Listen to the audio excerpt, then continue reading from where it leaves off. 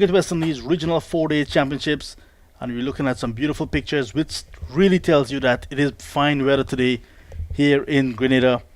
This are 3 square miles island with lots of history, and the players are on the field, and as you can see, they're getting ready for a moment of silence to remember the former Dominican Windward Islands, Combined Islands, and West Indies batsman Irvin Schillingford, who passed away last Thursday at the age of 78. Schillingford was born in Dominica in 1944 and made his first class debut at the age of 16, but had to wait another 5 years before playing his second match against Australia in 1965. Both teams on the pitch that will be used today, along with the match officials, to observe a moment of silence for the right-handed batsman Schillingford, who was a prolific batsman for the Windward Islands, the Combined Islands, throughout the 1960s and 70s. He was 32 years old when he played his first test against Pakistan at the Queen's Park Oval in Trinidad and Tobago in 1977. He scored 39 and 2 in that test, but followed up with 120 in the following test at Border in Guyana. He was not selected for the first 2 tests against Australia the following year, but was recalled for the third test at Border after the Packer players withdrew from the match. In all, he played 4 tests, scored 218 runs, including a century at 31.14 runs per innings, accumulated 5,449 runs, including 11 centuries, 92 first-class matches between 1961 and 1962. After his career ended, Schillingford had several roles in regional cricket, including manager, coach of the West Indies under-19 team, selector and coach of the Windward Island side, and made a major contribution to the development of the game at all levels in his native Dominica, where a stand at Windsor Park is named in his honor. So it's very fitting to see that the players observing a moment of silence for the great man. May his soul rest in peace and rise in glory. Welcome to day 1 of Cricket West Indies Regional Championships. It's the first class season that we're about to begin, and it's going to be a big match here in St. George's, Grenada. Match number 1, round number 1. Home team, the Windward Islands Volcanoes, against Trinidad and Tobago Red Force. We had a toss already. The toss was won by the Trinidad and Tobago Red Force, and they will have a bowl first. And like I said earlier, it is extremely good weather for cricket. Just to run through the teams for you before we have the first ball. The Red Force, Darren Bravo, captain. Vikash Mohan making his debut.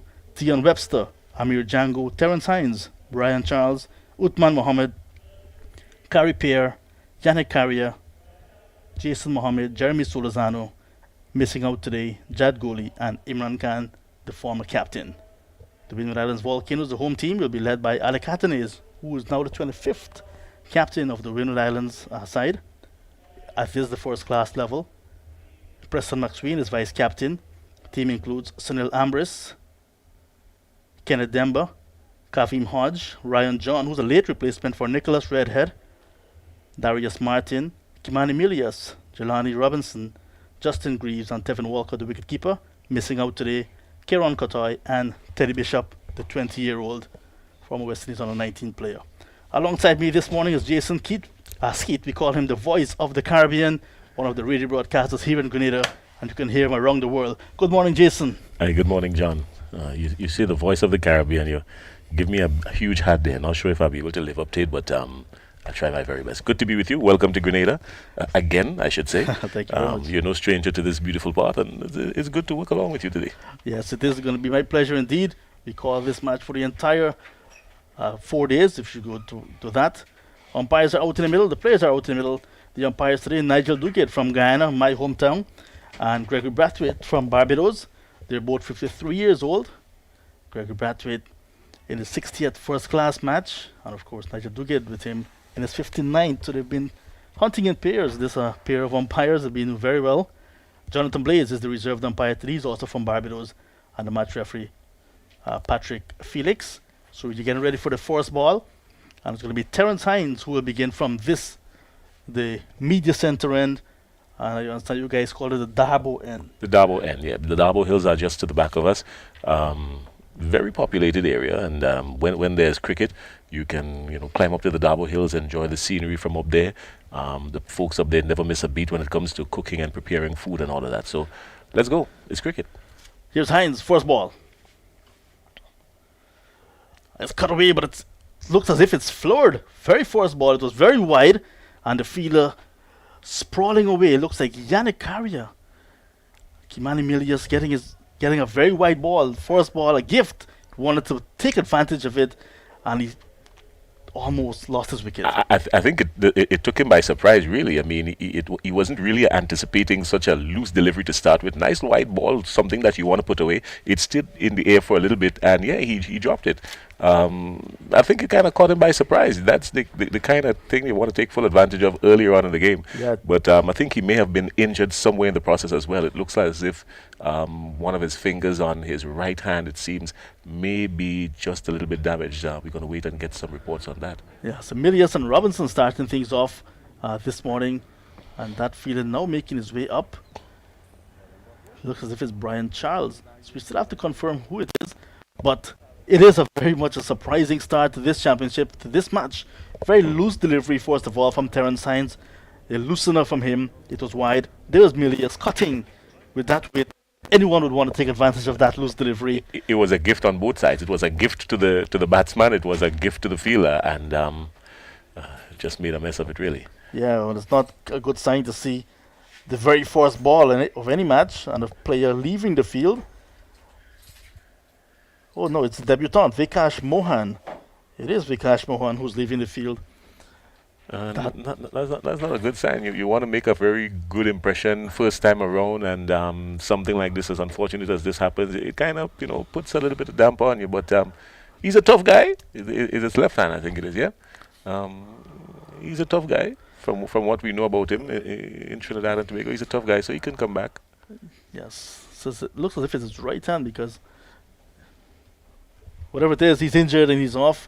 And that is not a very good sign. So the substitute fielder is Jad Gooley, who's now trying to get dressed, actually, because he is one of the persons, I'm sure, who is surprised that he's going to be called upon after one delivery in this match. All right, so here we go again. Things are settling down.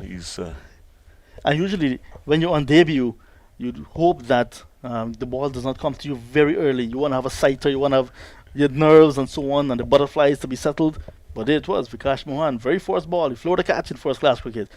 As we resume, Hines gets it right this time, and Milius right in behind it and plays it down to that very short mid-on, where it's fielded by Jeremy Solozano. So the substitute fielder is on, but he's not going to pick up that backward point position. Jason Mohammed is there now, and Jad Gooley, who's a substitute, is going to go to the square near the square leg umpire. So he's in that square leg position. 3 slips, a gully and a backward point. So on the attack, Terence Hines and the Trinidad Tobago Red Force winning the toss and bowling first. Your thoughts? You could understand why they want to do that, because the Windwards didn't give too much of a good showing last season, so they want to take full advantage of that. This one is in the air, over the slip cord, and it's going to run down towards the third man boundary. Bounce and pace for Terence Hines. Not handled nicely by Milius. He gets off the mark. The Volcanoes are off and running, 4 without loss. Yeah. Runs on the board are runs on the board. How you get it, well, that's a different story. But it was a good delivery. He got some bounce on it. It caught the batsman by surprise just a little bit. Was fending somewhat. Yeah, just look at the replay. You will see he was fending at some point. Just over a second slip, I think it was. Yeah, it went very high over the slip cordon. Yeah. And into the boundary. Here's Hines again. Good technique this time. Just very wide and not going to be forced into playing another shot. Kimani Milius. So we're off and running. Cricket West Indies Regional 4-Day Championships. Trinidad Red Force really looking to stamp their authority early in this game, because they missed out last season, and a lot more was expected of them. So I think really and truly they're coming out to make a statement earlier on in this game. This one is on the line of the leg stump and nicely tucked off. And there's Jad Gooley, the substitute fielder, getting his hands on the ball. So very eventful first over that we're in so far. See the new captain of the Trinidad Tobago Red Force, Darren Bravo, having a chat with umpire Gregory Brathwaite. He too is under a little bit of pressure himself, Darren Bravo. He really wants to show some grit and determination here, especially when it's time for him to pick up the bat. He wants to show also that he can really lead this Red Force into something spectacular. Look at to make his way back into the West Indies Test side as well. This one is outside the off stump again. A little bit of a way movement from Terence Hines. That's his natural delivery. A dot ball to end the opening over. Quite an opening over it was. And at the end of it, 4 without loss. The Volcanoes sent in by the Red Force. Yeah, the Volcanoes, I think they you can see a little bit of a tentative movement in the batsman here and there. They need to settle down and settle down very early because this Trinidad squad, this Red Force squad really and truly seems as though they're out for business. A nice attacking field to start. And I do believe that they're really looking to pick up some early wickets. The weather is good. The conditions are great. The pitch looks like if it has something in it for the bowlers. And they're gonna exploit it. You mentioned last season they want to come better, both sides. Last season, Trinidad Tobago Red Force, who played all of their matches in Trinidad, finished in the 4th position. 2 wins, 2 defeats, and 1 drawn encounter. 54.2 points. The Windward Islands, 1 drawn game. That last game that was badly affected by the weather. Other than that, they lost all other matches. So 4 matches they went in that season that they've lost. They could have won that first game against the Guyana Harpy Eagles at the Queen's Park Oval. That was a really good game. But they lost all 4 on paper. That's not a good sign. And they finished in the setter position. So defending champions Barbados Pride will be taking on Guyana Harpy Eagles tomorrow at the Sir Vivian Richards Stadium in Antigua. So it's going to be Carey Pear.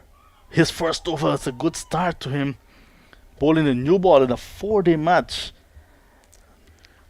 It's not easy for a spinner to do that. I mean, a spinner takes a new ball first up. He looks as if he's going to be getting some bounce and turn. I think the captain paid particular attention to that. The pitch looks lively.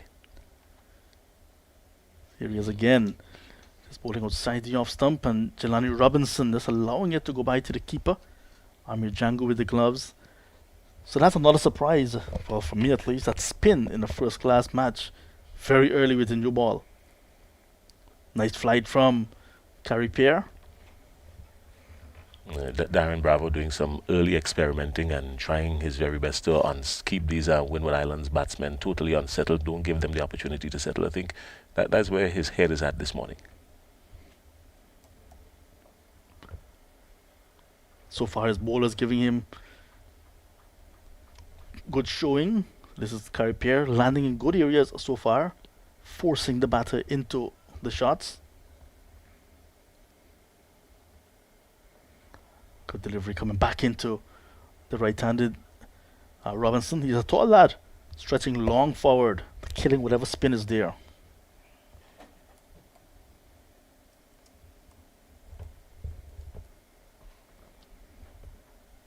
Good delivery to end the second over. The first from Carey Pear. It's a maiden. 4 without loss. The Volcanoes sent in. Volcanoes need to, just see out these few overs, because I think the first 5-6 overs are going to be very, very important for them. They need to, make sure that they have a tactical approach to these 5-6 overs and see things out, and it's going to get a little bit easier. But as it is now, I think they're doing the right thing by not taking any loose chances. The first delivery, it was an eye-opener, it was a loosener. You have to put it away. That didn't happen. But all's well that ends well. So Carey Pear just in his 18th first-class match. He's been around a long time, Carey Pear. But it's going to be Hines to continue. Caught behind. Loose shot from Kimani Milius. Edge found. And Amir Django did the rest. Comfortable catch to the wicketkeeper. And the first wicket going down over number 3. Terence Hines striking very early. And it is Kimani Milius caught behind for 4. The Windward Islands Volcanoes 4 for 1. He just stood there. He just stood there and had a swing at it. I mean, I think he had to, move that back foot, come across, pick up the line of the ball a lot earlier. I think he just stood there and just stretched his foot forward and had a swing at it. Moving your back foot, coming across, getting into the pitch of the ball, that would have been 4 down to a long off or somewhere. But it was pitched right up. he should have taken advantage of that.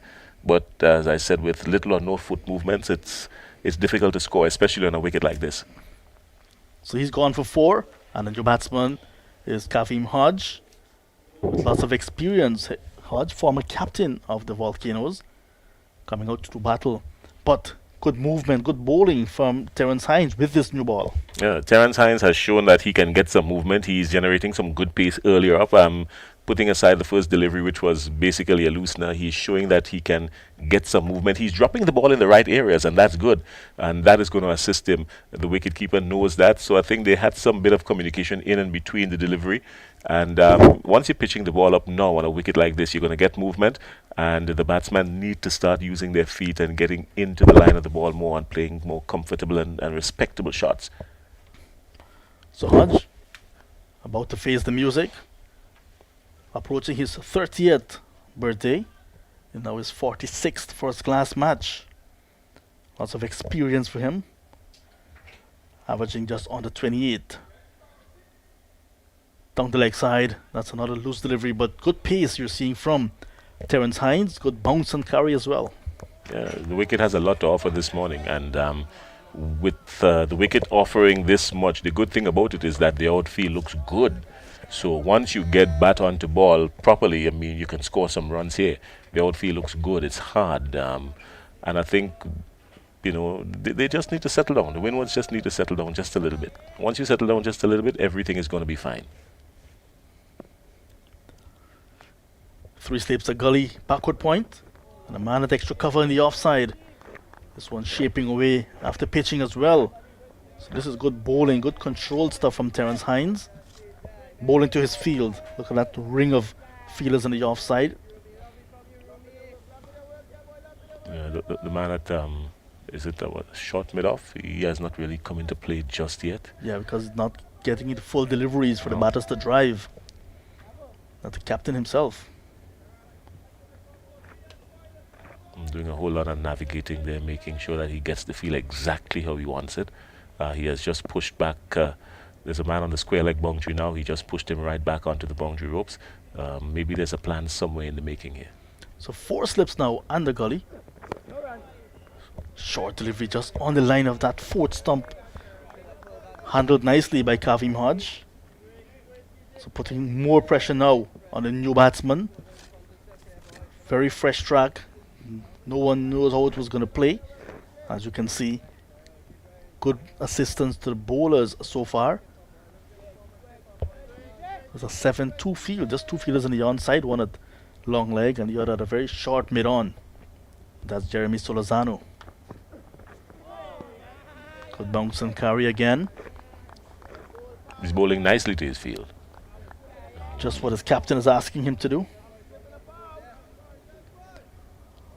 So this is the first match in this year's tournament. Tomorrow will be the order of round 1 matches. 2 matches will be played in Antigua and Barbuda.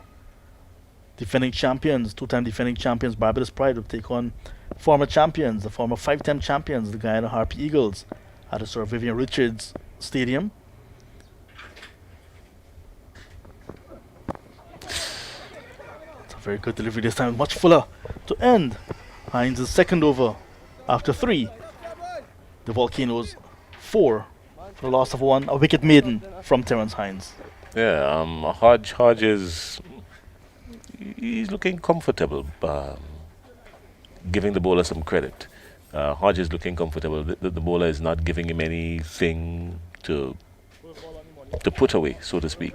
You know, he's keeping it very tidy, and I'm quite sure that is what Darren Bravo would have asked of him, and he's delivering on that. Also tomorrow at Coolidge Cricket Ground, the other match. It will bring together the Leeward Islands Hurricanes, the home team, against Jamaica Scorpions.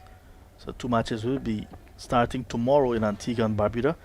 As we see Uthman Mohammed marking his run-up. He's going to be coming from the River Road End. Yeah. You're going to get it right. Don't worry. We're going to make sure you get it right. He's bowling now to a 7-3 field. There's a man on the square leg boundary. Or maybe, no, look at the man down on the fine leg boundary. There's a mid wicket. And a short mid-on. So Uthman Mohammed, right arm fast bowler. Still pretty much attacking. Yeah. So just one over from Carripier. And now seam. 3 steps a gully, backward point. Short ball. This one is hit over the infield. That one's cut nicely. No danger in that shot. It was a short and loose delivery from Uthman Mohammed and got the treatment. 4 runs. Yeah, then that is what you have to wait on, because the loose balls are going to come. The loose deliveries are going to come. When they come, you take full advantage of it, especially with an attacking field like this. Anything that gets a decent edge or that is properly struck will go to the boundary. The outfield is a fast one, and you're going to get the results.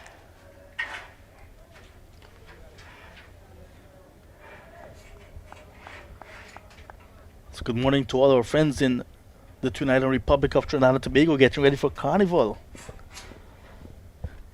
For the moment, it's Uthman Mohammed. It's a full toss and it's driven through extra cover. Lovely shot, flowing cover drive from Robinson. He gets his 2nd consecutive boundary. That was a gift as well. Yeah, it was a gift. The bowler is still trying to find his right line, so to speak. He's generating some pace, yes, but he's still trying to find his right line. This one was pitched up just a little bit outside the line of the off stump, giving the batsman some room. It was a full toss, was it? Yeah. It was a full toss, yeah. And giving the batsman some room to free his arms, and that in itself is the kind of gift you want in the first 5 overs to loosen things up and put the fielders under a little bit of pressure. So maybe it's a nervous start, you may want to say, for Uthman Mohammed. Very good fast bowler. First time I saw him was about 6 or 7 years ago at the Queen's Park Oval when he was sharing a new wall with Marlon Richards quite some time ago. Then he went off the boil and came back on now, looking to make an impression. Here he is again. Yes. Just trying to get it in the right areas first of all before looking for pace. That's exactly the encouragement and the good words you're hearing from his teammates. I think this one was just a little bit slower. Yeah. It dipped twice before it got to the wicketkeeper.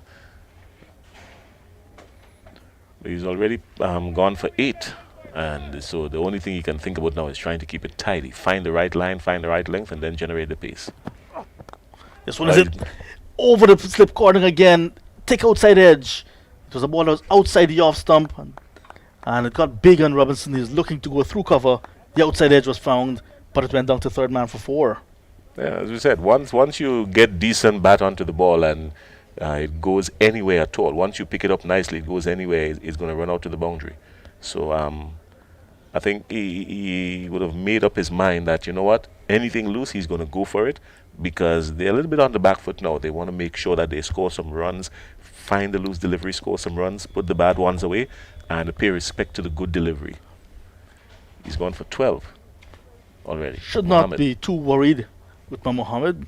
It's a 4-day game, lots of time.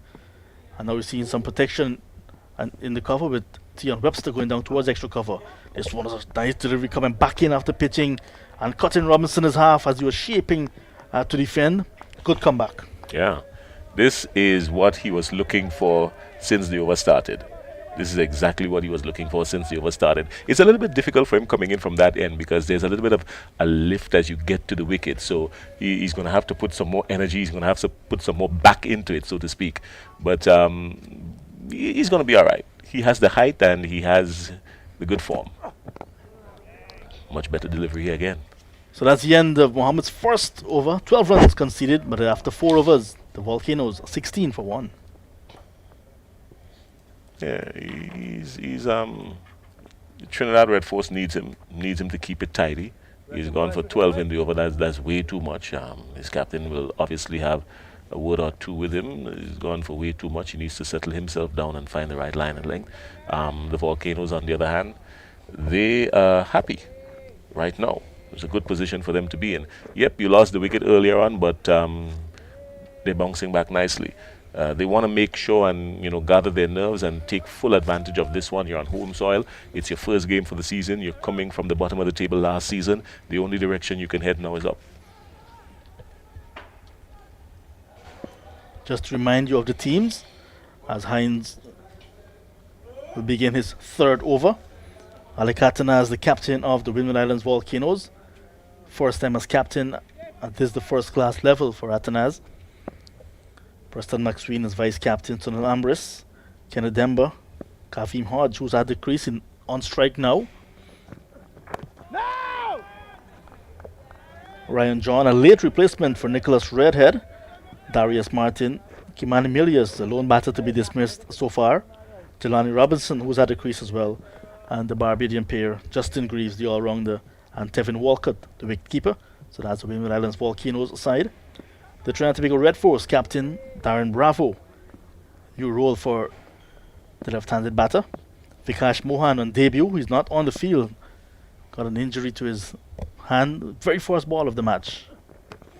Heads again, caught behind. Second wicket for Terence Hines. Kavim Hodge fall into the trap. And he's gone without scoring. 16 for 2 in over number 5. Yeah, I mean, he's getting this Terence Hines guy. He's bowling very well. He's keeping it tidy. He had the unfortunate incident of one delivery going down, his very first delivery going down.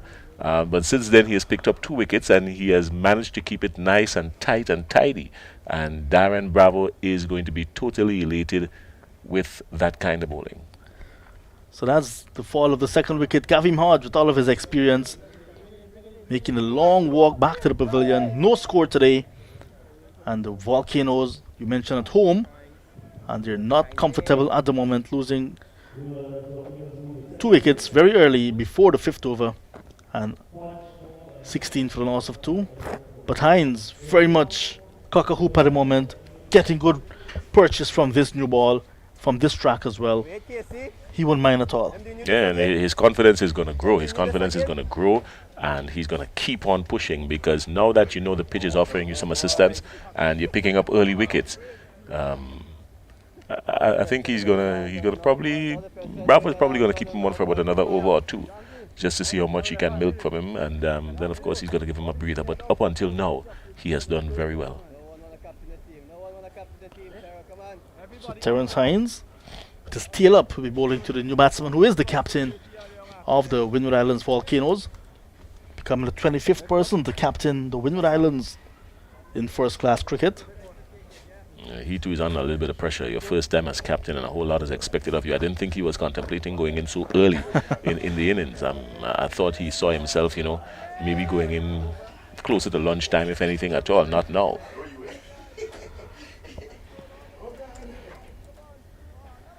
He's also from Dominica, so replacing Kavim Hodge, his fellow Dominican, at the crease. Quite a young man, 24 years old. Here he is, left-handed batter, about to receive his first delivery. Looking for a single that is not on. Playing with his soft hands. And the field hanging back. There's Solazano coming in very quickly to prevent that single. So this is going to be a very important passage of play, especially for the Volcanoes. They need to build a partnership. Yeah, that would have been suicidal, easily. It would have been easy. You would have just kept on running all the way back to the pavilion. Yeah, but you want to settle down. Now you go out there as the captain. This is the perfect opportunity for you to show that you're made of something. You're worthy of this task, being the captain. Settle yourself and Robinson down and look for something huge.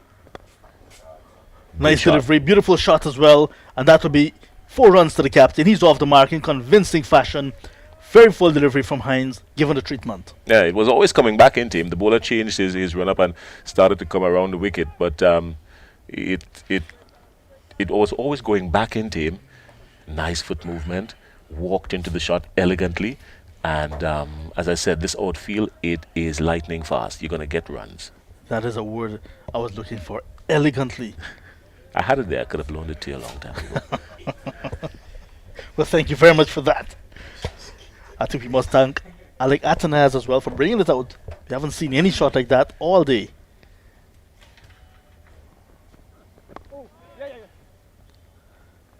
Follows up with a single. So this is good batting so far from the captain in his 21st first-class match.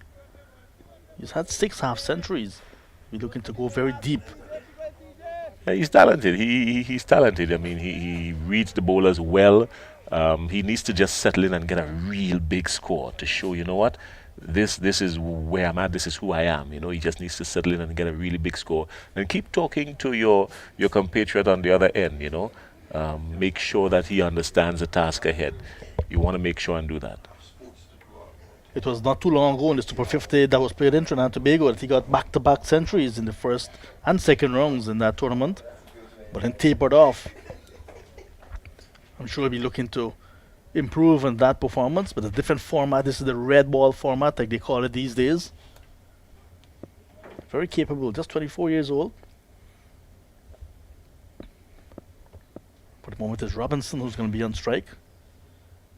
The 29-year-old. Good delivery, well bowled, Terence Hines.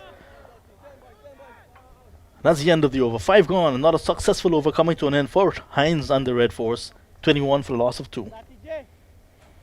Not where the Volcanoes hope to be at this stage of the game, but all is not lost. You still have a long way to go. As you said, this game is 4 days. Try and at least get through the day today in a respectable form. But before you even consider the day, let's take it in parts. You know, see what happens between now and lunchtime. You know, and go from there. Take it session by session, and really build on something huge. The captain, he needs to really settle in and look for a really huge score here today. He is capable of getting it, and the wicket will offer him some assistance. He has to stay behind the ball, use his feet. The outfield is fast, so he has the shots to play. He has the shot in his arsenal to play. So once he continues playing those shots, it is going to work out well for him. Uthman Mohammed will get his second over. First went for 12.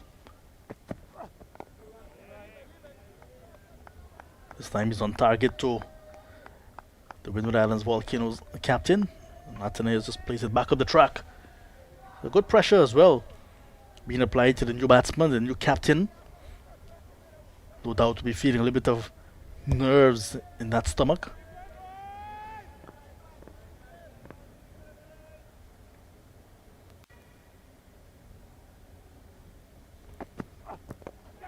In the air, but just short of the fielder at mid-off.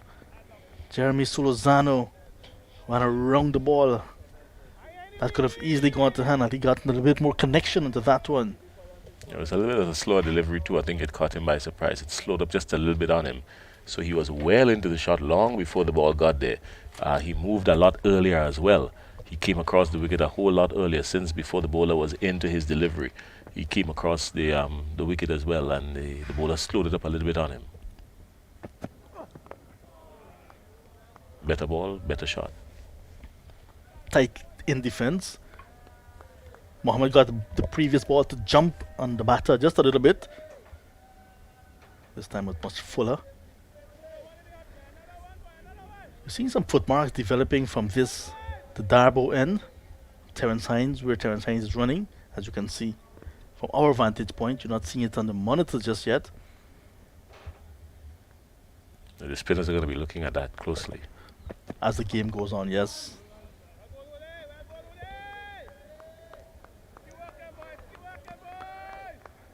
Good support as well for the bowler.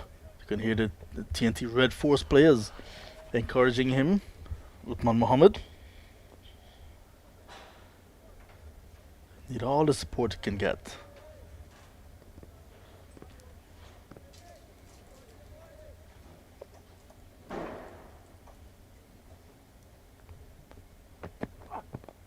This one is clipped away nicely off the pad, but there's a fielder, Terence Hines, right back on the boundary at fine leg. He collects, so just a single. So Atherley is looking very composed at the crease despite just being there for 8 deliveries. He's looking the part so far. And you saw how quickly the delivery got to the fielder on the fine leg boundary. You know, so and he got a whole lot of bat onto it. Probably was looking to guide it maybe just a little bit finer to pick up some runs, but the bowler understood his line, understood his feel, and kept it nice and tight. He has what? Final delivery of the over, just one more? Much better over from Uthman Mohammed. Short ball, very well bowled, and showing good respect. Robinson allows it to go by to Django. So that's the end of 6. The Volcanoes sent in 22 without 22 for the loss of 2. I think that's what they would have probably wanted, 22 without loss. It's not, and really it should have been, because the two shots that got the batsmen out were really loose shots. I didn't think that it wasn't a case of the bowler beating the batsman, so to speak. I think they just got a little bit loose too early, and at this stage of the game, with the wicket offering that much assistance, you want to show the bowlers some respect as well, because they're going to be coming with an attacking field. They're going to be coming. I don't think Darren Bravo will get the ball out of Terence Hines' hands anytime soon. He's bowling very good. Now into his fourth over, 2 for 9. But this time he's bowling to a left-handed batter. Comes round the wicket. The call is 2. Nice Easy. firm push into the onside by Atenes. And the captain himself chasing right down to the boundary in front of the Jumbotron, which tells a picture as the electronic scoreboard that side in front of a manual scoreboard. We're well equipped. I was actually going through the Trinidad and Tobago Red Force side when the second wicket fell. So Darren Bravo, Vikash Mohan, Tion Webster, Amir Django, the wicketkeeper, Terence Hines, Brian Charles, Uthman Mohammed, Kari Pear, Yannick Karia, Jason Mohammed and Jeremy Solazano. No Imran Khan and no Jaguli. Here's Hines again. That one was squeezed down to fine leg. So with his natural angle, his natural delivery will get that ball to in swing to the left-handed batter. And it is looking dangerous. I mean, Atenes is playing it very well. He's keeping his eyes on it. He's coming down with a straight bat, and he's not giving the bowler any room to get it to squeeze in. But he is looking very lethal coming in from this end, especially to the left-hander. So to the right-hander, he's going to go back over the wicket. 3 slips. Gully. Jason Mohammed is moving towards a backward point position. And the substitute fielder, Jad Guli, is at extra cover. Captain himself is at mid-off. And the lone man on the onside is at that very short mid-wicket. It's Lozano. It's not easy having to switch up, bowling to a left now and a right now. But Hines, he has kept it pretty tight, even with the switch, left, right. He has kept it pretty tight. So good morning to all of you in Dominica, in St. Lucia, St. Vincent and the Grenadines, the other islands, the other territories that make up the Windward Islands. We're here in beautiful Grenada, beautiful sunshine, beautiful weather for cricket. Here at the Grenada National Stadium. News is that TNT Red Force won the toss this morning and they're bowling first. Loose delivery, loose shot. As if he had not learned anything from the previous 2 dismissals. And his captain at the other end was not happy. There was a little shake of the head. You can tell that his captain was not thrilled with that shot. Sometimes you just have to let things go. Yeah, and that was one of them. You just needed to let it go. You don't really want to be getting out to a kind of delivery like that. But on the other hand, as a batsman, you see those deliveries, you back yourself. You say, what, I can cut this through backward point. I can beat those fielders in the offside. When it is within reach. When it's within reach. Here is Hines in his 11th first-class match. Good delivery again, just on the line of the off stump. This time Robinson forward. Took the outer part of the bat and went down to Gully. No danger in the shot, however.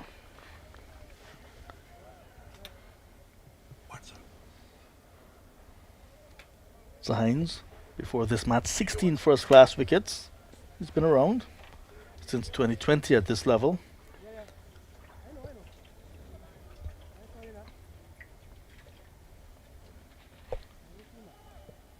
Some adjustments now to the field. The fielder going down towards the backward square. So this could be the 3-card trick as well.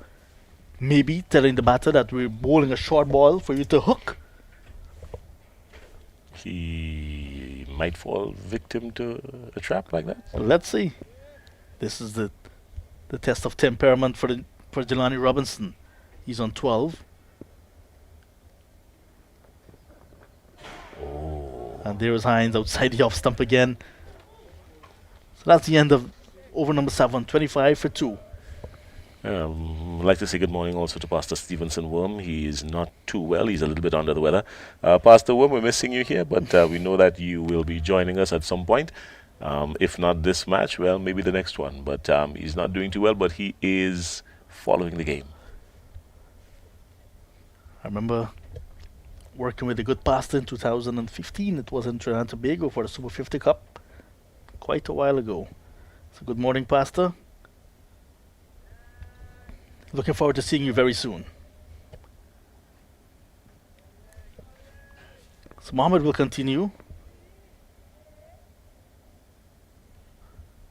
Here he is again. Through steps and a gully going down. Looks to be running in much quicker now. That ball is on the line of the middle stump, and good defensive technique being shown by Hattonese. Hattonese looks comfortable. I mean, he looks as if he has been there for a while. Somebody just walking in the ground wouldn't realize that he was there. He's there for maybe, 2.5 hours? But he's looking comfortable. I really hope he goes on to get something really huge in this game.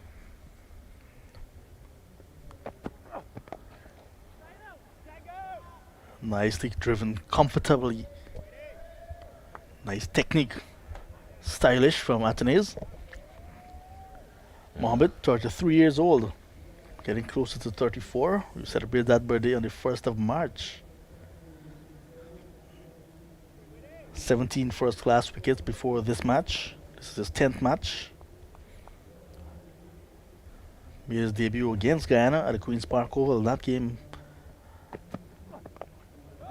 I remember him in that debut match. He was very quick.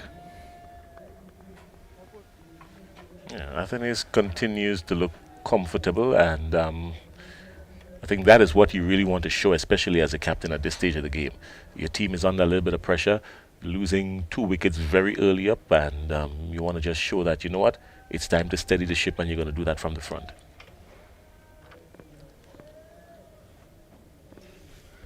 He has his work cut out. Remember, the Volcanoes finished last season. Beautiful delivery. And nice shot as well. Driven down the ground. Will not get to the boundary. It was timed well. Not with a lot of power. So we'll come back for just 2 runs. Looked very good in playing that straight drive again, Hattonese. He's now with the double figures. He's at 111.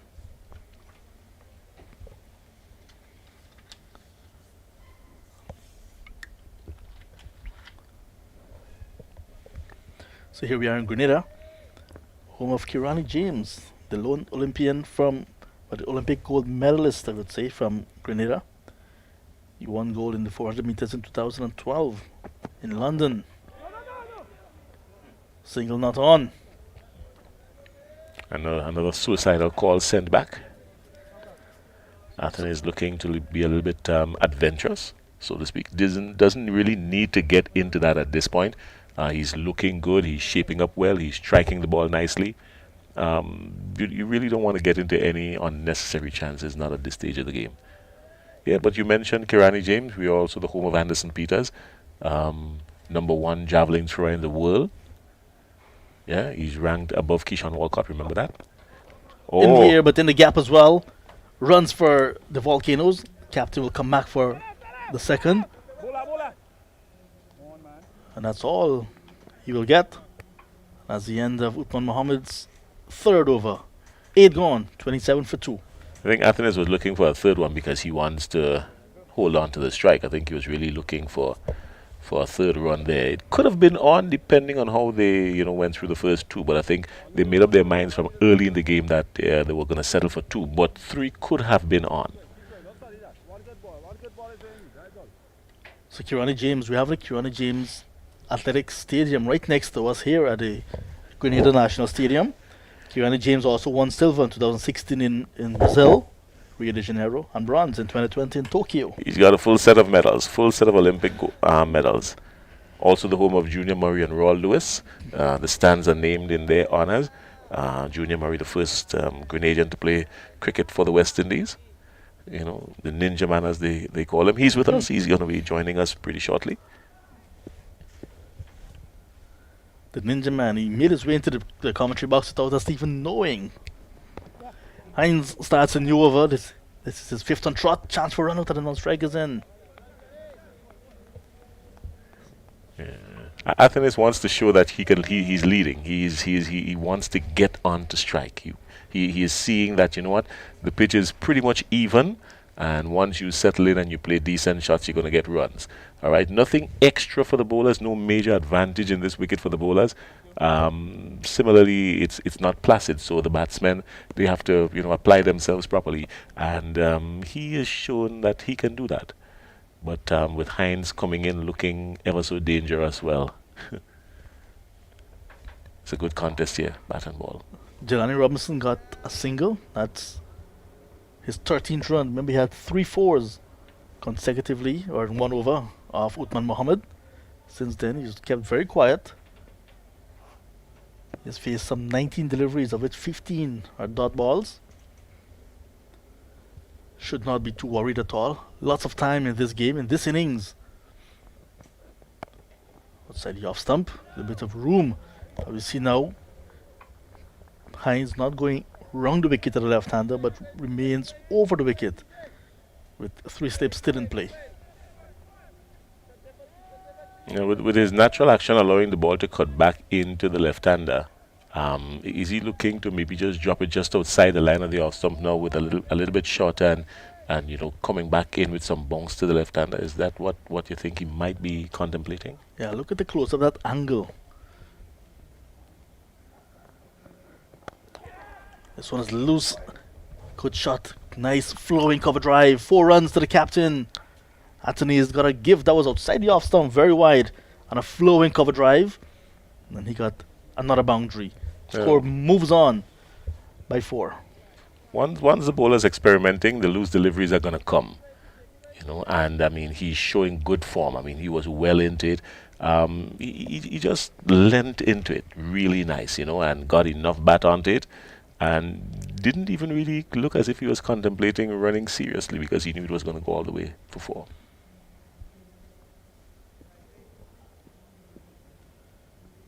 So Hines has got some thinking to do now. Is he going to... No, he's staying. So one of the slips has been removed. It's gone now to extra cover to plug that gap. Here he is bowling on the 4th stump now, Terence Hines. Still attacking the off stump of these batters. 2 fours so far from Malik Anthony. A beautiful straight drive and that flowing cover drive down through extra cover. He has looked the part.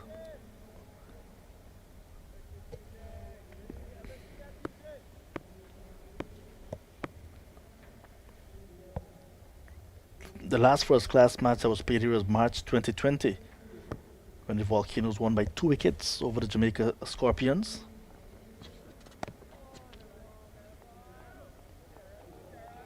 That was just before the outbreak of COVID-19 that stopped that tournament prematurely after 8 rounds.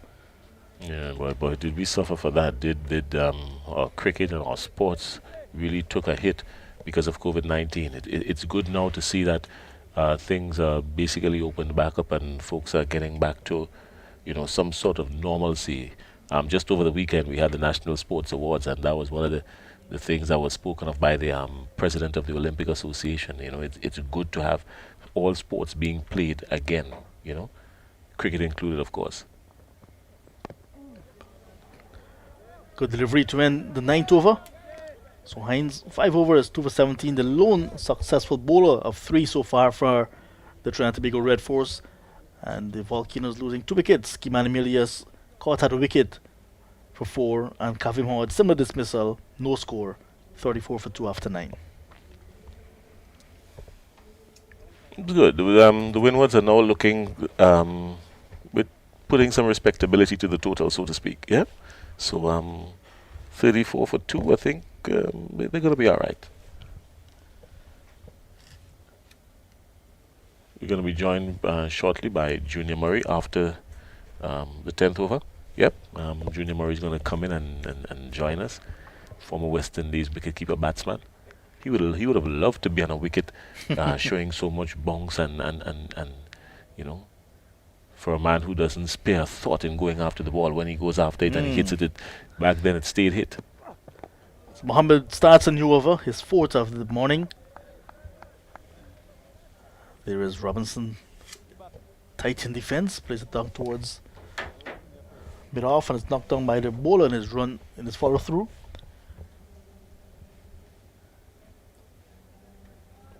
Like I said, since 2020, cricket, first-class cricket at this level did not come back to the Grenada National Stadium. Not necessarily one of the familiar hunting grounds in terms of no ball signaled by umpire Nigel Duguay, the first of the morning, and it was a short, hostile delivery as well. So looking for the extra pace with Mohammed, overstepping, but was a short ball, showing some aggression as well. Yeah, ain't nothing wrong with that really, especially at this stage. The batsmen have been getting stuff that has been pitched up, you know, just outside the line of the off stump, a little bit wide here and there. You want to let the batsman know, hey, listen, with some effort I can, you know, dig it in and it's going to come looking dangerous. So, yeah, I know some of the coaches might say, well, unnecessary, but you want to instill some fear in the batsman as well.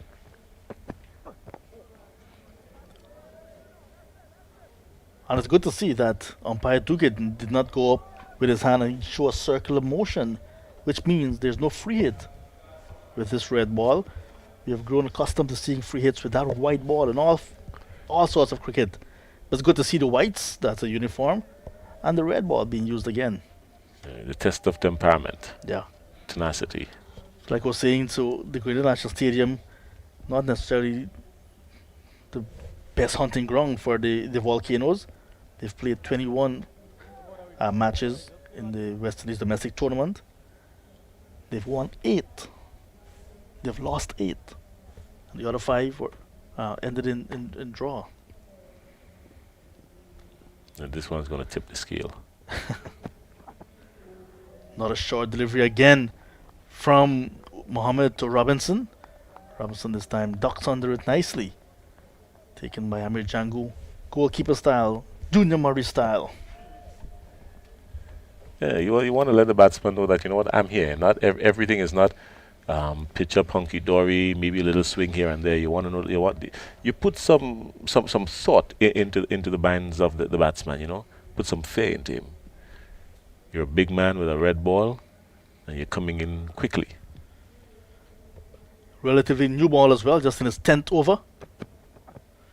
Not a short ball this time outside the off stump.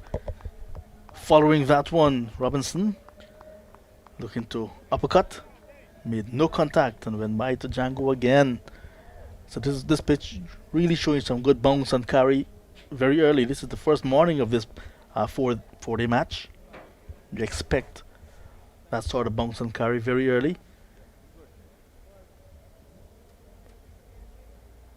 So Uthman Mohammed, 16 wickets in his career so far. He's also wearing number 16 on his back.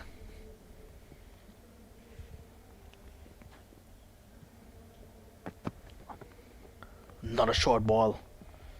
And I think he realized that Robinson is clear on maybe attacking these short balls. So he's digging it in ever so often, trying to see if he can lure him into something, maybe get a top edge down to third man or somewhere of the sort, maybe a shot that would spoon something to gully or, you know, somewhere in point. So I think he realized that, you know what, this batsman seems as though he's clearly intent on going after the short delivery. So he's testing more and more of the waters. There's a deep backward square and also fine leg on the boundary. To go with the third man right back on the boundary. So that's the end of Uthman Mohammed's 4th over. None for 18 so far for the Seamer. 10 overs gone. The Volcanoes 35 for the loss of 2 wickets. This is the opening morning of Cricket West Indies regional 4-day tournament. Round 1 match between host Windward Islands Volcanoes and the visiting Trinidad and Tobago Red Force here at the Grenada National Stadium. Lovely weather for cricket. And we had a change in Cummins' personality. Junior Randolph Murray has made his way into the commentary box.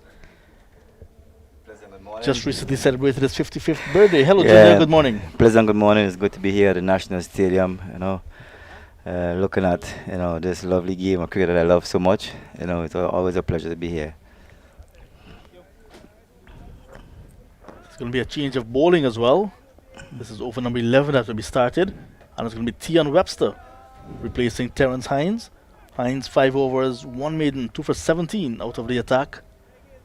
He was very impressive with that new ball, Junior. Yeah, I think we had a very good spell of bowling from the open bowlers. They did a fantastic job, bowl the ball in the right areas, and he got result.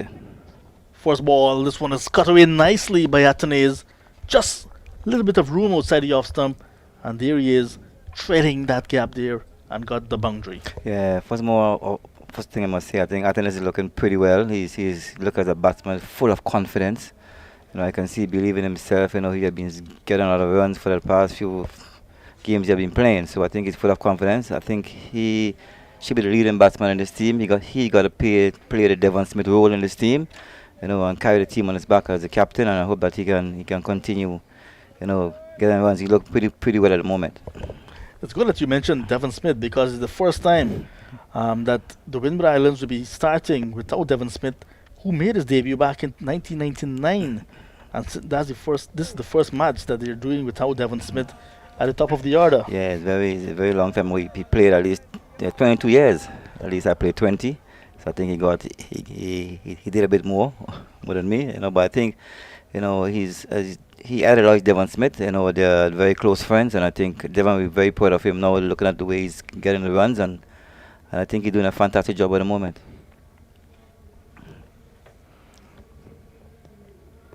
Outside the off stump, Webster. Devon Smith, 149 matches for the Windward Islands. Overall, 222 first class matches. That's a lot of runs, a lot of cricket. Yeah, 11,321 domestic runs. That's a lot of runs. I think he did a fantastic job for the Windward Islands, carried the team on his back. And kudos goes to Devon Smith. Quite interesting as well. 50 half centuries and 32 hundreds, 44.05 on average. Nice slow delivery from Webster. Yeah, I see the bowlers are bowling in the right areas. I think Alec, he come out here with a mission. You can see he's jumping along in the crease, and you can see he said he's a batsman like to play under pressure. So let's wait and see what happens. The pressure is on indeed. Got to the crease, fall of the second wicket at 16 for 2. Slow delivery in the air, over the fielder, diving, jumping in the air, just could not hold on to it. And the second boundary of the over, this time not in total control, but 4 runs. Just a little loose over there, but he saw the white ball over there, and I think he can have a go. He went pretty hard over the slips, and I think he was luckily not close to the fielder, but he got 4 runs at the end. So 4 runs to the score. Curry Peer looking to pull down that catch, similar to what you used to do with that glove with Curtly Ambrose and Cuddy Walsh and the others, with the extra bounce going way over your head. Looking at the game now, looking at the field settings, and there's no bat pad. I wonder what's happening with the cricket now. There's no bat pad. What happened to the fast bowlers? Oh yeah. This is a 4-day game. It's not a T20 or 50 over game. And you wonder what's happening. But unless time has changed, probably I've played too much with the great guys. But I think time has changed a bit, and probably things are a bit different now. But I think it's a 4-day game. We need to see some aggressive fields. Here's Webster, the end of his first over. Just ambling in. This one is pushed down towards mid-off. It's the end of 11 overs, 43 for the loss of 2. Well played by Alec there. He looked man of business. Head right over the ball. Very circumspect. And he's on course to get a big one. So I know he's hungry for runs. So I hope that he can bat there, stay to the first over, and try and take it to lunch. So when he got to the crease, it was 16 for 2. So they've put on 27 runs so far. Very valuable runs very for the third wicket. Runs. Yeah, so far I think they're doing a fantastic job at the moment. I think Robertson on the other end need to be a little more disciplined. Be more selective with the shots. He's a very aggressive batsman. As you can see, the field settings for him. So let's see what happens now as the spins come back on. So let's see what happens, how he approaches this time now. Carrier is back into the attack. Sent down one over, the very second over of the match with the new ball. So he shared the new ball with Terence Hines. Was wondering for a while what was happening there.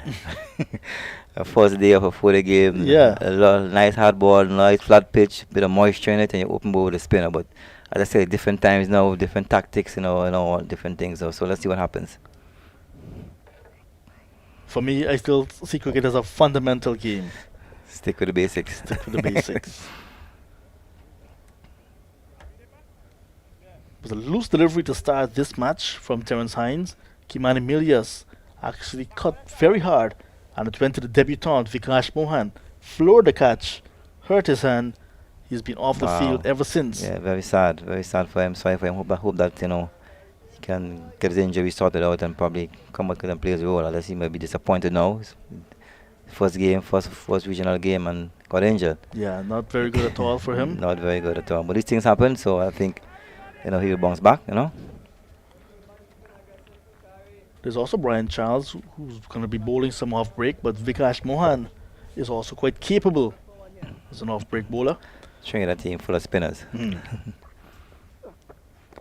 Here's Carey Pierre.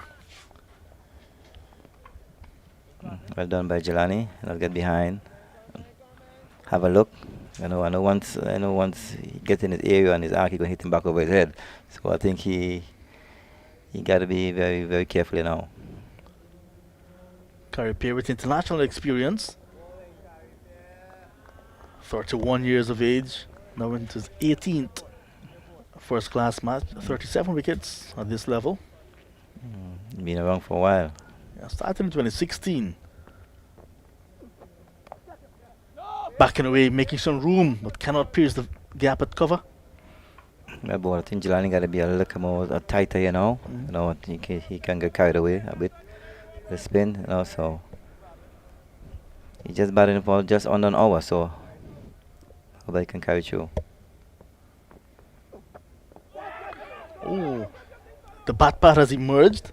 This time for the spinner, and that one fall short of him. Yeah, that's a well bowled. Right areas. So on the way to the Grenada National Stadium, I passed the Tantine Recreation Ground, and every time I hear the name Tantine, I always remember 218 by Junior Randolph Murray. Yeah, you have good memories. One of my best innings, I played there against Guyana. Yes. 218, I think, is an innings I will never forget as long as I live. And I'm sure our good friend German Nablet will never forget as well. Okay. He was making his debut. Debut at the time. Yeah. Right. It was a lovely innings. Can't forget that innings at all, I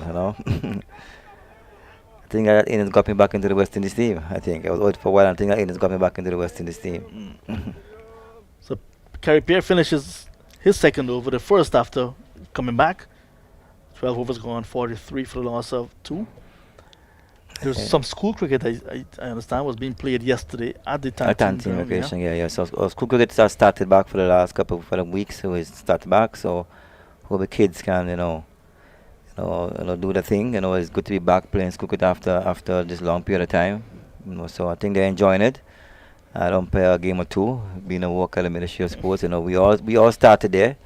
It happened there for me. So I hope that we can produce some more youngsters, some more Devon Smiths, some more Raw Lewis. Yeah. We all played at the school level, so I hope that that the kids can go there and enjoy the cricket. Tian Webster will continue.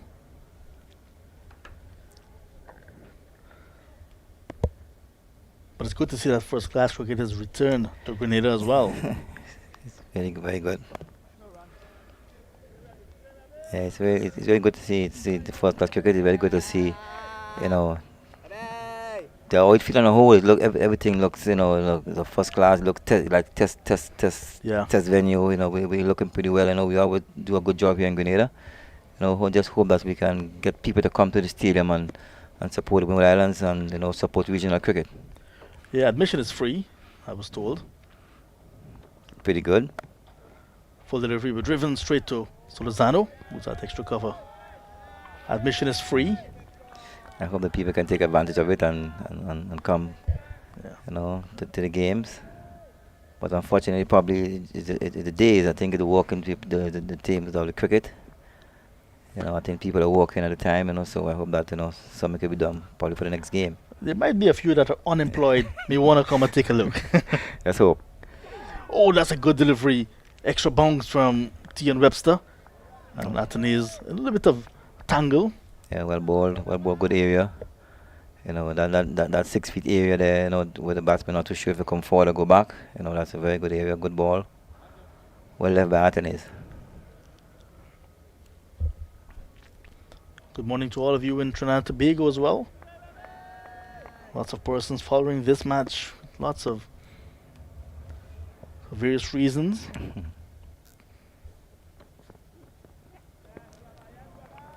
Some of you checking in on Vikash Mohan, who's on debut. I want to repeat that the first ball of the match was cut straight to Vikash Mohan.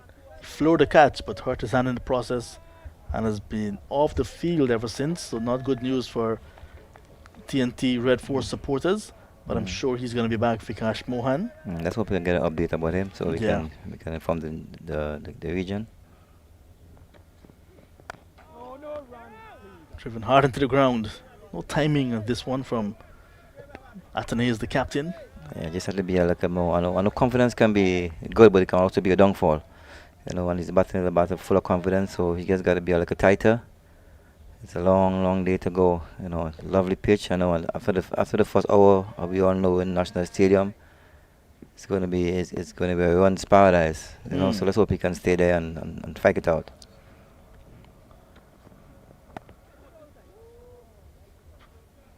Played straight to backward point. Mohammed collects. That's the end of 13:43 for the loss of 2. Trinidad and Tobago preparing for Carnival this year. Carnival is back. We had 2020. There was Carnival. 21, no Carnival. Last year they had Carnival, but they were in the pods. So This time they're going to be on the road. on the road again. On the road again. Trinidad, right now, I think Trinidad is very hot at the moment. It is. I think we have our own Calypsonians along there, Trinidad, promoting the music and enjoying themselves and having a good time, So, it's good to see Carnival back again in the Caribbean, in Trinidad on the whole. We had ours all year, So, Yeah. it's all good. So that's the end of the first hour of play. 13 overs in that opening hour. The Windward Islands Volcanoes sent in by the TNT Red Force. They've reached 43 for the loss of 2 wickets. Kimani Milius and Jelani Robinson started this morning. It was Milius who was first to go in the third over. Caught at a wicket off Hines for 4. And 2 overs later, Kavim Hodge, batting at number 3, caught at the wicket as well off Terence Hines. No score. It was 1 for 4, 2 for 16. Robinson is still there. He is joined by his captain, Alec Athenaeus, who's playing his first game as captain. Robinson 13, Athenaeus 25, a partnership of 27 so far. Rebuilding the job is on. Terence Hines, 5 overs, 1 maiden, 2 for 17. Carrie Pair, 2 overs, 2 maidens. Uthman Mohammed, a bit loose, 4 overs, none for 18. And Tian Webster, 2 overs, 1 maiden, none for 8. The 4 bowlers used. This is the opening rung match of Cricket West Indies Regional 4-Day First Class Championship, match number 1. 2 matches on that will begin tomorrow in Antigua and Barbuda, with Guyana Harpy Eagles taking on defending champions Barbados Pride at the Sir Vivian Richards Stadium. The home team, the Leeward Islands Hurricanes, will take on the Jamaica Scorpions at Coolidge. Both matches starting tomorrow, 10 a.m., weather permitting and everything else being equal. But we are off and running in Grenada with a regional 4-day tournament. Yeah, lovely, and it's lovely conditions, lovely pitch, the sun is out in its glory, and I hope that the Volcanoes can capitalize on this start, the building process now with the captain and Robinson there, trying to build a partnership there now. I think once they settle in there now, I think we are in for a good day. I think a good day of runs. I think once these two settle in, I think runs will be on the board and it'll be on the board very quickly. So how do you assess the first hour? I think it was a good hour. I think Hines, Terence Hines bowled fantastically well, and I think he bowled in the right areas. I think the 2 wickets he got. I think Milius was a loose shot, but I thought that Kevin got a very good ball, pitch in the right areas, and I think he hit the right area. But I think was a good hour, for Trinidad. I know Women Islands is in a rebuilding stage right now, so I just hope that they can go from strength to strength from here now.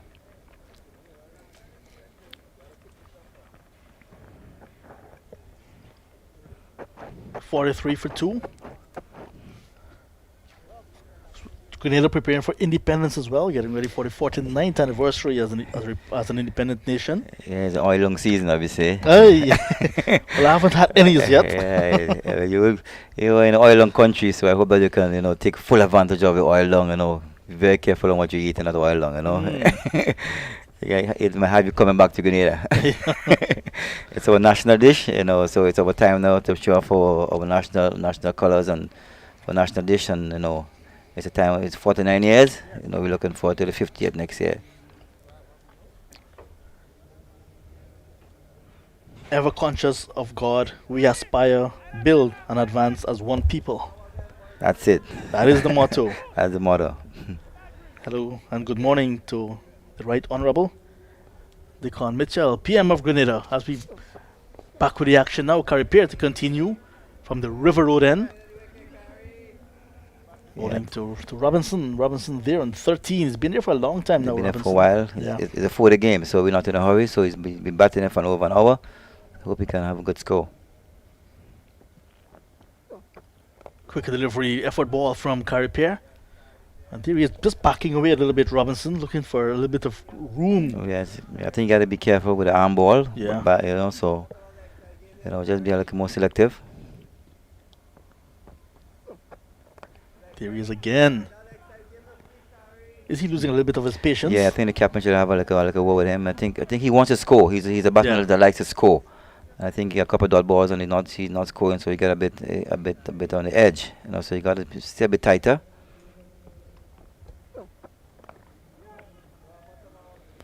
Playing his 13th match, the Grenadian. The Dominican. Dominican. I think he's 29 years old. It's good to see him in the team. I think he had worked pretty hard to get himself fit and and everything to be a regular member of the team. So I'm really happy to see him in the team. Good delivery from Carripier. This time it's right behind it. That's better. Robinson. Looks a bit better. Looks a bit tighter. Keep it Trinidad in the sun. Don't let them come out of the sun too early. Back and away this time. We get a single at least. Good work in the outfield as well from Jad Gooley, the substitute fielder. Well stopped. Was short, well fielded. Good cricket all along. In fact, it's Steven Webster. Stop that ball. The end of the 14th over. Score moves up to 44. Let's hope that we can keep rebuilding. Captain is over there. Let's keep talking to Jelani and be a bit tighter over there and see if we can bat to lunch without losing another wicket. Yeah, Robinson made his debut in 2015 against Guyana at home in Dominica. In Dominica, yes. Yeah, but his last game since 2017, he's been out of contention for a little while. He has been out for a while, so as I said before, it's good to really see him back, work on his cricket, work on himself, and got a contract with the Windies Islands, and so he's here now doing his thing, and I really hope that we can get a good score on the board. It's all about performance for me. It's all about performance. Once you get it, keep performing. Believe in yourself. You haven't had a half century in the last 5 games he played at this level. He's had 2 half centuries overall. This is his 13th match, like I said. Yes, he got some work to do. Webster starts a new over and is testing Robinson outside his off stump.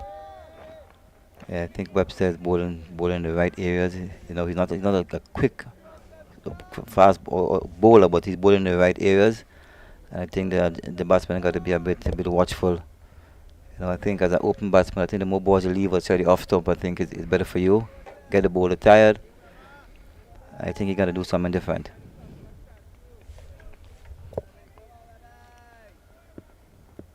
So Bravo maintaining 3 slips on the gully. Edge the first slip, and he's gone. All the talk about Robinson trying to survive in his comeback match did not happen. Edged and is taken at first slip.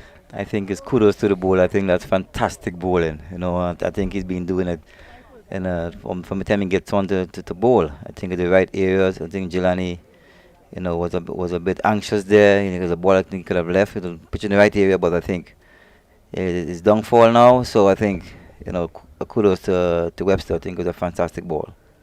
So Tian Webster getting his first wicket. Is Jelani Robinson caught at first slip, and he's gone for 14. Is now 44 for the loss of 3 wickets, and the partnership broken. 28-run third wicket partnership. They needed to get more, but good bowling, like you said, from Tian Webster. Yeah, good bowling, but I think good bowling again. So skipper now we gotta rethink again. We gotta build again.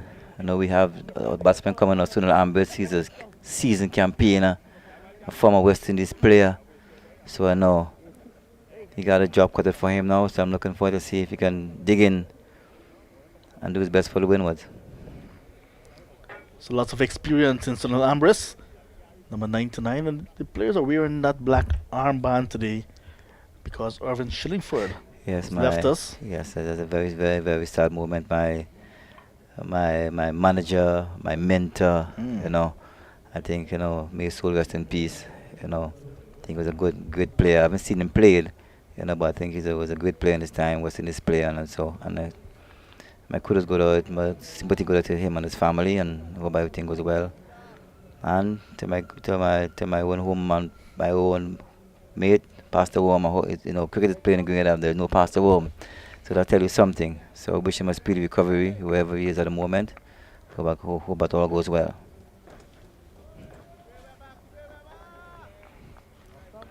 So Webster getting his first wicket, and that has brought Sunil Ambers to the crease. Ambers, the Vincentian, Former captain.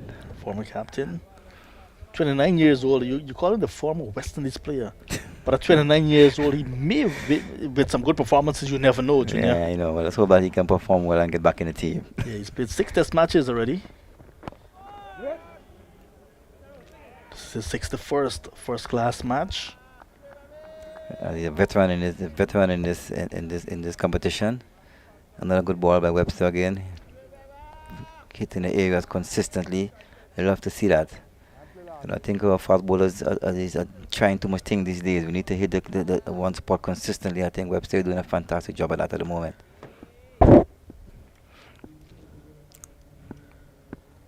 So Ambers batting outside his leg stump, then walks across. Gets a short delivery and allows it to go by to Django. So now Webster actually working up a little bit more pace. As you can see that's what a wicket does to you. Yep. I think the keeper is catching the ball over his head now. That's pretty nice to see. Yeah, reverse cup as well. So I think the pitch there's something in the pitch. So once you put your back in it, at least you can get some results. So let's wait and see what happens. So all 3 wickets this morning coming from bowlers that are bowling from the Darbo end. Yes, at least it tells me something. Yeah. There's something there. There's something from that end. I can see the ball is swinging nicely. It's lovely how it's swinging over there. Keeper say catching above his head. I love to see that as a former keeper myself. As a former keeper, I used to always tell my fast bowlers, it's new and hard. Put something in it, bend your back. Let it carry to the keeper. 3 slips and a gully still in play. Short ball. Ambers will get off the mark, and it's going to get into the boundary at mid-wicket. 4 runs. To Sunil Ambers. He's off the mark. Played by Ambers. Yeah, a little bit of bottom hand into that shot. That's his trademark shot. As you all know, Ambers. He loves those shots there. You come on his pads, he's going to flick it through mid-wicket. So trademark shot. Well played by Ambers. Still to come, Justin Greaves, Preston McSween, Tevin Walcott, the wicketkeeper, Kenneth Dembo, Darius Martin, Ryan John. So that's the Windward Islands Volcano side for you. 48 for 3. Captain Athanase is there, former captain. Ambers just gotten off the mark. Yes, I think these two here have to build a nice partnership. I think they are 2 seasoned players, so they need to better be responsible. And hope that they can carry the team to lunch, and then we can take it from there. Yes. So 3 wickets to fall this morning. Kimani Milius caught at a wicket off Hines for Jelani Robinson. Last dismissed caught Brian Charles at first slip off Webster 14. Kavim Hodge caught wicketkeeper Django off Terence Hines, no score. You know, you said Brian Charles a while ago. Hope. Remind me of the great, my great teammate, you know. Yeah, Brian Charles Brian Lara Charles Lara himself, you know. working with the West Indies test side now as a mentor. Love to see. Yeah. Carrier continues. But these two rounds in this regional first class season are very important to the careers of many of these players. These two, very, very important. I think it's only five games. Only 5 games before the Tri-Series, the Headley Weeks series. With those two teams against the academy side as well. Okay. In the air, in the gap as well. Not in total control, Athenaeus. But we get a single coming back for the second. There's a field at extra cover, field at mid-off, and it went in between them. I think that's well bowled by Karim. Slow or flag it outside the off stump. I think Athenaeus got to be a little tighter there. He was a little loose there with that shot. But I said his confidence can be his downfall, so he gotta be a bit more tighter. Yeah. And be more responsible. He's taking off his helmet. Not matter with any headwear at all. As you probably can see, he's batting headless. I was getting there. That was well played, Athenaeus. Hit him right over the ball, well played.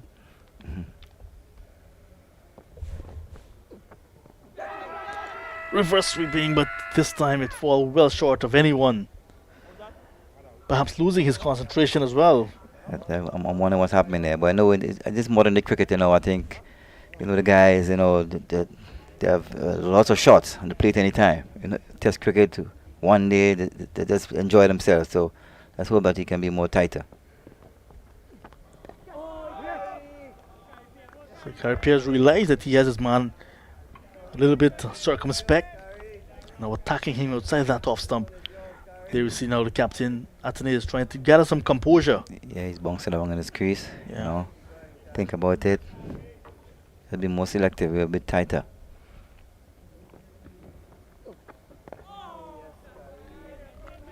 Testing over coming to an end. 2 runs from that Carrier over the Volcanoes, bringing up their 50 as well. So 50 for the loss of 3.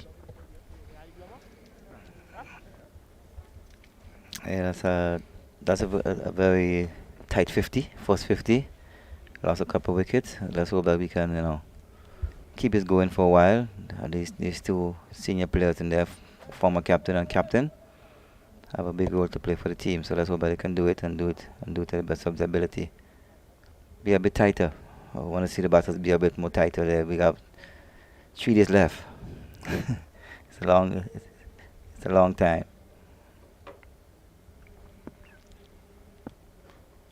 So Webster looking for more success will continue. Starting his 4th over now.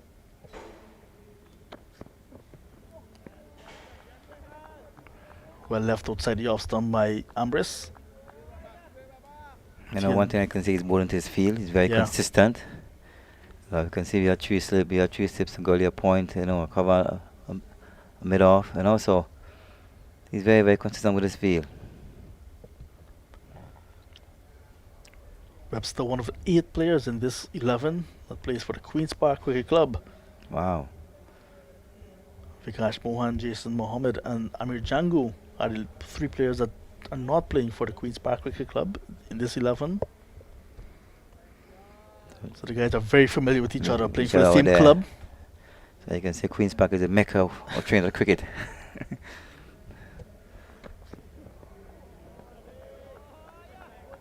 Ball again, consistent line and length, a little bit of out swing there.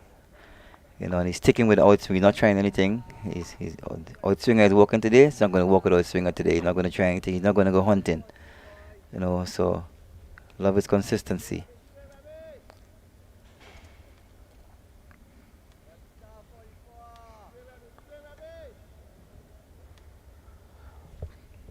That's his call name, Webby. They call him Webby or Webster. Into his 17th first class match now. He has 12 wickets before today, so 13 now overall. Played a lot of T20s and one international for Trinidad. Okay, then. 27 years old, 15 list day matches, 25 T20. Still a youngster in coming up.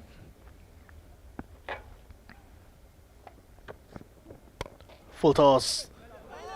Not totally dispatched. Good feeling by Jeremy Solozano at cover. Got away with a loose one. Full toss outside the off top. Hit very hard, but straight to the fielder.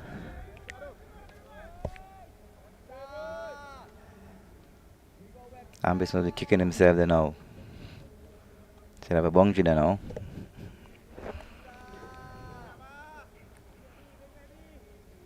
He's patient, Sunil Ambris. He loves to bat long. More than 3,000 first class runs. Another over pitch delivery, this time the outside edge found, but cannot get past. Looks like Terence Hines at third slip. 714 half centuries for Sunil Ambris at this first class level. Season campaigner. Season campaigner. Did some wicket keeping as well, Sunil Ambris. Yes, he does. Yes. Yeah. I think he does a bit of off spin as well, also. So he's doing it all. Brother of Romel Currency, former Windward Islands player as well. Full toss again from Webster. This time runs for Ambris. We get very close to the boundary at mid wicket. We get into the boundary as well. So that's his second boundary. That was a very naughty delivery, you'd say, from T. Webster. Yeah. It was dispatched. Another full toss on leg stump. That's where Ambris loves it. You know, he just flick it straight through. Yeah, straight through to mid wicket and get 4 runs. So this is the 17th over. Umpires checking to confirm the number of deliveries that have been bowled. Webster got his cap, and now you got to give it back to the umpire. Yeah, I think got one more ball left in the over. Yeah. Umpires Gregory Brathwaite from Barbados and Nigel Duguid from Guyana. Both 53-year-old. Brathwaite 60th first class. Duguid 59th first class. Seasoned umpires in the weekend.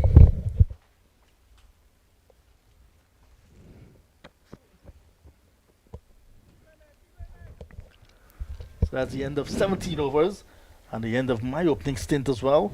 So you're going to be joined once again by what I call the voice of the Caribbean, Jason Skeet.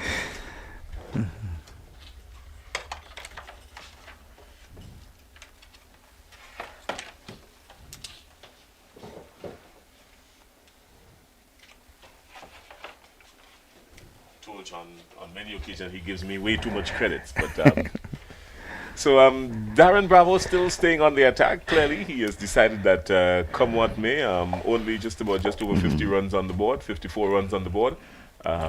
He is going to stay with whatever is working for him. If it hasn't broken, he's not going to try to fix it, and he's staying on the attack. He's basically telling these Windwards Volcanoes, listen, the runs are there, but if you want to get it, you're going to have to go for it.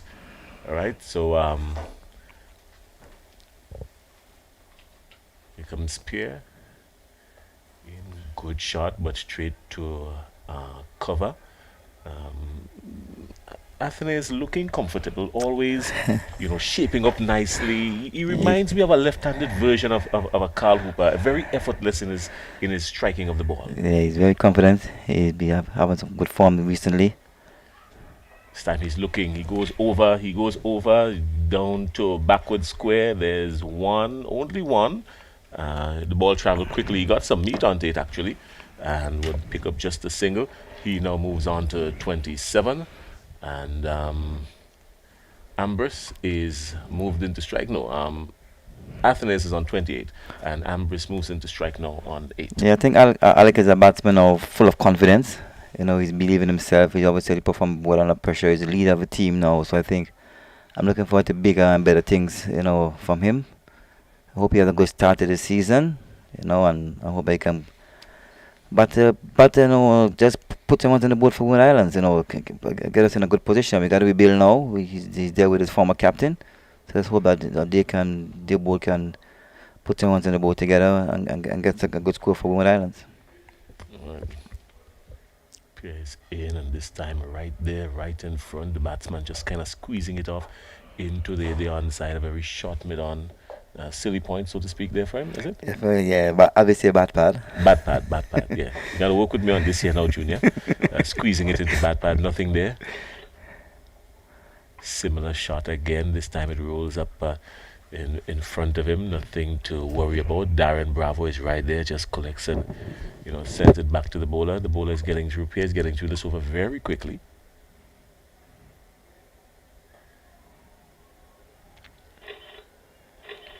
Yeah, I think Kari Pierre is doing a fantastic job. He's bowling pretty well in the areas. I think the batsmen got to be a bit more selective with him. I think they're trying to rush him, as we say in cricket, so we just got to be a bit more patient. We have a long day ahead of us. Ambrose has the authority to slow things down. He doesn't have to fall victim to the rush of Pierre. This time he comes forward nice and gently and squeezes it into the onside. Nothing there, no damage done. And Pierre gets through the over. Another good over from Pierre. I think he's bowling, he's doing a fantastic job with the ball. He's bowling in the right areas and building pressure. So just for the batsman now to just be a bit more selective, and be patient with him. And sooner or later we're going to get a bad ball. 55 for 3 after 18. The Windwards Volcanoes in a spot of bother, so to speak. But with the repair job on the way, Ambrose and Athenaeus, they've got a whole lot of time ahead of them.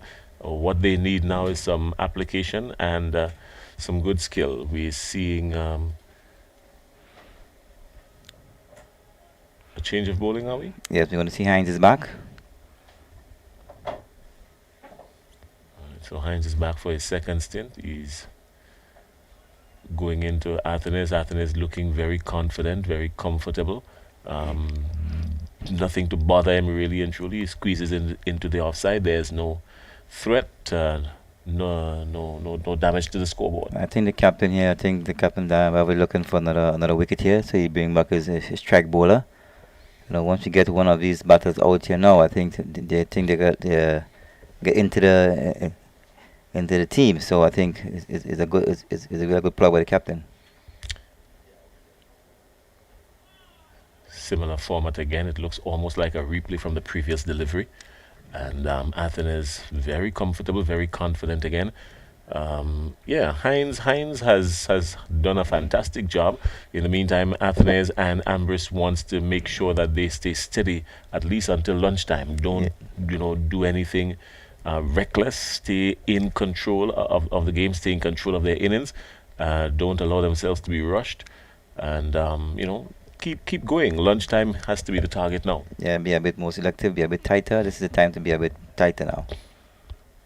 This time Hines is in and Athenaeus driving well, and it runs out to the boundary, and that's four. That's a lovely shot by Alec. I think Hines looking for a bit of more swing. He went up a bit too much, and Alec had bent his front knee, hit it through the covers for 4. I think it's a lovely shot. Excellent cover drive. As you say, he bent his knees and he got into it elegantly, gracefully, and the left-handed version of that sort of reminds me of Brian Lara himself. Typical Brian Lara, but I will stay home. I will say Devon Smith. Okay, all right, okay. I think fair enough. His father figure, so I think Devon should be probably listening and watching his son. Not biological son, but his cricket son. And he'd be proud of him at the moment. Good work, Devon Smith. Good morning. If you're listening or you're viewing, good morning, and always a pleasure. This time there's some thought into Hines' bowling. What is he going to try now? He still has a nice attacking field. Goes in, and Athenaeus doesn't. He thought about the single earlier on, but was sent back quickly by Ambrose, and no damage done there. You don't want to take any chances, not now. No, I think if you look at the field placing, I think the captain realizing that Alec is playing very comfortable, nothing bothering him. I think he put a sweeper over there now, so it tells you something. That Trinidad is just releasing a bit of attention of the whole of this innings here at the moment. Yeah. Well. Hines is in, and this time it's outside the off stump and lifting. Nice carry to the wicketkeeper. The wicketkeeper taking it nice, just above waist height, just below the chest, taking it nicely. Good bounce in this wicket. Yeah, there's something in here in the wicket. You know, one thing once the bowlers put some back in it, I think they can get some pieces of this wicket. So I think the Volcano guys, you know, this is their home territory. They should be used to this pitch. They should be used to the settings here. You know, so they're at home. So let's apply ourselves. Right, Hines is up again. This time lifting, still lifting and turning, angling a little bit into the left-hander. But Athens is equal to the task and squeezes it into the offside. There's no run. That brings us to the end of the over. The Windwards are 59 for 3 after 19. Well played by Alligator. I think his confidence is growing as you can see. Nicely behind the line of the ball and just tucking in front of him. I think well done. Yeah, let's hope that he can continue. I know we still got a few minutes to lunch. Lunch should be the target. So let's hope that he can carry it to lunch. Yeah, all right. Good day for cricket, as we said earlier on. No threat of rain anywhere. The clouds are very far and few in between. A little bit of shade might be expected. There's some shade just as you come in over the River Road end, but nice sunny outfield and a good day for cricket. Lovely day for cricket. Lovely that we see Carey Pierre coming again and Ambrose just rolls it back down the turf, gets the bowler into the action again. He bowls, he does some feeling, he picks it up and turns almost immediately. A man of business comes and looking to cut away on the offside. A little bit of room there, some bonks, no real turn, just some bonks. Just a bit of bonks. I think Ambrose might think he missed out there. I think it was a nice short ball set off him, but he still got to be selective. You know, we just launch around the corner. He's very, very, very businesslike into his cricket. This time he's driving, and Ambrose is driving well all the way down to long on. It goes into the boundary, yep, and that's it. Another 4 runs.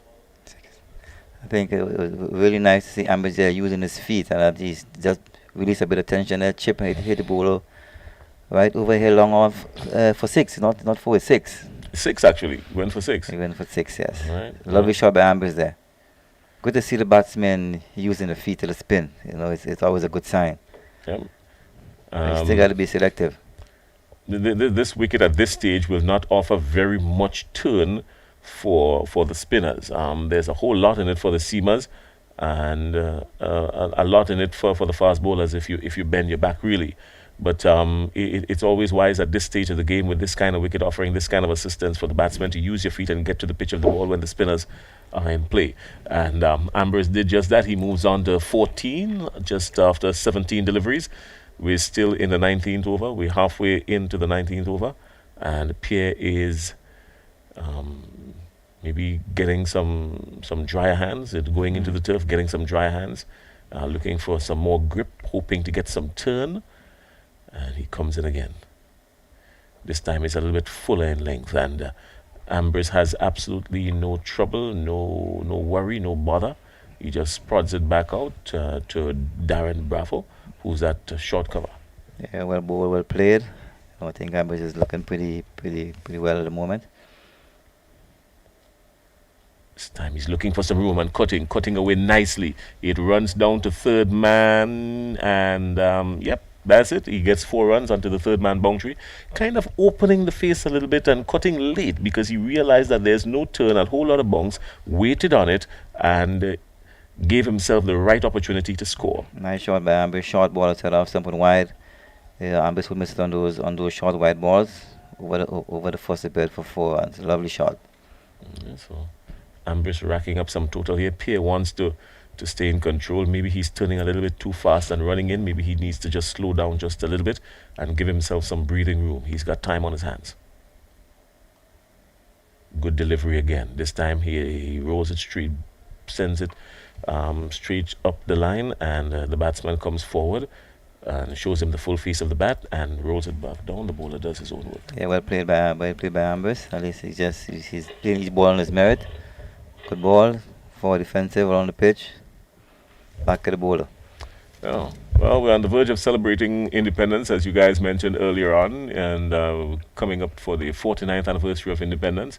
Um, what is your favorite part of this of independence generally? A whole lot of things comes out of independence. People talk about the food, some talk about the parade, some talk about the camaraderie and the colors. What stands out for you the I most? like the colors. I love the color. I think we have a very outstanding in color.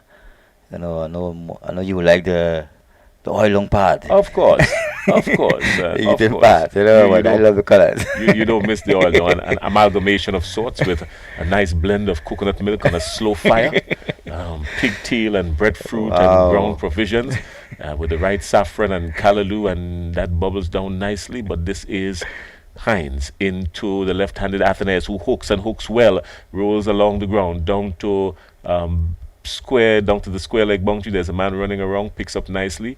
They only get one. The score moves on to 69 for 3. Nice 70, nice 70 shot there for by 3. Alec, and a short ball down the leg side, went back, swizzle and pull it. Lovely shot. I can't help but saying he's a batsman batsman of confidence. You know, so let's hope our confidence can get him a big score today. Rolled on his feet nicely, turned nicely, and got into it very quickly. Got inside the line of the ball and played it down. No threat at all. Got a single for it. Nice shot, kind of shot that probably deserved 4 runs, but he'll be happy for a single, especially once he has his wicket intact. Yeah, I think they were all also looking to bowl a shorter ball to try and set him up because I had a man set in the field for the shot, but I think he played it nicely. He rolled his wrist and played it down. Pretty good. So Hines now has man at mid wicket, mid on, sorry, and a man down on the boundary, and the mid on comes into play almost immediately for a quick single. He misfields. They will not take the opportunity to go for 2. A bit of tidying up done quickly, and the score moves on to 71. Well played by Ambrose. You know, rotation of strikers are also important. Quick single on the onside. Misfield by Webster, but there's also a second one there. But I think Alec ran a bit too quickly. You know, but now you can see the rotation going. Not only boundaries, but now you can see the rotation, the ones and twos. You know, lovely by the batsmen. As I said before, they are 2 seasoned campaigners, so I think that they have a job cut out. They know what to do, so they're going to do it to the best of their ability. Hines is in good form, good stead. He has 2 wickets already to his name, and he is a bit of a bother for the Windwards. But so far to this point, Athenaeus and Ambrose, they have done well in negotiating him. Darren Bravo, on the other hand, brought him back on, looking to create some chaos in the Windwards camp, hoping to get a quick wicket before lunch. Let's see how long he's going to keep him on. He is into the 3rd delivery of his over now. Good, and turning into the left-handed Athenaeus. Athenaeus squeezes it into the onside, gets a single at mid-wicket. Comfortable single eventually. Nothing to worry too much about, but good rotation of the strike, as you said. Well played, good rotation again. You know, have the ball thinking, the left and right combination. So you got to keep changing his line. So hoping I can get a loose ball in between there. You know, so well done by the batters. Doing a fantastic job so far. At this point, the ball is just in the 21st over. Now is where you start to make sure the seam is held upright, to look for whatever little swing that might be there, look to milk whatever might be in the atmosphere, and Hines is very much capable of doing something like this. Yeah, just keep one side of the ball shiny so we can get the ball moving in and out, in swing, out swingers. Take care of the ball, as we say. This time he's looking at Ambrose ahead of him, and he comes up. Nice ball, straightening nicely on Ambrose. Ambrose equal to the task and just opens, shows him the full face of the bat actually, and the ball goes out to extra cover. Well played by Ambrose. Well bowled by Hines. He's bowling in that zone, in that area. Well done. Ambrose looks comfortable. You look at home, as I said before, is their home ground. They're training here every day, so they should know what to expect. Alright, Hines at the top of his mark, turns in again. This time he's drifting a little bit down the leg side, and the man down at the fine leg boundary runs around, and the square leg boundary actually runs around, comes into a short position. They get one. No threat really. Was a comfortable single, but Ambrose really equal to the task there. Yeah, it's a typical ambush shot. Once you ball between middle and leg, he's going to tuck you in the corner. Typical ambush shot. If you know ambush all his years, once you ball in that straight, you're gonna milk you in the corner. So I think, he uses his back foot with a whole lot of confidence, so he gets into the line of the delivery very quickly. Yeah, walks across a bit also. Yeah.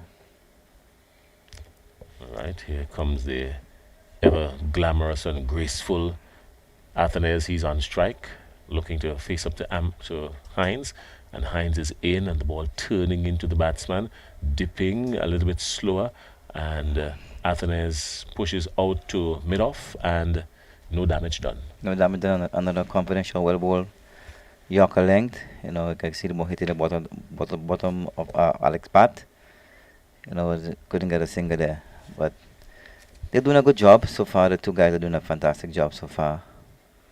Yeah, now we're building stage. Let's hope that we can take it, as I said before, take it to lunch and take another 18 minutes to go before lunch, and then see what happens after lunch. All right, so 73 for 3 after 21.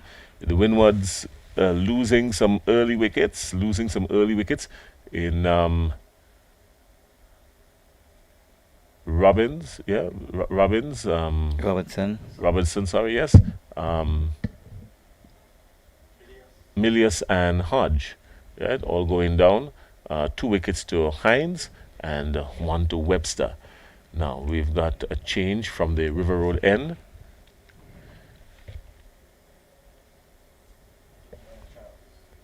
This looks like Charles. Charles now operating from the River Road end. This looks like Charles. Yep. He is an off-break bowler, I think he is. Yes, he's an off-break coming in from the River Road end. He's in conversation with his captain. What is Darren Bravo thought pattern here? What do you think is Darren Bravo's thought pattern here now, giving his seamers a rest and hopefully that they can recuperate in time for after lunch? Yeah, I think he's also probably looking for a wicket here, before lunch. Have a different look, have a different, opinion on what could happen over there. I think he's going to be on a spin. Let's see what happens, and hope the batsman doesn't fall in that trap, and they can still keep it tight. They can still, play the ball on its merit, and look for the bad ones. And once you get the bad one, they can put it away. All right. Well, there's some adjusting to the field here now. Ambrose is on strike. Just one slip in. There's a man at point, and Ambrose turns this one onto the onside. The fielder from the fine leg boundary runs up and just one. Ambrose turn it around the corner. Nice single. Have a look at the new bowler. Let's see what's going to happen. Play him on his merit. Don't get too anxious.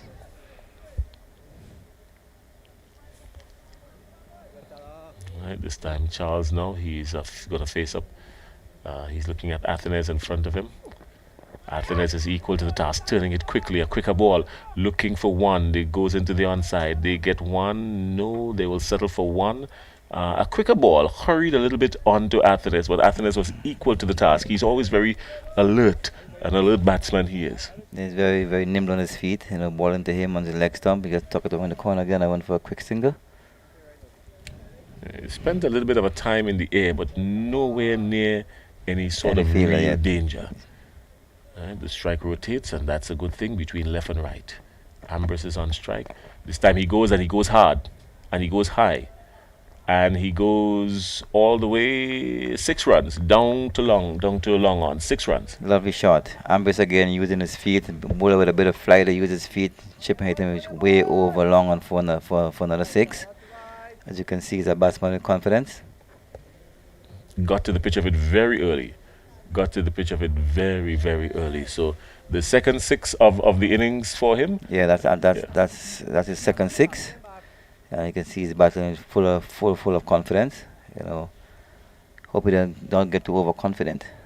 Well, you just got to play each ball on its merit. If it's there to hit, you go with it. I think he saw that one being held up just a little bit. The bowler held it up just a little bit, looking for some turn, so holding back, gripping the ball a little bit tighter.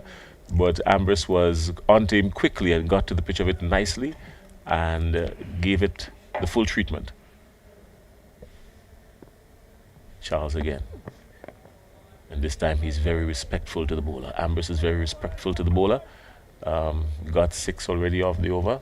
6 and 2, 8 already off the over. So that might just be enough to not take any more unnecessary chances. Yeah, I think he's playing his ball on his merit. He's looking very, very confident at the moment. Very confident. Charles again into Ambrose. Ambrose just prods it back down and allows Charles to do his own fielding. The two batters are looking very, very confident over there. Captain and ex-captain. Turns quickly, giving the batsman very little time to settle as he turns and comes in. This time Ambrose turns it into the onside. That brings us to the end of the over. No run coming off the final delivery. 81 for 3 after 22 overs. Well done by the two batters. Good, nice rebuilding at this moment. I think they're doing a fantastic job at the moment. Playing the good balls and scoring for the bad balls. Yeah. Lunch on the horizon, just under 10 minutes to go for lunch, so no doubt that will be in the mind of the batsmen. Someone's probably coming out now to just give them the news. A substitute fielder coming out to just give the news and remind these batsmen, you know what, take it easy. Captain and former captain outside there, they really don't need the talking to, they just need the advice and, they just need the confidence. Yeah, I think they have the confidence. I can see they build a nice partnership of 37 so far, and they're doing a fantastic job at the moment, so let's hope I can continue back to lunch, and then we can take it from there. All right, so all protective headgear has been sent off the field. So now we're looking at possibly spin again coming in.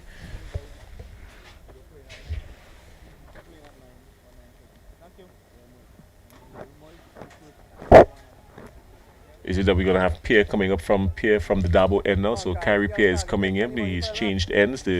Darren Bravo has decided to turn things around and bring Pierre in now from the Dabo end.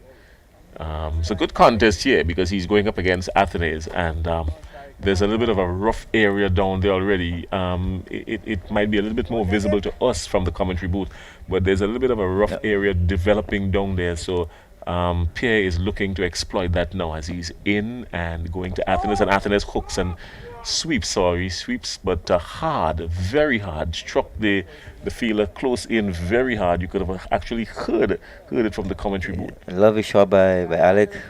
Well stopped by the man and bad part there. It had 4 written all over it. All over it. I think he took a blow for his country. That's pretty good to see. Yeah, he's going to feel the pain of it later on tonight. This time he's in, Pierre is in, and Athenaeus is forward nicely, confidently. No threat. He shows him the full face of the bat and the confidence to go with it. The score stays on 81 for 3 inside the 23rd over. He's again this time a little bit short, giving it some height, and Athenaeus hooks well. There's a man running around that square leg. They get 1. And a nice, hard, stiff throw into the wicketkeeper. Just 1 coming off of it. Well played by Alex. Short ball from Kyrie Pierre. Went back on his back foot, swizzle around as we say, and pull him through a deep square leg for a single. Full of confidence. He's a batter with a looking to show of himself and look pretty set to get a big one. Let's hope that he can go on from strength to strength. Yeah, he needs something big here. He's capable of it. He's capable of it by every sense of the word. So let's see. This time Pierre is shaping up now. He's getting ready to go into Ambrose.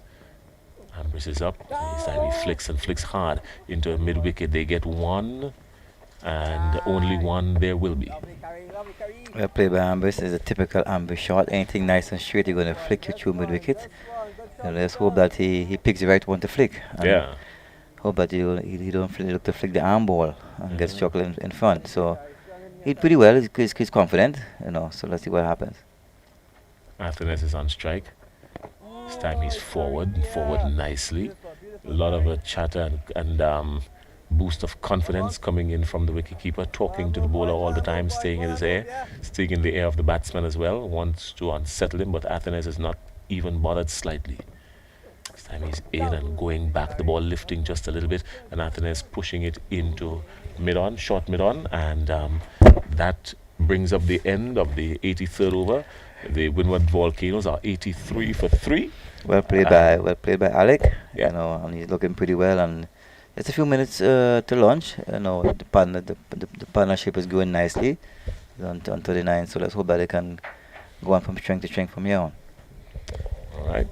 And the Windwards, no doubt, looking to make a very strong and steady impression here, because after finishing at the bottom of the table last season, they want to make sure that folks realize that there's no slouch and they are coming in a much better position. Trinidad and Tobago, on the other hand, they've got the opportunity to show that this team is a well-rounded team, some experience in this team, some West Indies experience in this team, some steady players in this team. Darren Bravo in particular, looking to make a very strong and serious impression. Here's Charles again. He's into Ambrose, and Ambrose is forward, pushing it up to mid-off. There's no run. And as he pushes it up to mid-off, John comes back into the chair to my left. Hello, Mr. Skit. Make me feel a little bit distinguished there. And distinguished is the word I wanted to say. You made me feel a little bit distinguished there. I will take that any day of the week. No run of the last delivery. Yeah, nice partnership developing here, and that's exactly what the doctor has ordered for the Windward Islands Volcanoes. Brian Charles coming into the attack, searching for success. No bowler from the bottom end has picked up a wicket as yet, with Ian Webster 1 wicket and Terence Hines both wickets coming from the top end. Yeah, there's a bit of a mountain at the stump there, so the bowlers have a whole lot more to do when they get into their delivery. There's not much wind. Not much wind here today either. That's right flow, Charlo. That's a push up in the right back, Charlo. Stay back. Let's stay back, Charlo. So not a windy day today at all. Not at all. When you look up to the hills, you can see the trees are still. And the bowlers would need the wind. They would need that assistance. The seamers particularly would need that assistance to get some swing as the ball pitches. Charles looking for a wicket. And Ambrose is nicely forward. That brings up the end of the over after 24. 83 for 3. Athenaeus 36 and Ambrose 28.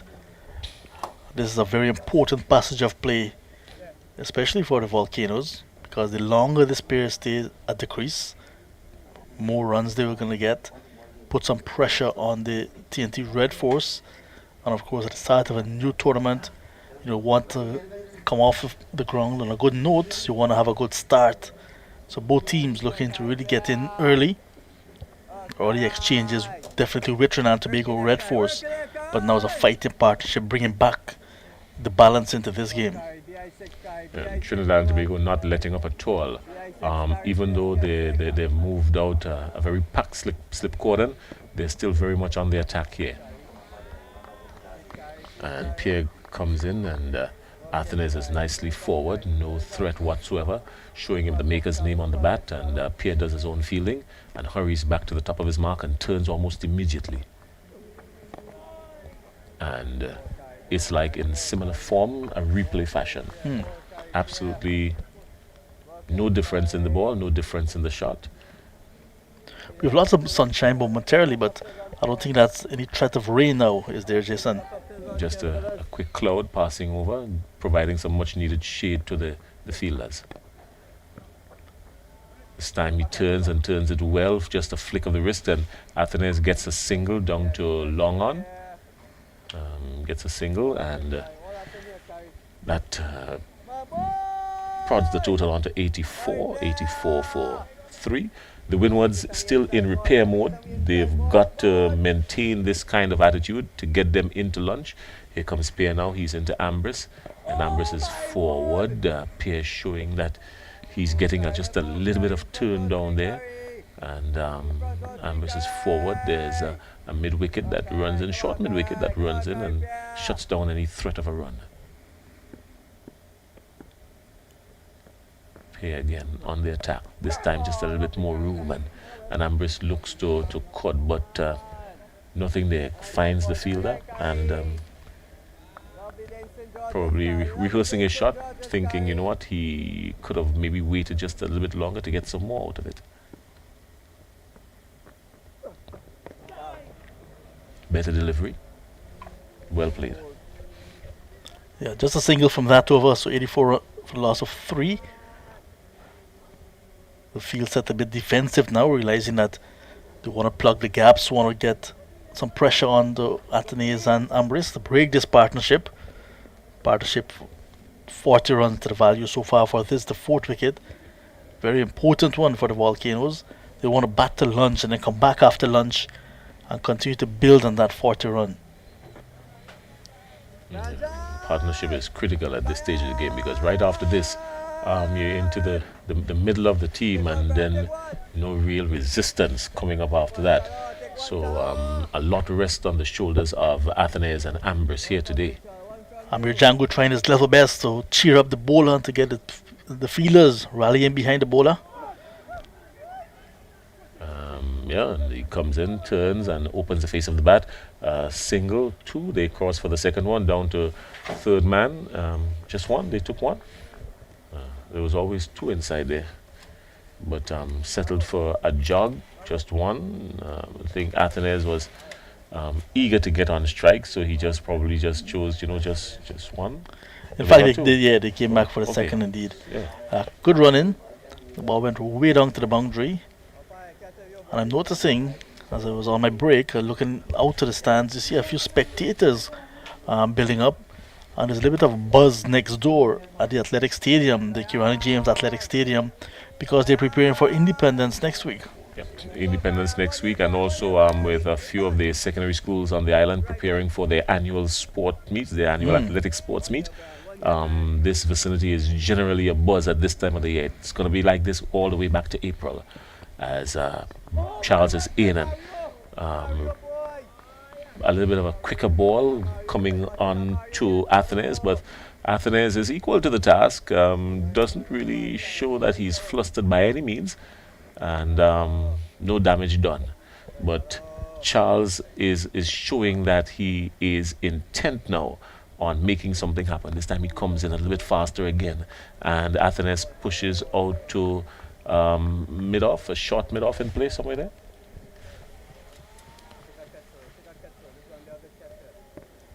Trying to get through this over very quickly. This time he's in, this time drifting down the onside. Nothing really. Athenaeus rehearsing the shot after, showing a little bit of a frustration sign there. Maybe he should have done a whole lot more with it, wanted to get it away, but he has to be careful because there's a man down on the square leg boundary. Then he's also looking at time, getting closer to lunch. You don't want to be too reckless getting towards a break. This time he's nice and forward, nicely played, well played. Composes himself quickly, Athenaeus. He's showing a whole lot of maturity, and he is showing some confidence with it. I heard you and Junior speaking about his confidence, and he's not lacking there at all. Forward, nicely, confident. And that brings up the end of the over.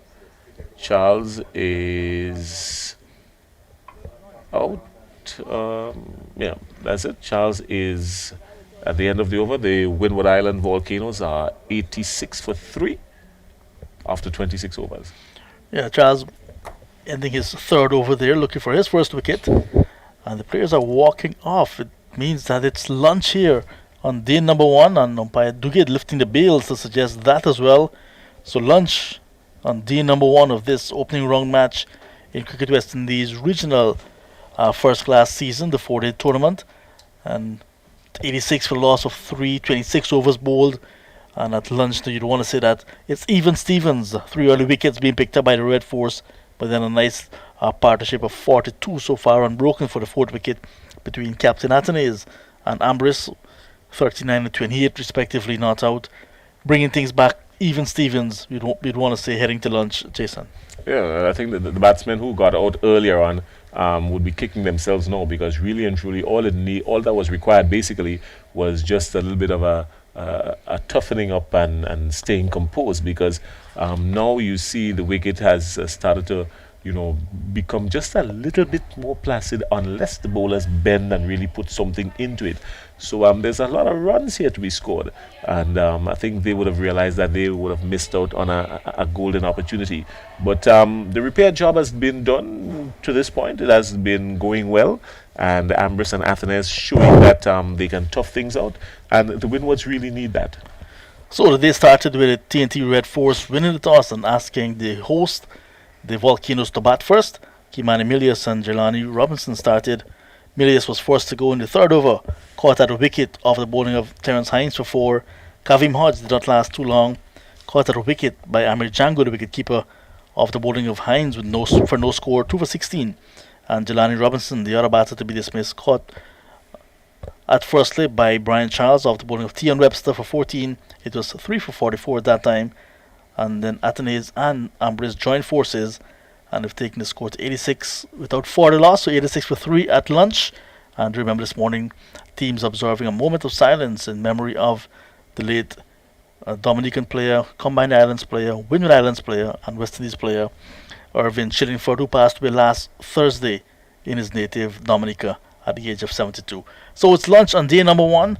Red Force bowling first.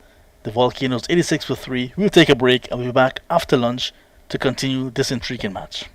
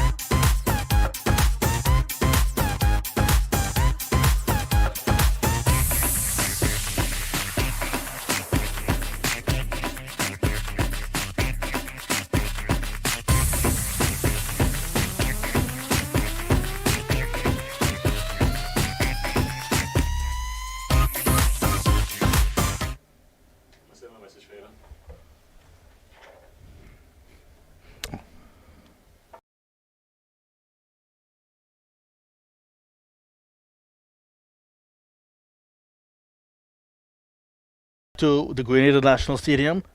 It's day number 1 of this opening round match between the Windward Islands Volcanoes and the Trinidad and Tobago Red Force in Cricket West Indies Regional 4-Day Championships 2023. Welcome to the post-lunch session. The Windward Islands Volcanoes sent in to bat this morning. They've reached lunch, 86 for the loss of 3 wickets. Alec Athanaze, the new captain, is on 39. With him is the former captain, Sunil Ambris, on 28, in a fighting 42-run partnership so far for the 4th wicket, which is a very important wicket for this team. Trinidad and Tobago Red Force picked up 3 early wickets this morning. That of Kimani Milias for 4, Kavim Hodge, no score, and Jelani Robinson, 14. Since then, it's been all Athanaze and Ambris. So Hines, like I said, 2 for 25, and Tion Webster 1 for 16, the 2 wicket takers of the 5 bowlers used so far by the Trinidad and Tobago Red Force. So lots of work for the Red Force to do if they want to bowl out the Volcanoes very early on day number 1. But so far they have the work cut out because of good batting from the pair at the crease, Athanaze and Sunil Ambris. John Ramsing with you, alongside Junior Murray, the former Grenada, Windward Islands and West Indies wicketkeeper batsman, welcoming you to the second session of this opening day. Junior, you had a good opening session this morning. Lots to look forward to on session number 2. It wasn't a bad session this morning. I think the Trinidad had a very good start. You know, we went and had a bit of a shaky start, but I think they bounced back nicely. They're in a building stage now with the captain, the former captain and the present captain at the moment, and Sunil Ambris and Alec Alize. So I think they're doing a fantastic job at the moment. You know, hope that they can continue their good job, and I hope that we can go from strength to strength from here on. We need these two to really bat as long as possible. It's going to be a very important hour here now, so they got to start all over again, you know, and we build again, you know, and hope that they can continue the good job what they did in the first session post lunch. Uthman Mohammed will be switching ends. He started at the bottom end this morning, be coming from the top end now. The end that produced all 3 wickets, with Terence Hines and Tion Webster picking up wickets from the top end, the Darbo end. So you're looking for some success now coming from this end. Yeah, I think the captain probably is hunting. He's looking for another wicket. At least he started pretty well this morning, but he wasn't a bit consistent. You know, so let's hope that that he can continue in a good vein and the batters can have a look, you know, and see what he brings to them. So it will be Mohammed to begin. He's bowling to Ambris. Good delivery to start. Right on target. So I guess it presents a different challenge running from the bottom end here at the Grenada National Stadium. Yeah, I think right now where he can, and it's a bit easier coming in from this end now, from the Darbo end. It's nice and flat. You can run through and express yourself. You know, so I think let's see what happens from this end here now. Ambris on 28. Gets his first run after lunch. We'll be looking to get a second. Django just ambling to his left from fine leg. For 2 runs. So looking to continue to extend this partnership. Well played by Ambris there. You know, I think the bowler, I think he's middle leg. I know that's where Ambris loves it. You know, we just come around and tuck around the corner for 2 runs. So pretty good start so far to the over. Hello to all of you in Dominica, in St. Lucia, and St. Vincent and the Grenadines. Nice delivery coming back in after pitching, but too full and on the leg stump, and it's flicked away nicely for 4. The first boundary after lunch in the opening over after lunch, and it's Uthman Mohammed being punished. Well played by Sunil Ambris there. Bit of very, very straight ball, nice and straight. Ambris walks into the wicket. That's typical Ambris shot again and whips him between the wicket for another boundary. I think his pitch is very placid now. I think once the batsman settle themselves now, I think all the moisture out of his pitch now, so I think it's going to be a bad in paradise. We're going to see some runs here today at the National Stadium. Uthman Mohammed looking to make amends. The Volcanoes getting close to 3 figures now, 92 for the loss of 3. 26 overs bowled in the opening session. The average is 15 overs per hour, 30 per session. So TNT just behind that. This one is cut away nicely by Ambrose. Backing away and getting some room outside his off stump to not get to the boundary. Good chase in the end from Carripier, who pulls it up. Cannot prevent the third run. Good positive start after lunch. Well played by Ambrose. I think the batsman looking very, very positive. A nice rotation of his strike. Ambrose looking very, very positive there. So I think the two batters are very, very confident at the moment. I said before, nice. The pitch is an easy playing pitch. Nothing, no devil out there. So once you apply yourself, I think you're going to get runs on the board. Trinidad and Tobago Red Force left out Imran Khan, the former captain, the leg spinner, and Jad Ghuli, the exciting all-rounder, while the Volcanoes left out Kieran Kotoy and former under 19 player Teddy Bishop. I was really looking forward to see Teddy Bishop, but the selectors of the team have different choices. There's an appeal for leg before. Umpire Gregory Batchett had some work to do. He says not out. Confident shouts of leg before from Uthman Mohammed and the rest of the team supporting him as well. That looked as a very, very close call. It looked as the only thing to me, like, save him there. I think he got a nick on it because it looked very, very, very close there. Close call. But I think the umpire probably have a different idea. So umpire Gregory Brathwaite now in his 61st first-class match says not out. So Uthman Mohammed will have to wheel and come again. Very confident shout. Maybe a little bit of height as well. You never know because of the extra bounce. Extra bounce, yes. This one is flicked away. Runs for Athenaeus. Gone for one. Captain Bravo is after it. 2 runs to end the over. So the opening over after lunch, producing some 11 runs. So 97 for 3, 27 gone. Good start to the next session, to this session here. I think the batter looking very, very positive. Rotated the strike very nicely. Just an observation. I think the bowlers are bowling very nice and straight. So I just hope that the batters, they don't go too much across and hit in front of the wicket. So they're confident, and so far they're doing a fantastic job. Last season, Alec Athenaeus played all 5 matches, batted 9 times to 222 runs, highest of 68, which is one of his 2 half centuries last season. Average just under 25 runs per innings. So he had some runs, leading run scorer for the Windies Islands Volcanoes last year.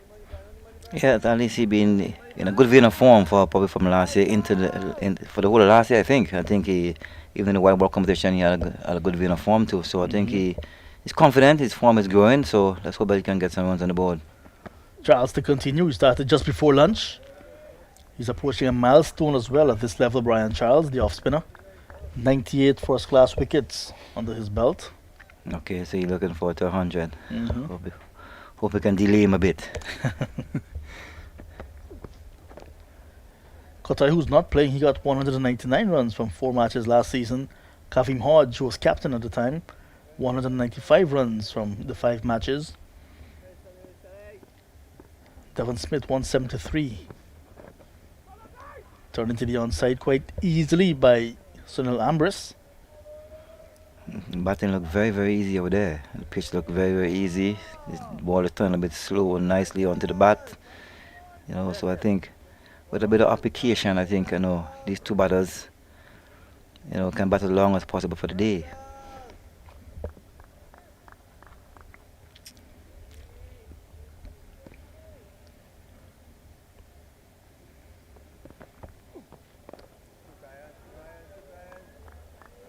Last season, TNT Red Force started very well.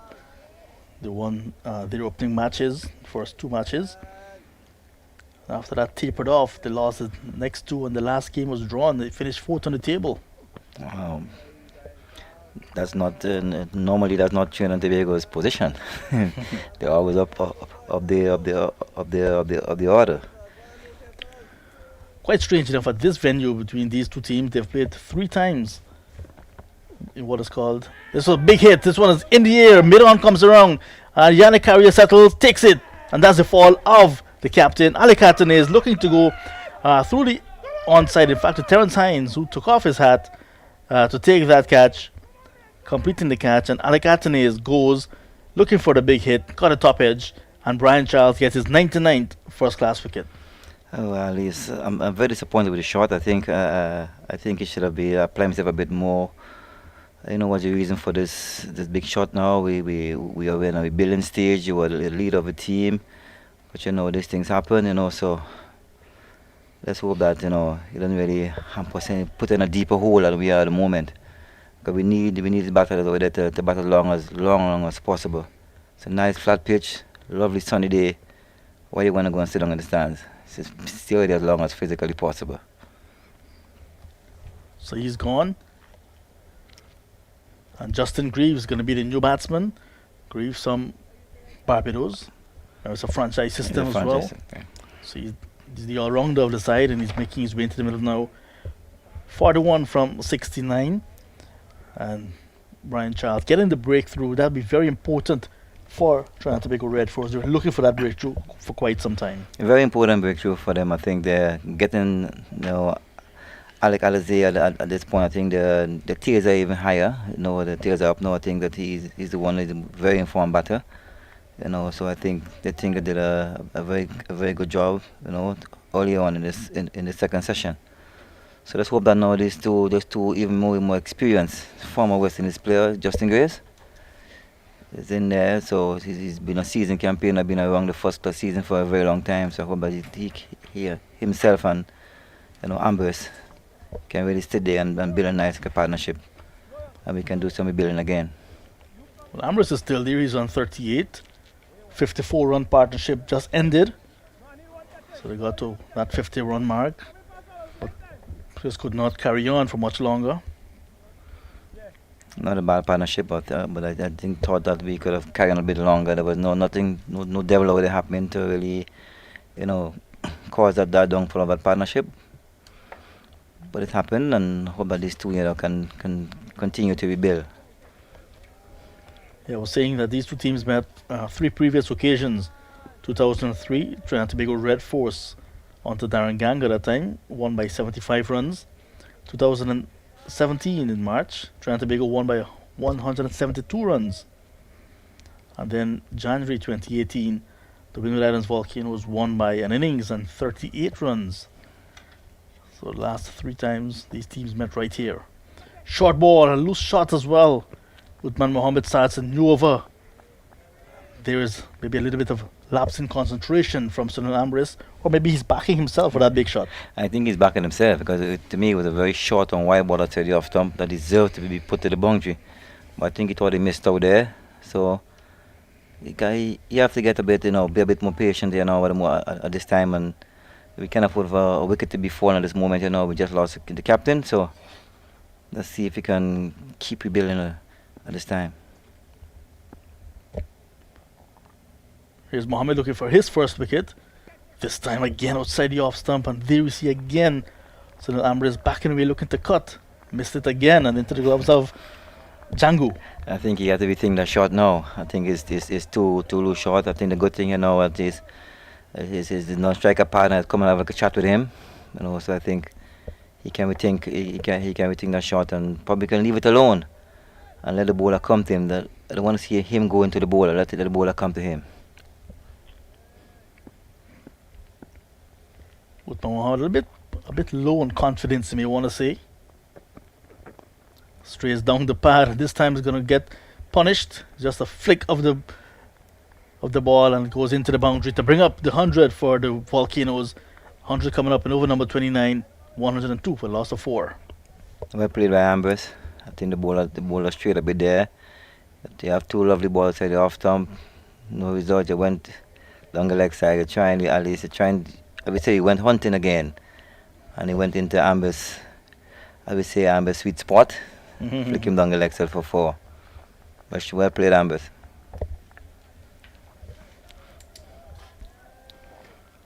we mentioned TNT Red Force winning the last 2 or 3 meetings between these two sides here at the National Stadium in Grenada. This one has cut away nicely, forward of square this time, and will get the boundary as well. So Sunil Ambrose dealing in boundaries, and that one is just too easy. Well played, Ambrose. Short and wide again. He's not going to miss out on this time. This time around. So got a result. 4 runs to the boundary, to cover boundary. Well played, Ambrose. Ambrose looking to take the attack now on the TNT Red Force, and he's getting closer to half century. He's now on to 46. Sunil Ambrose. Scoring very quickly. He's 46 already. He's scoring in boundaries. He's scoring in boundaries. Very confident batter. And I think what I love to see, I've been around for a while, so I think you should dominate this tournament. You know, you've been around for a very long time, a former West Indies player. You should come here now and show what you got. 6 test matches, 16 one internationals, and now in the 61st first class match. Good comeback from Mohammed. Ambrose closing in on what would be his 15th first class half century. There's no reason why he should not get there. No reason. There's no reason. Lovely day, nice pitch. Bowling, no devil in the bowling. Just sit there and enjoy yourself. You know, put runs on the board. Be selective in your shot play. I was making a point earlier this morning that the first 2 rounds in this tournament is going to be very important to the players. As you watch Mohammed again.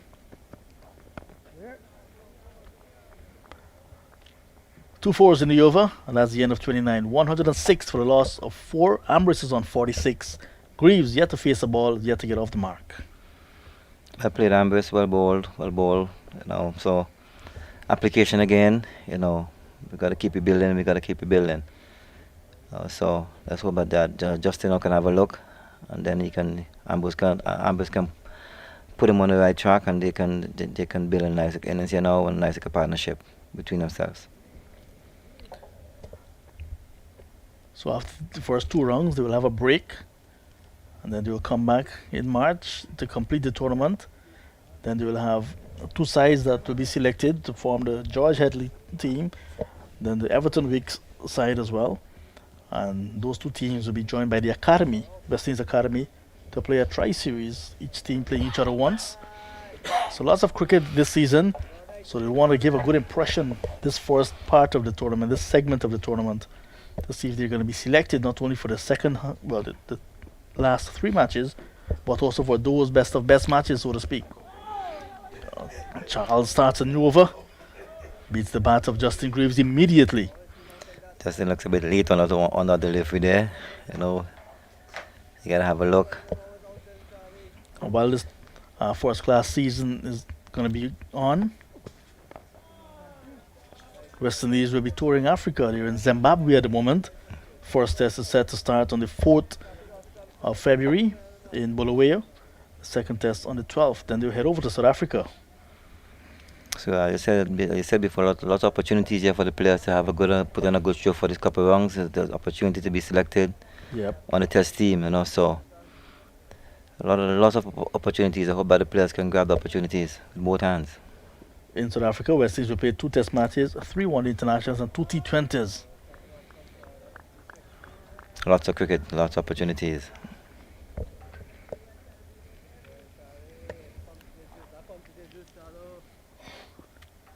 Here's Brian Charles looking for his 100th wicket at a first class level. Greaves solid in defense. As you can see, what a wicket can do for you with bowling. He's very confident in his bowling now at the moment. You know, so and he has a landmark to meet. So I guess he's very, very confident at the moment.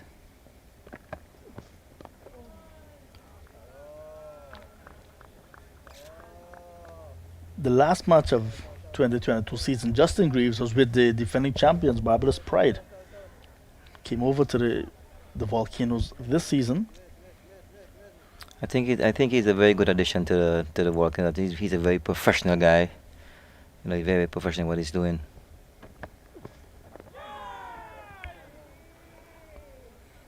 First innings picked up 1 wicket. When he batted 3 not out, that's Justin Greaves. But then that game was really badly affected by rain at the Diego Martin Sporting Complex in Trinidad and Tobago. End of the 30th over, 106 now for a loss of 4. maiden over completed by Brian Charles. He's now bowled 5 overs, picking up 1 for 11 so far. Well bowled by Brian Charles. He's a bowler with his tail is in the air now. He's very, very confident. And you can see he's really enjoying it. He's really into his bowling and really, really enjoying his bowling at the moment.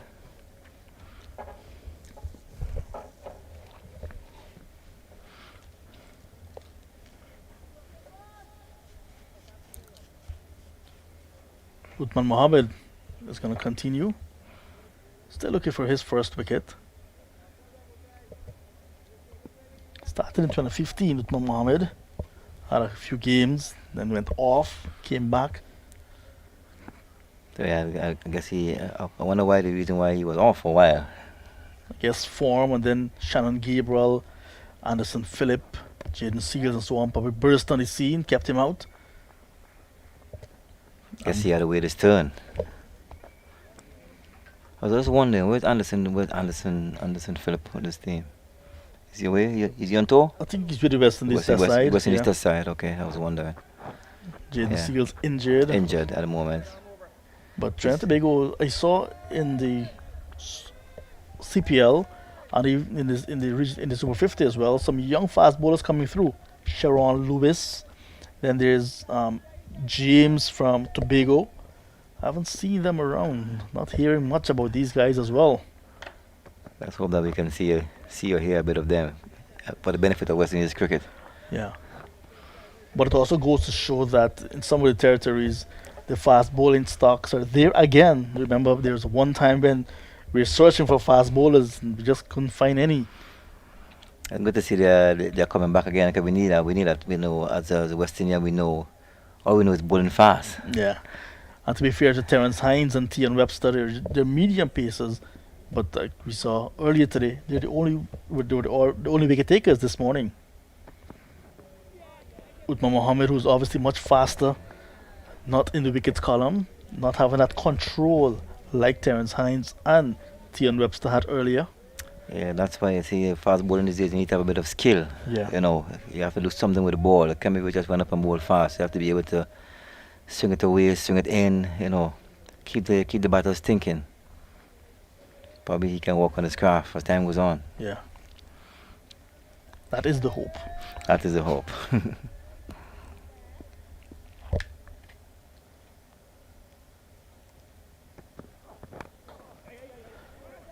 Worked into the onside nicely by Justin Greaves to get off the mark. Just a single. Imran Khan, the substitute, is on the field. Former captain. Strange enough, former captain last year. This year, not in the starting 11. Wow, amazing. That tells you about the depth in Trinidad cricket. Yeah. And there's still Yannick Carrier, who can actually bowl some leg spin. And he's been picked recently at the international level for his ability to bowl leg spin. We haven't seen him given the ball as yet. Yeah, he's out there. I'm looking forward to that aspect of the Trinidad bowling attack. I'm a big fan of leg spin bowling, right arm leg spin bowling. I'm a big fan of that. So I'm looking forward to that. I guess that's why Ra Lewis's name is next to yours on the big stand.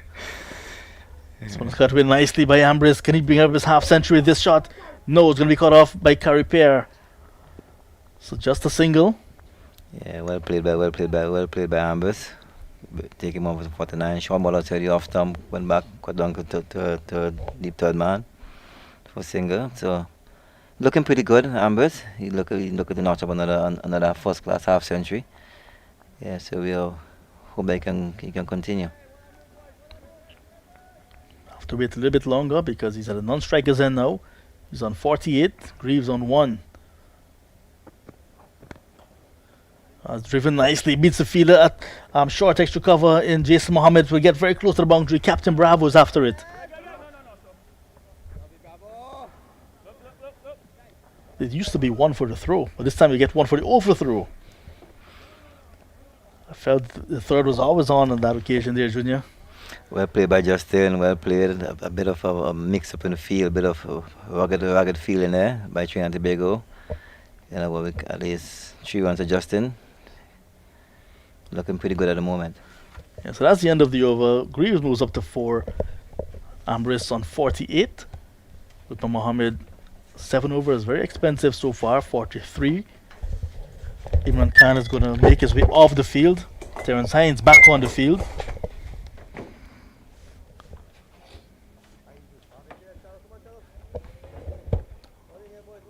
So Brian Charles continues from the River Road end, the southern end of the ground here at the Grenada National Stadium.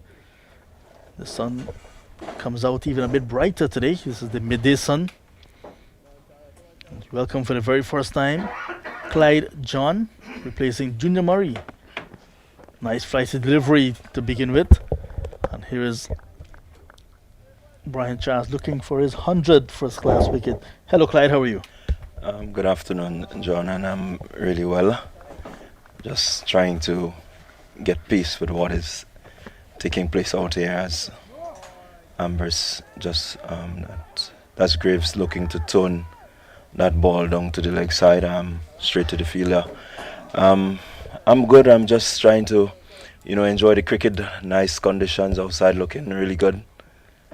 Charles in on the line of the off stump, and Graves pushes out to the man at square.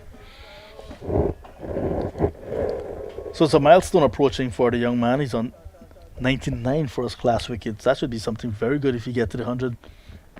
Well, I think Graves and Ambrose really needs to put on a partnership to at least see how they can, keep him at bay.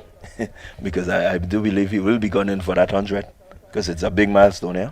Sometimes these players do not know that they are on a milestone as well, or they're approaching. So I'm not sure if the players out there realize that he's on 99 wickets now, or even himself if he realizes that he's on 99 wickets. Well, I hope that at least somebody would have told him, during the lunch break that he's so close. We'll have to get an update on Vikash Mohan. This one is driven down towards mid-on. Feel that long on the boundary will come around. And will bring back, it's the end of the over, so he will keep the strike at the start of the new over. Yeah, and it's good to see Graves in the Windwards setup. I looked at him during the A-team tour. They had a couple of games here, and he looked pretty good. A good all-round player. Was able to assist the A-team in terms of really challenging a few of the teams that came to the Caribbean, and so we look forward to him really doing what we know he can do here in the Windward setup. Uthman Mohammed, after 2 overs from the Darbo end, has been replaced now by Terence Hines. Hines, 2 spells in the opening session this morning. 2 for 14 went to lunch, but with 2 for 25, but looked the part with that new ball, getting that ball to move away from the right-handed batters and drawing both Milius and Kavim Hodge into that defensive shot. Picked the edge and it went through to the wicketkeeper, who did the rest. So he's back. Yeah, here he is running from the Dabo end as he's in and he's delivering again. Oh, first ball goodness. of a new spell. And all the talk about Justin Greaves coming back here and trying to live up to that expectation. He is clean bowled by Terence Hines upon return, and that's the fall of wicket number 5. Greaves clean bowled by Terence Hines for 5, and the Volcanoes won 13 for the loss of 5. Well, Hines seemed to be continuing from where he left off. The early overs he was really on point, and that one exactly on the line of the off stump, and he's able to pick that wicket off Greaves.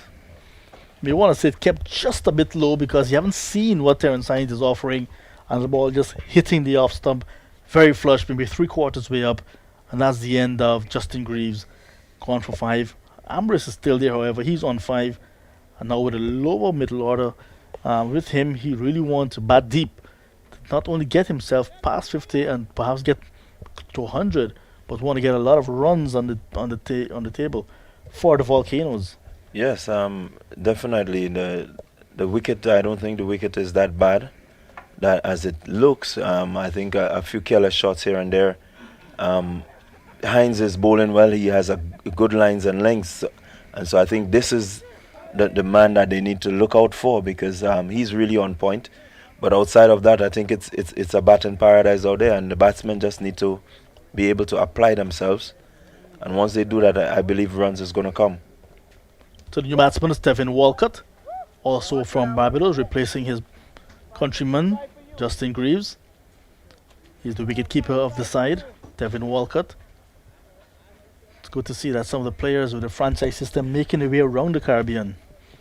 Yeah, it gives you good depth. At least you know that experience. They can bring a different experience. They can add to what experience the Windward Volcanoes players already have. They can bring a different mindset, a different mentality, and so it helps them to grow and to develop their game.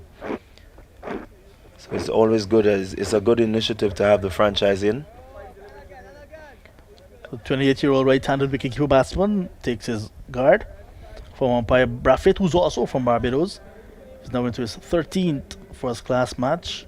Tevin Walcott made his debut back in 2018, playing for Barbados against this very Windward Islands Volcano side. And before COVID, played his last game in Guyana at Providence against Guyana. Gets a very good first delivery. Terence Hines is targeting the stumps, bowling wicket to wicket. With a little bit of away movement, making it a little bit uncomfortable for these batters. Yeah, Walcott there was just good enough to keep that one out. I think it tailed back a little bit, pitching and tailing in. He was lucky that he was able to come down and get that bat down in time.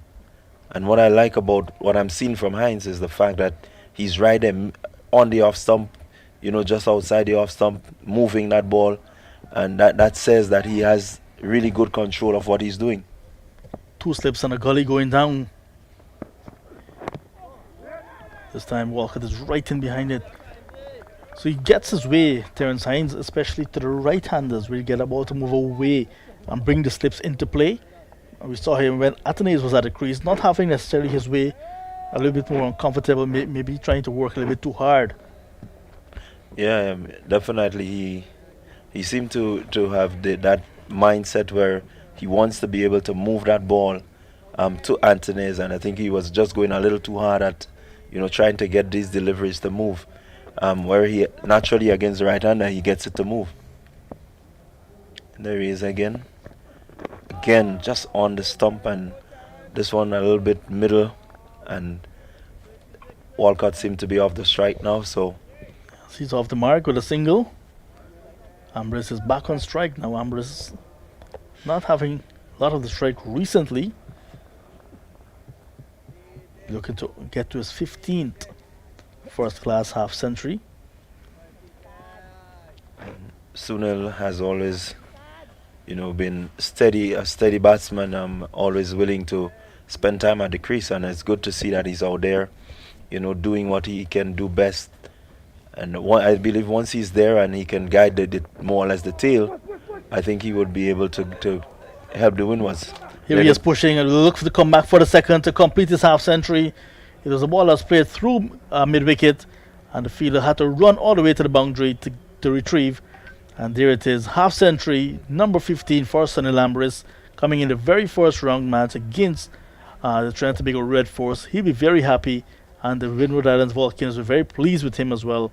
Getting a half-century at the start of any tournament will go a very long way, not only for yourself but for the team. Good start from him, 50 from 54 balls. Very good there by Sunil, very, very good. It's a good positive start. It's good that he's able to, accumulate these runs and really, it says what Ambrose knows to do, and again, we look at him being an experienced, player, playing for the West Indies, and also, he has that ability to really dig deep. So we hoping, and I mean, we all would be happy for him. Yeah, he gets a short delivery now and looking to hook top edge, and it goes over the wicketkeeper head for 4. So Ambrose now not in total control of that short ball. Terence Hines really looking to dig that ball in to see what Ambrose will do with that short ball. And it was hooking. Score at the end of the over, 120 now for the loss of 5 wickets. Hines 3 for 32. Yeah, it's 120. I think what the Windwards would need right now is another partnership similar to that Ambrose and Athene's partnership, maybe even bigger, and that could help them to steady. Because when you look at the Trinidad and Tobago lineup, you expect some batsmen to get some runs. So the more that the Windwards can stay out there and really build partnerships, I think this is what the game needs. At this level, we need our batsmen, especially those that were willing to raise their hands. As Brian Charles in looking for his 100th wicket, and Walcott just pushes out to the offside, no run. Yeah, we need to get our batsmen batting and concentrating for as long as possible. If we're going to really make an impact and help to change the fortunes of West Indies cricket, we need our batsmen to strike. Lots of young players getting the opportunity. We saw Kimani Milius not making full use of that opportunity. Kavim Hodge, with all of his experience, no score today. Athenes, he had a start, 41. But you want the young players, once given the opportunity to go on. Ambrose, still very young, 29 in terms of cricket,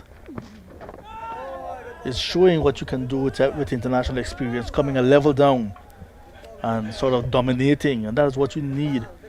The experienced players to come and dominate, and the young players, once given the opportunity, to try to make the most of it. Yeah, most definitely. The experience need to be able to lead the inexperience and give them that sort of experience. Short ball there by Brian and Walcott pulling through mid-on. It rolls into the boundary now, 4 runs to him. A short ball there, Brian. I think this is the first delivery that I've seen, off target for a while from Brian Charles. Yeah, that was very short from him. And there was Walcott packing himself and pulling flat batted down towards mid-on, like you said. Went into the boundary. Just easing into the boundary ahead of Yannick Karaya. Charles again in, right back there again, and that's what we like to see with our bowlers, the consistency. Yes, he had a bad ball, but he was able to come right back on spot and keep the batsman, fending out and pushing out, keeping his head up over the ball and everything. Here he is again, a faster delivery. Brian is really looking, he's searching, he's on the hunt. That 100th wicket seemed to be right there. He just needs to be patient, I would put it, just to ensure that he doesn't overdo. Yeah, that's the end of the 34th over, 124 for the loss of 5. Walcott got his first boundary in that over is on 5. Ambrose is on 54. So Terence Hines looking for another wicket. He has a first class 5-wicket haul, Terence Hines. Picked up 5 for 32, his best. So we're looking not only to better that, looking to get his side out of the field. It's very hot out there now, Clydie. It is very hot, and definitely I do believe he would feel comfortable, being in the shade where he can put his foot up and feel good about the wickets that he has gotten so far, and maybe even get a few more. He's really bowling well. He seems to be thereabout. I looked at him again. I often try to follow a lot of these players, and he has been bowling well outside the off stump. And Ambrose just cutting that one. Easy batting, no big problems. He just managed to stay on top of that, cut it down to backward square and get a single. Yeah, he dropped both Kimani Milius and Kavim Hodge into playing a nothing shot really, and they were taken at the wicket. And whereas Justin Greaves was beaten the ball that was very full, and he was bowled. So those are 3 wickets for him, but he's been very much on target, trying to bowl wicket to wicket. Terence Hines plays in Trinidad and Tobago lots of wind ball cricket. Outside the off stump, this one is over the slip cording as well, and will be 4 more runs to Walcott. So Walcott not afraid to play his shots. His second boundary in consecutive overs. This time leading edge, but over the slip cording and into the boundary for 4. Yeah, that's one that is not on the stump, and Walcott taking a full advantage of it, and swinging that one up and over. No effort to keep it down. He deliberately went up over the slip cordon, down to the boundary, 4 runs. Yeah, you get the impression he was looking to go through covers, but the ball actually took the leading edge. There's no third man. Fielder on the boundary is at fine leg. There's one fielder outside of what may be an inner 30-yard circle if you are in a limited overs game. Yeah, definitely. And the Trinidad and Tobago seem to be on the attack. On the attack, indeed. Hines now into his 9th over. Oh, very good delivery on the line of the middle and leg stump. So just a single. Lovely Clive. But he's not trying to be one-dimensional, Terence Hines, just mixing it up nicely. Yeah, definitely. He has the batsman, really thinking of what is coming. That one you could definitely see that it moved it back in, and unfortunately it was not on the off stump as he was, so the batsman was able to just rotate the ball down to the fine leg region, back of the square region, and pick up an easy single. So the score, moving on, it's 130 for 5. So the TNT Red Force not necessarily having the best time with Uthman Mohammed so far. This one is in the air, cut straight to the field at gully. And there is Terence Hines once again asking these batters to really concentrate hard. And this ball was outside his off stump. Ambrice looking to cut straight to the field at gully at catchable height. And that's the end of Sunil Ambrice. Yeah, Gone for 55. It's now 130 for a loss of 6. Not a great shot there. I really thought he would have tried to get over it a bit more and really get it down a little faster. But again, the length and the line that Hines has been bowling has been asking these questions, and I think this is what has brought the downfall there of Ambrice. He was asking him to, play somewhere outside of what he normally has delivered to him so far. And there it is, he picks up Ambrice's wicket. So Ryan John is going to be making his way into the middle. So Ryan John, a late replacement for Nicholas Redhead, who was very impressive leading up to this start of this tournament, but did not recover from a hamstring injury in time. And Ryan John, a late replacement, getting his opportunity, and I'm hoping from a Windward Island standpoint that Ryan John can really take full advantage of this opportunity. Yeah, definitely. I think he needs to put his hand up right here and right now, and stake a claim to really be in. I often recall the West Indies of old, when somebody got injured and that person got their opportunity, they would grab it, and you would have somebody who was, more or less a first pick, always looking to play for their place. So if we can have that happening, and John, raising his hand, we know him as a good all-round cricketer, can bat well, but has not really delivered for the Windwards Volcanoes as expected. So we're hoping that he can deliver here today, because they're in what I would consider to be some trouble. Having good conditions like this, sun is out, no devils in the wicket, there's nothing, no much sideways movement, except for what Terence Hines is doing. So it says that there's a recipe for good cricket, put on a score. So with the new batsman about to take his first delivery, Trinidad Tobago going all out on the attack. 3 slips on the gully now. Sunil Ambrice last dismissed, caught by Charles and gully, cutting to Terence Hines to give him his 4th wicket. Ambrice gone for 55, 7 4s and 2 6s. From a position of 86 for 3 at lunch, now 130 for 6. Good judgment, good temperament being shown by Ryan John.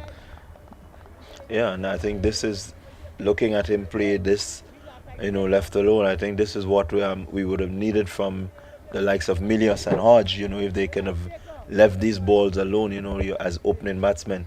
So John, I think he knows and understands what he needs to do. Let's see how he applies, himself to this innings. Hines is definitely going to bring the test to him, and it would be a good measure to see how he copes with the line and length of Terrence Hines and the movement that he's getting. Yeah, Hines quite deceptive. Looking for a second first-class 5-wicket haul. John, remember him from the under-19 success in 2016. This one is flicked away, straying marginally down the leg side, and it's flicked away into the boundary for 4. So John is off the mark in convincing fashion. A ball that was there to be hit, and he got enough bat to get it down to fine leg. And after the over, a successful one for Hines again, 134 for the loss of 6.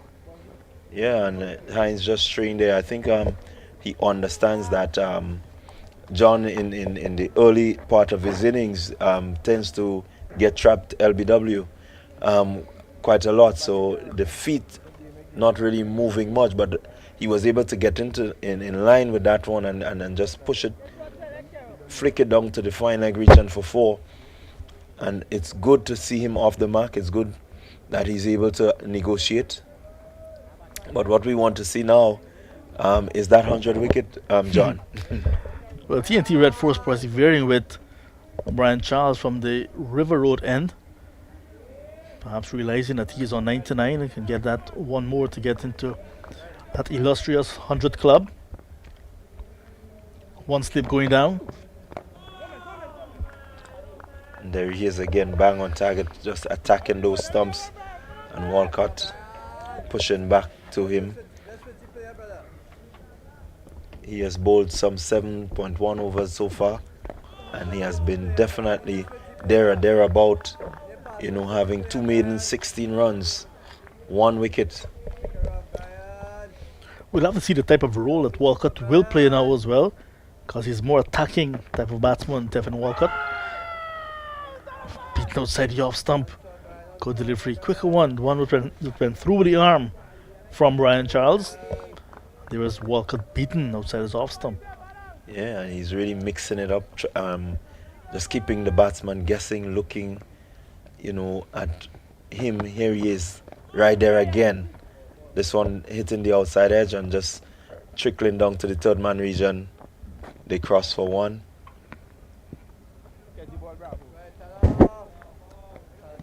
Two deliveries remaining in that over. Let's hope John is able to keep. I don't think John would want to have that record against his name at the 100th wicket for Brian Charles, so he needs to see him off now as he's in. Bowls right there again. John pushing out. So he's really digging deep and looking for that 100 wicket.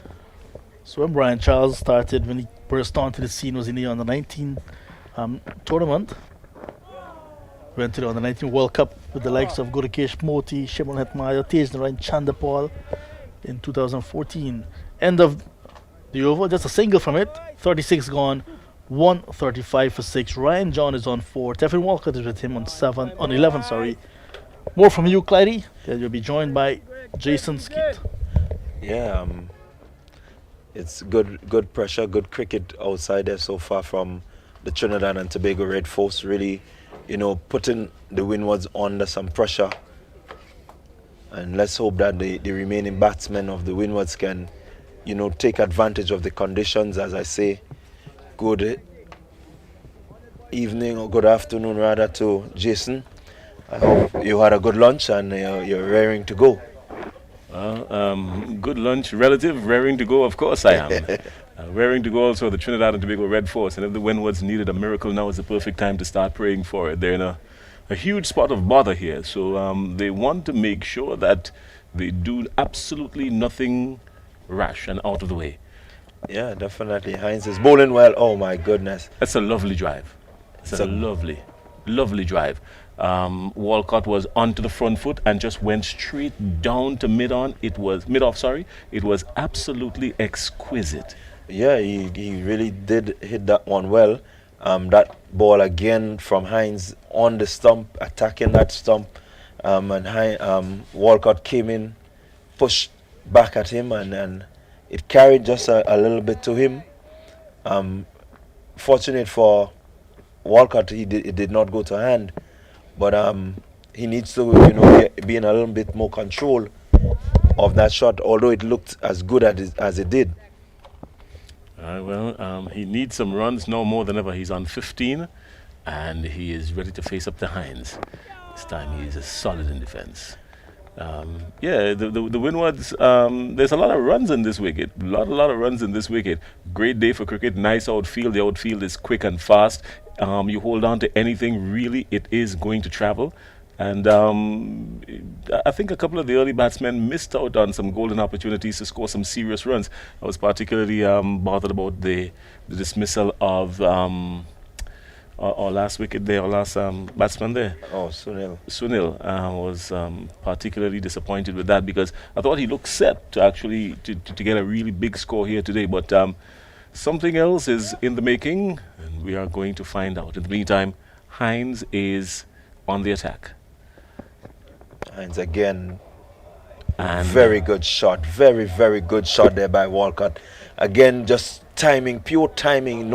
Nothing rash about that shot. It was just a good, proper cricket shot back down the wicket, and that's rolling into the boundary. 4 more to Walcott, and Walcott seemed to be dealing in boundaries, but good-looking boundaries. Yeah, he was on the offside a while ago, 2 deliveries ago. Now he has driven it up to mid-on, and good-looking shot, well-shaped, good composure. If anybody has an advantage, he should have an advantage. He's accustomed to seeing the ball coming at him when everybody else is out in the field. As a wicketkeeper, he's able to assess the nature of this wicket a lot faster than most. So you want to think he would have some sort of advantage here that he can use. Yeah, definitely. He needs to just keep his eye focused on that ball as much as possible, as long as possible, and play accordingly as he's doing now. Just pushing out to that man at cover there, and there is no run. He's looking good. I think the platform is there. The wicket is looking good for batting. So all he needs to do is to play no rash shots, and really compose himself. Think of what he needs to do, and I believe that he can stay out there for maybe the rest of the afternoon. All right, well, Walcott is on 19 from 19 deliveries, and Hines is in, looking to see what damage he can stir, but Walcott is solid in defense, strong in defense, looking as if, well, you've got to seriously do some work to penetrate to get to these stumps, and I think that's what the Volcanoes need, especially at this time. They surely are thinking about batting out for the rest of the day. Yeah, they have to. The wicket is a good wicket. You do not want Trinidad to be batting on the first day, so you would want to keep them out there as long as possible, ensure that the bowlers get some overs in behind them, and make sure that you put the game in a position where you're not staring at a defeat within 2 or 3 days. So Hines again delivers on the stump again. Walcott just pushing back in defense, looking very good. I'm liking what I'm seeing so far from Walcott. I think once he continues to trust his defense and put away the bad ones, there's runs for him here today. Oh, surely. The sun is blaring out from just over the Tobago hills, and even as far as coming in on the River Road end, not a shadow on the playing area, a little bit of a shadow inside of the ground on the River Road end, but that's more directly in front of the stands. So outside there, the sun is blaring, and as a batsman, you're going to get pleasure in making sure that these fielders stay outside there and blister in the sun for as long as possible. We're looking at a new over now. We've got Brian Charles coming back into the attack. He is in searching, 17 for 1 after 8 overs for him. Now he's up to John, and John this time is circumspect into defense. No damage there. The wicketkeeper does the tidying, but the Windwards really, no doubt would want to make sure and cement their position into the afternoon here now, because they're going to need everything that they can get. Yeah, most definitely. The batsmen out there now, I do believe that they would want to, at least put their hand up and stake a claim, put their names in selectors' mouths as John just prods forward, keeping Charles out. Yeah, definitely they would want to make sure that they get some runs. John, a replacement player, would want to put up his hand to make sure that he stakes a claim on a place for the other game. As Charles again on the stump and John just pushing it back to him. I'm really, really impressed with Brian Charles as usual. I think looking at him over the few seasons, he's always been steady. He may not have had the many wickets, but as we look at a shot there from John, and this is what I know him to be. He's a no-nonsense batter. He's able to put away bad balls, and I think that one was a little too close to him. And instead of prodding forward, he decided to, stay back and hitting that one straight over the bowler's head for 6. Yeah, well, there's not going to be much lateral movement in the wicket. So you want to cash in for as long as you can. All right, yeah, there might be some, vertical movement here and there depending on how much the bowlers bend, but very little or no lateral movement at all in this wicket. And that's him again. Charles, after being put to the boundary, he's back to where he normally is, proving to be very steady as a bowler. He's in again to John, forces it off the back foot. Just to that man at short mid-wicket. The end of the over, the score at the end of the over, 149 for 6. We've had Sunil Ambris 55, Alec Anthony's 41, Jelani Robinson 14, Kamani Milius 4, Justin Graves 5, Kavim Hodge no score, and Tevin Walcott, he's out there right now, 19 from 21 deliveries, and he's accompanied by Ryan John, who is on 10 of 10 deliveries. So Windward Volcanoes 149. I do believe that they would want to, maybe push on, get past the 200 mark, and still look to put a decent total on the board that would have the Red Force, really thinking about how they would approach. Good afternoon to all our friends in Trinidad and Tobago, from Scarborough straight down to Chagaramas, from St. James all the way down to Point Fortin, wherever you are.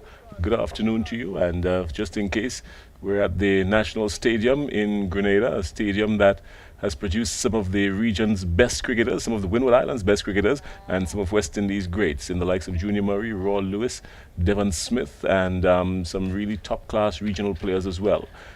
Here, a couple of these players for the Windward Islands are looking to make their mark, take full advantage of the opportunity. A couple of new faces in as well, a couple of opportunities here for the taking, as Webster is in. He is in for his 5th over.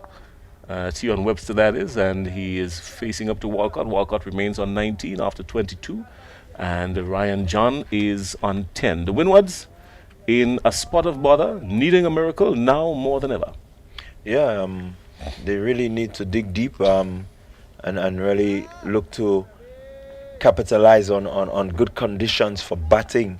We could continue to say this. We know that the National Stadium here in Grenada is a batsman-friendly wicket. Once you apply yourself, you will get runs. A good shot. Good shot there by Walcott. He just cut that one for the square, and they good running, very good running. They were able to complete 3 runs. Very good running by the pair, cutting that one for the square and finding the gap, running very close to the boundary. And so he has moved on to 22, looking pretty comfortable out there, looking very good. I believe once he keeps his head and does the basics right and put away the bad balls, there is a good score for him out here. All right, well, no doubt the Windward Islands Volcanoes are setting themselves some small targets as they move forward in search of a huge target, and this one is left alone outside the line of the off stump. Webster not troubling Ryan John of any sort. He holds his composure. But the Windwards are probably thinking at the end of the day they want to get to about 250, 270 hoping that the lower half of this batting order could produce at least 100, 120 runs. Yeah, right now they've just crossed 150. They're 152, so definitely if they can get another 120, that would put them in a pretty good spot. If you get anything over 270, it's a plus. It means that you can attack a bit more when you're at the bowling crease. So it means that these batsmen would have to really dig deep, and as we say, the wicket is good, so it should be easy pickings once they apply. This time Webster is bowling more middle and leg line, and John just defends it up to short mid-on. So no stress there, no bother. He stays on 10. Walcott remains on 22, and Tion Webster is nearing the completion of his 5th over. He's looking to pick up a 2nd wicket. He has already had 1 scalp. He has had the scalp of Robbins. And similar delivery, similar stroke, and a similar result.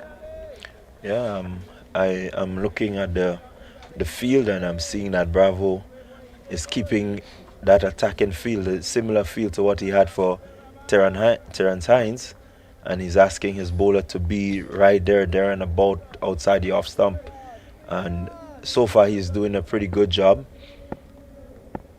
All right, Webster now for the final ball of his 5th over, and Webster, John that is, is nice in defense, no bother. The ball rolls out to short point, and that brings the total, keeps the total actually at 152 for 6 after 39 overs, and John is on 10 and Tevin Walcott is on 22. So it's good cricket, good conditions for cricket. Again, we're still looking for that batsman that is going to put his hand up, and dominate the conditions outside there, which is batsman friendly. I think, as we all know, it takes a really good bowler to really do something special, as Hines has been doing.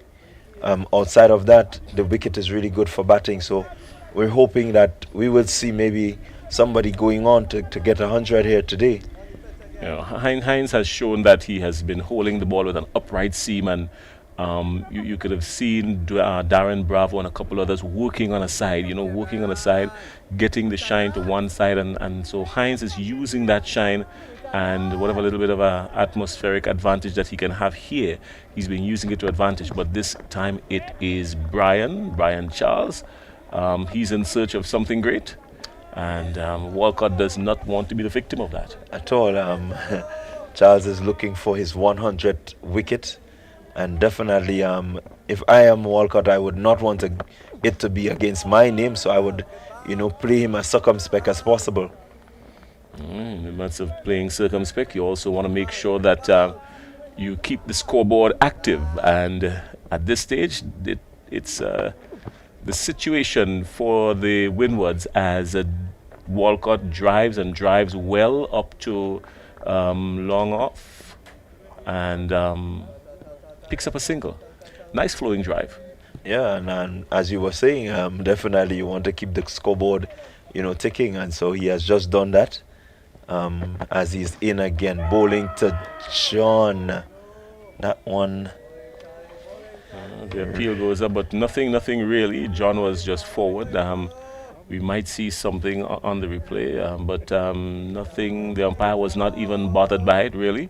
So nothing to jump and shout about. I think Trinidad and Tobago was just trying to instill some sort of confusion in the minds of the batsmen, which is normal. It's cricket. Mind games are being played left, right, and center. Use it to your advantage as much as possible, and hope for the desired result. Yeah, Charles in again on the line of the stump and just asking John to keep that one out as he does. Pushing it to the offside, and there's no run. Definitely you would want to, if you're in John's position, you would want to ensure that you keep Brian Charles at bay and help the Windwards to get a score that is going to really look impressive at the end of the day. As he comes to the end of the over, yet another over completed. So Brian Charles has completed 10 overs. We see now that they're going to have a drinks break. Well, just one coming off of that Brian Charles over, and the Windward Island Volcanoes are 153 for 6 after 40. Looking for somewhere within the vicinity of about maybe 200, 300, sorry, 320. Anything above that, well, they can count their blessings. But I think that 300 is probably well in reach with some good application. Yeah, most definitely. I would love to see, them put their skills to use and really stay there and bat. The conditions are there for good enough for batting. All it needs is just a bit of application and a bit of concentration, and this is what we would need to bring our cricket forward. And I keep saying that because you look at our players, and our players don't like to spend time at the crease. So if somebody is able to put their hand up and really stay out there and work, it shows that they understand the role of batsmen in the game of cricket. Well, that's important, and that's the reason why we have the West Indies Cricket Board has now introduced Brian Charles Lara as their performance mentor. I think that is primarily to get players into the state of applying themselves and making sure that they stay outside there and tough it out, and make sure you get into the habit of going the distance, doing the grind. We can develop some more Brian Laras and some more Chandapauls and some more Jimmy Adams and some classy Carl Hoopers and whatnot, and even some of our late greats like the one who passed recently, Irvin Schillingford. Speaking about greats, not late but present great, I've been joined by my good friend Junior Murray, who sits next to me now. You would love to bat on a wicket like this, wouldn't you? Good to be back with you again, Jason. I think it's a lovely batting pitch out there. You bring back memories of the good old days. Sitting out there and bat. I think the women and batters need to apply themselves a bit more, be a bit more responsible, and put a bit more value on the wicket. At this opportunity, to grab with both hands out there, and the only way you're going to get opportunities to put runs on the board. So I think it's a lovely opportunity, a lovely day. The sun is hot, flat pitch. Let's get batters go ahead and enjoy themselves. Don't just give away your hands. Put some value on your wicket. I think Darren Bravo, with his hunt of trying to get back into the West Indies team, would be looking at this wicket and saying, you know what, when the time comes, he would probably want to stay outside there and apply himself and get some serious runs, because the wicket is well prepared for it. Tevin Walcott is not out on 23 after 26 deliveries, and Ryan John, he's on 10 after 17. We've still got McSween, Denbar, and Martin to come, but that's very much down to the end of the Windward Islands batting order. So a lot really and truly rests squarely on the shoulders of Walcott and John. If the Windwards are to get to 300 or anything near 300, this pair right here at the wicket now, Walcott and John, a lot will depend heavily on them. Yeah, personally I think so. I think these are two aggressive batters at the wicket at the moment. We know Walcott is a wicket keeper. We know what comes from wicket keepers. We tend to be a bit aggressive. Ryan John. You would know. I would know very well. Ryan John been around the circuit for a very long time. We need to see Ryan, produce the goods. We need to see him get some runs on the board, be responsible. Been around the setup for a very long time. We want to see him produce some runs on the board and put some value on your wicket. And go there and put your ball in the line for Women Islands cricket at this moment. All right. Well, Terence Hines is on the attack again, and he is looking for wicket number 5. He's in search of a 5-wicket haul for the opening match. Nothing could be more satisfying than that, really, as a bowler. First match on somewhat of a placid turf to pick up a 5-wicket haul. That in itself is going to be something remarkable. He's in now and he's facing up to Walcott, and Walcott is thinking about playing and changing his mind, and eventually all's well that ends well. Yeah, I think the bowler is Webster now at the moment. I think he's continuing his consistent line outside the off stump, keeping the batters thinking, and once you keep doing that, I think the batsman will make probably play a rush shot and probably get him out. So I think he's doing a fantastic job at the moment. Yeah, here comes Webster. He's in search. Oh, good shot, well played eventually, but required a little bit of a work there. Walcott moves on to 24 of 28 deliveries, just kind of punching that one into the extra cover boundary. I like the look of Walcott. You know, he look very composed. He look very confident, and you can see he's a free scoring batsman, and he keep the scoreboard ticking. If you're Webster now, what are your thoughts as a bowler on a wicket like this, looking for your second wicket? Well, what are your thoughts if you're a T on Webster now? Well, just keep doing the right thing. Just keep bowling in the areas. Frustrate the batsman. And once you keep doing that, at least the batsman will make the mistake. So once you keep bowling the right lines outside the off stump, bowl to your field, I think he's doing that at the moment. So it's up to the batsmen now to apply themselves and don't get carried away. All right, well, Darren Bravo has his attacking field all set, and this one is jumping, catching John by surprise for a little bit, having to pull away the bottom hand quickly, but just kind of drops down and rolls out to point, and no damage there. The scoreboard isn't troubled in any way, but Darren Bravo is on the attack here, just man down on the square leg boundary, the fine leg boundary that is. There's a mid-on who is pretty much short up, and everything else is packed on the offside. Yeah, I think he has a plan, and the bowlers are making his job very easy. They're sticking with the plan. Nice delivery again, well played. Walcott, John actually seems as though he understands the task that is before him. Sunshiny day in beautiful Spice Country, Grenada. Good day for cricket. If you are viewing, it would be so nice to have you down here. Don't forget, it's free entry. And so even if you don't get the opportunity to come today, make some time to come and see some of our future West Indies stars in action. To our friends listening via the internet who are out of state, you can't be here, but that's why we've got this technology available for you. Good delivery again. Pushing up to mid-off. Nothing bothered. And that brings us to the end of the over. The Windward Island Volcanoes are 154 for 6 after 41, with Walcott on 24.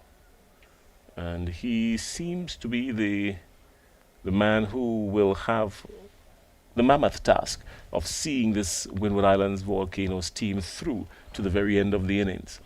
Yeah, good bowling at the moment, and the batsmen seem to understand what's happening now. They need to apply themselves. Partnership of 24 so far, so at least they need to stay there, build a partnership, and I hope that we can finish the day with a proper score on the board. So they just got to keep working hard, apply themselves, and be very selective with the shots. All right, Brian Charles is back into the attack for Trinidad and Tobago, and Walcott shows him the full face of the bat. I think he's very consistent with his length and line. He's bowling, he's keeping the batsman thinking. Looking to sweep. Didn't go exactly what he was thinking, but eventually he picks up a boundary down on the fine leg area and runs on the board. A slight miscue in his sweep shot there, ballooned a little bit, but there's a slight chance, but no one near, so to really bother him. So he gets 4 runs, and he moves on to 28. Nice shot there by Walcott. Sweeping around the corner for another boundary. Very confident in himself. I can see keep the scoreboard ticking, rotating the strike. Think he's doing a good job so far. Yeah, I was kind of bothered about Ambris, and I was kind of disappointed in Ambris, not cashing in as much as he should have. I think this wicket is tailor-made for a batsman like Ambris, but he's not here, and a lot rests on the shoulders of Walcott and John. Well, these things happen. He was batting pretty well, very confident. I think Just didn't execute a shot the way it should be, but these things happen, so we got to move on and hope that these 2 years now can keep a partnership going. This time he's looking to sweep. A loud appeal goes up. The umpire is not interested. It's difficult for us to see from this end. We're going to have to depend on the replay to see what really transpired there. But what's important is that he is there to fight along. To me, I think it was drifting on the leg side a bit. You know, you can see that from here.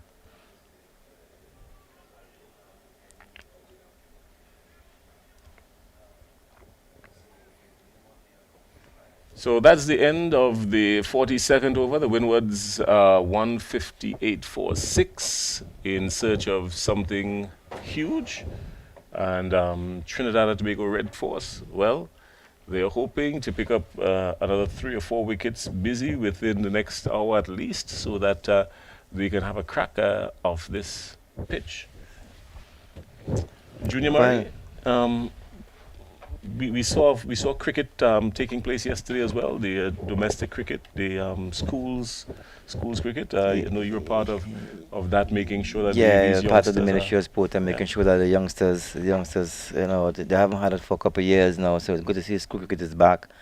And we had a game in Tantin yesterday, and PBC versus Karakupili Martinique. So who won that game? I wasn't aware of who won the game, but I hope that, you know, probably as time goes on, I can get the scores and see who won the game. But it's good to see school cricket back, and the kids are loving themselves and enjoying the cricket.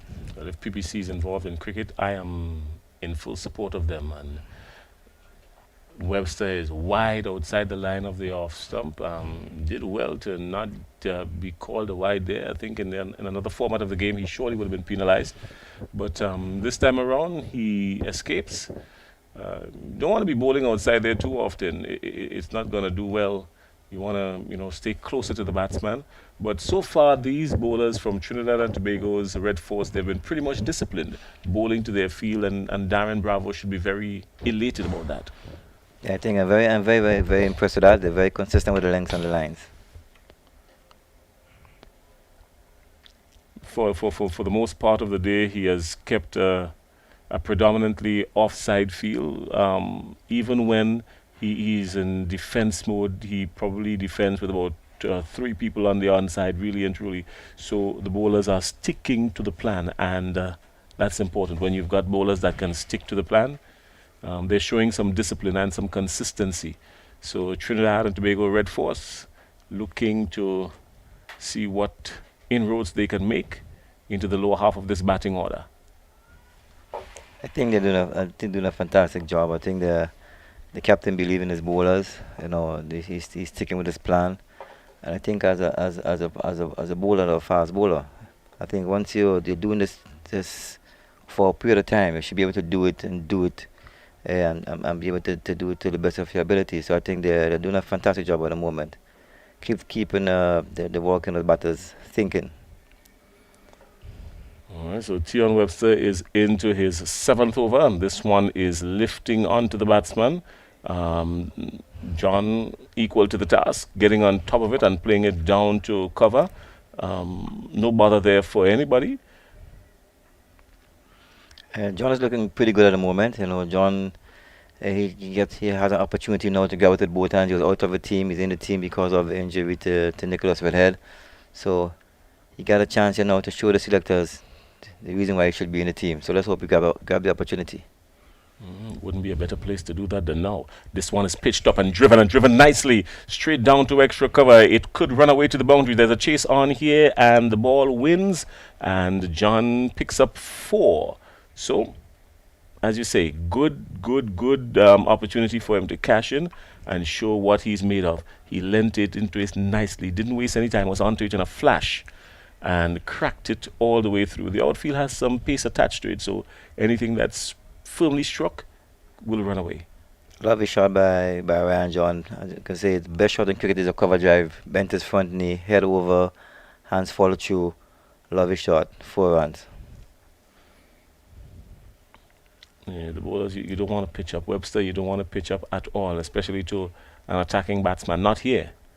not on this National Cricket Stadium ground in St. George's, Grenada. You want to just stay back a little bit. Oh, guess what? Another opportunity missed here because Webster pitched up again, and this time John was looking for the hard-hitting drive, got a thick edge and over second slip. A lucky break for Ryan John there. It looks like ball pitched up.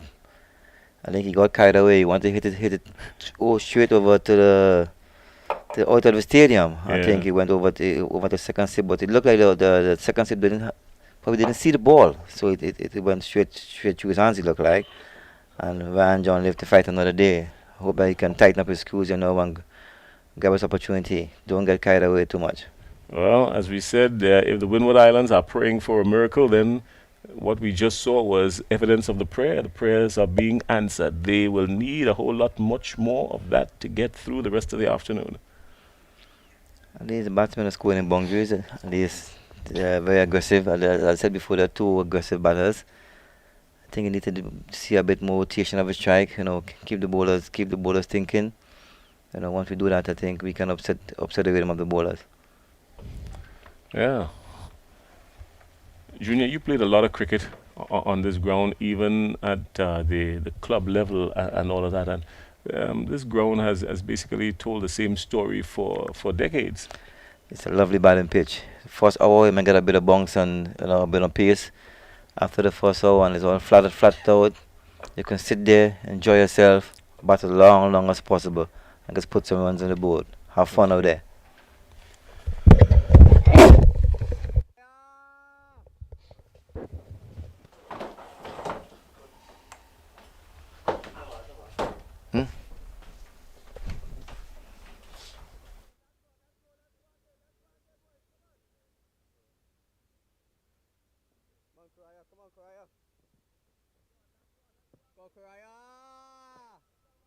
Start, create, start. No problem.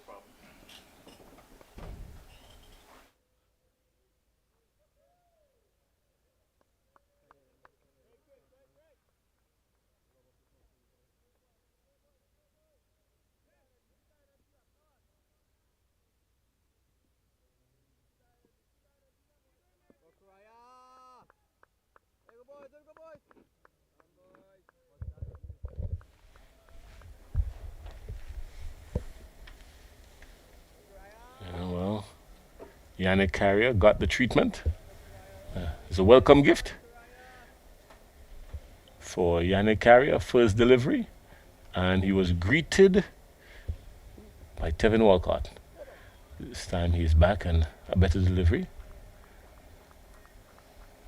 It's good to see Carrier in the attack now. He's a West Indies T20 bowler. He was selected for the World Cup. Let's see what he can do here with this red ball here now. I think the batter need to have a look at him. Don't get too carried away. Oh, good shot again. Walcott just playing it up to mid-off. Good shot, looking confident. Yannick Carrier greeted first ball, going the distance. Welcome to the National Stadium, Yannick. So says Tevin Walcott. Now John is on strike. I think Walcott is batting with the man in charge. He's in full control over the innings over there. He's full control, so let's hope that he can carry on and bat as long as possible and deep into the innings. He has to be the man in charge. In the meantime, John is on strike and he's on 16, and Yannick is preventing what surely would have been at least 2 runs, with the ball driven into the pitch and back up to him. I think Ryan has to be a bit careful here now. He don't want to get too carried away. He don't want to throw his hands away. Have a look, apply himself, and take it from there. Tough here for a leg break bowler like Yannick Carrier. I mean, there's very little lateral movement, as we said, in this wicket. So I think what the spinners are going to be aiming to do at some point is look for the rough areas and hope that you get some kind of magic coming out of there. But outside of that, a nice line and length tight, and hope for the best. Yeah, you just gotta just be very consistent with your lines and lengths, and and hope that the batsman will make the mistakes. Just keep a noggin length and keep prodding away, and hope that the batsman make the mistake. Yeah. So Yannick Carrier going for a 7 in his first over, a 6 off the first ball, and a single up in the middle. Tevin Walcott is on 35 off 37, and Ryan John is at the non-strikers end. He's on 16. And the Windwards are 171 for 6 after 44. I think they're building nice like a partnership here. Partnership of 41 so far. So let's hope that they can continue for as long as possible. I know once these two battles stays there, Mm-hmm. the score is going to keep on ticking along for as long as possible. Yeah, the Windward Island Volcanoes will need them to do that. Tion Webster is into over number 8. He's 26 for 1. Had the lone wicket of Robbins. That was earlier on up in the morning. Now he's looking for wicket number 2. Didn't put much into that one. We saw it dying way before it got to the wicketkeeper. It's a typical National Stadium wicket. As the day goes on, you're going to get flatter and flatter, and it's going to be a batting paradise. But what I can see Webster is keeping his consistent length and line, hoping that the batsman can make the mistake. Yep. That's what's needed. In the meantime, the Windwards need to score, and they need to preserve their wickets for as long as possible. Playing each ball on its merit, that has to be the thought pattern of the Windward Islands batsmen now. Playing each ball on its merit, nothing rash. You've got time. You've got time on your hands, and you've got a flat wicket in front of you. Very impressive bowling. Batsmen apply themselves.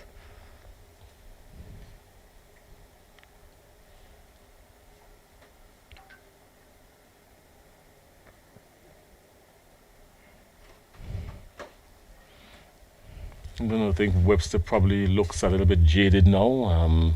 Bravo would probably want to consider giving him a rest, and maybe he can, bring back maybe a peer or somebody, because I think he looks a little bit jaded now. I'm not too sure if he had a heavy lunch, but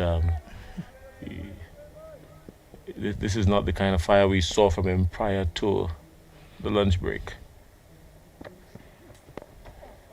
But he's maintained his line and his length, and the batsmen have found it slightly difficult to score with the average delivery. They would put away the loose ones. Yes, they have done that. But with the even deliveries, they have not jumped onto it and dominated the even deliveries. The bowlers are winning the battle with the even delivery, so to speak. I think the bowlers are they're very consistent with the length and line and doing a fantastic job. So we just got to be a bit patient.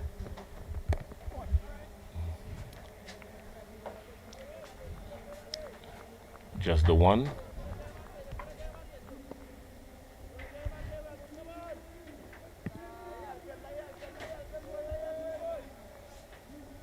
A lot of chatter in the field from the Trinidad and Tobago Red Force.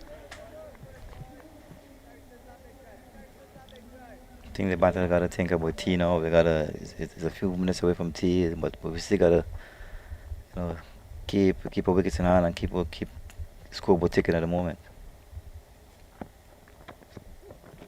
Oh. And his eyes opened wide, but he was nowhere near it. And that brings us to the end of the over number 45. Walcott is on 36 and John is on 16, and in comes John.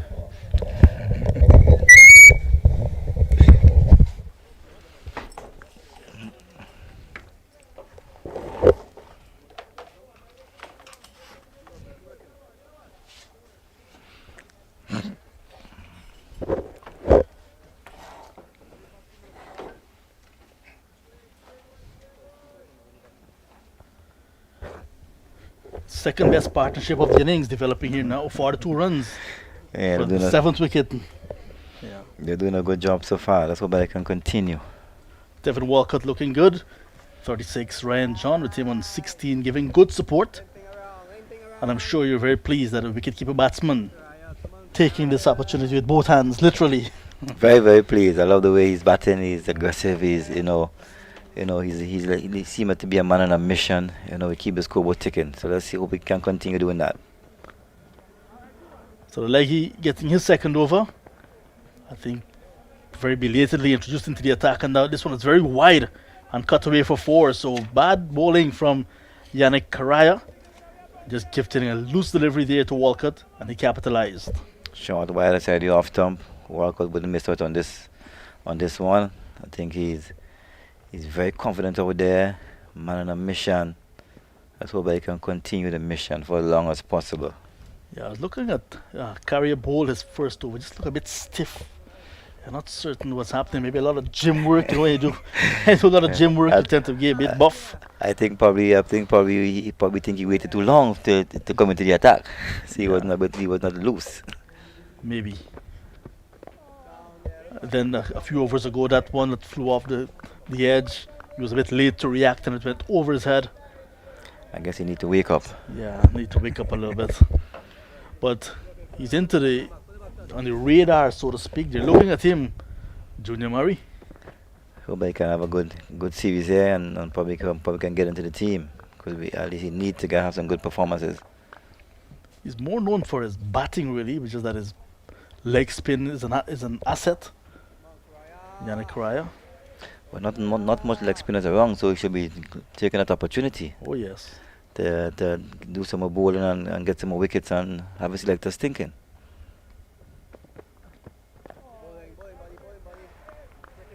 But a track, not necessarily the best for spin bowling at the moment. Yeah, not much offering there, not turning a bit, no more turn out bongs. So you just got to keep consistent. Just keep knocking away on the line and lengths and hope that the batsman make the mistake. That was short. Pulled away. Runs again for Tevin Walcott. He'll get to 44 with that boundary. Loose delivery again from Yannick Karaya. 7th boundary now for Tevin Walcott. 7-4 in fact to go with his 1-6. So he's dealing in boundaries, 180 for 6, and the 5th partnership coming up. 6-7 deliveries, 7 4s and 2 6s. Well batted Tevin Walcott so far. He wouldn't miss out on a bad ball. Nice partnership building here with him on Ryan John there. So looking good so far. No, hope that they can keep their heads on and keep doing it for as long as possible. We need them to. Karaya, 30 years of age.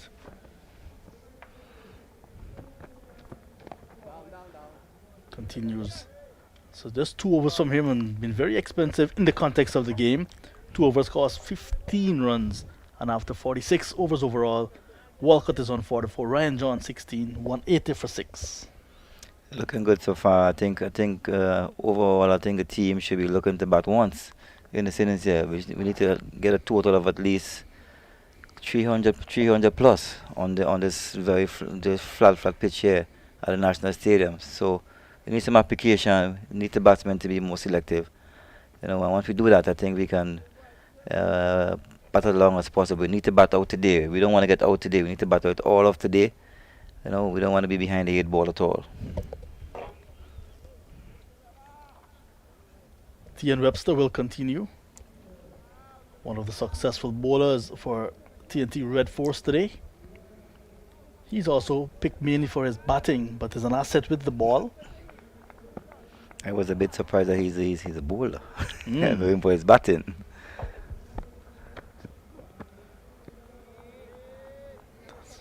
He's actually trying to bowl to a plan as well, just outside the off stump, and maybe putting too much of pressure on himself and pushing it too wide at times off the off stump of these right-handed batters. But what I can say, I think he's sticking with the plan. He might be a drift here and there, but I think he's sticking with the plan. Have the batsmen thinking and hoping that they can make the mistake. Now into 9th over, 1 maiden, 1 for 27. Got a wicket of Jelani Robinson. Another good ball again. I love his consistency. You know, I love how we have the batsman thinking. I just hope the batsmen don't fall in that trap. That let him bowl there all day. Mm. Let him come to you.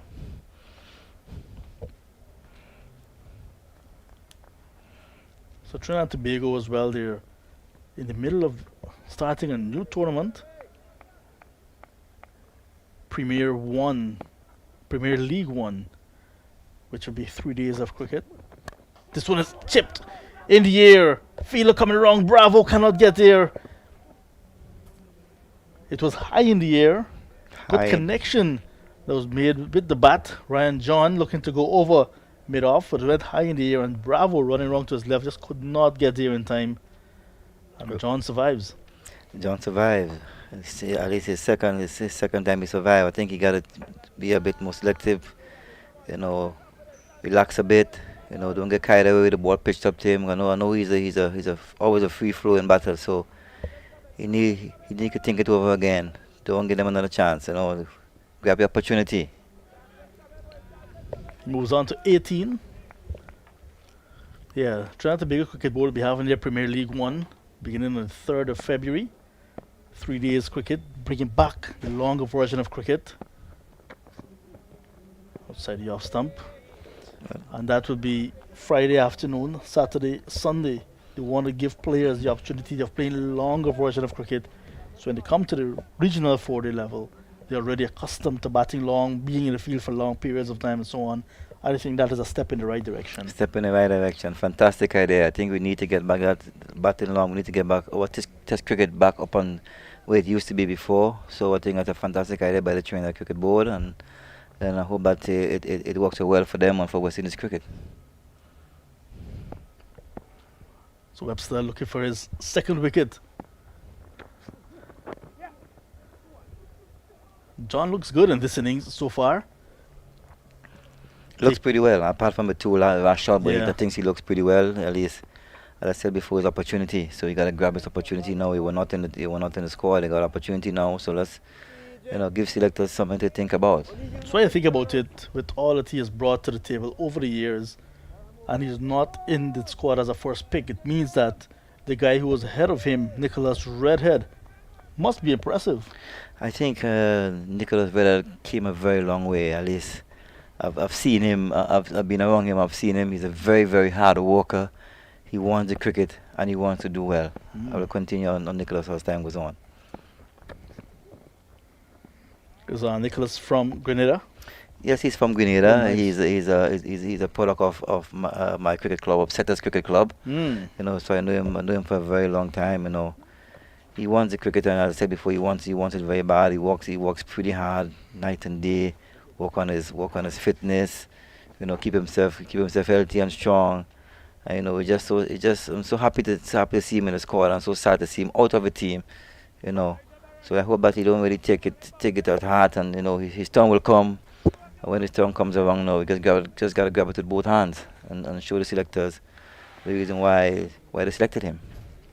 Webster, 4 runs in the last over, completing his 9th. And now Carey Pear is going to pick up the attack, replacing Yannick Karaya, who did not look the part. 2 overs, none for 15, looks a bit stiff, like we said.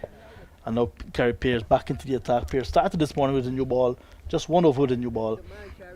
Overall, 8 overs, 2 maidens, none for 17. Maybe it's a good time to bring him back. I think so. I think this is going to be a very interesting in spell of bowling here by Carey Pear. The batters, they have to be very, very more selective. I don't think Carey Pear will give you too many loose balls, so you got to be on top of your game. Be selective with your short play, and just wait for the bad balls. Don't rush him too much. Just wait for the bad balls, and you're going to get a few bad balls here and there.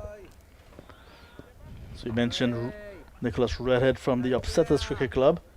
Maybe very upset that he's missing out today. I know him. I know he's taking it very hard, but his turn will come. Yeah. He's a good buddy of mine, good friend of mine. So I try and keep him on the straight and narrow. Keep talking to him, and he's around good people, good family, and everything. So he's stable. Pear starts a new spell, bowls on the line of the stump. Very good start from the left-arm spinner.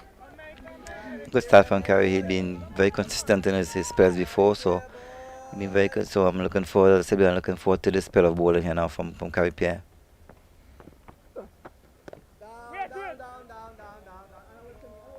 So I actually, on my break moments ago, took a walk on the outside. It's very hot, mind you. Very, very hot. Very, very hot.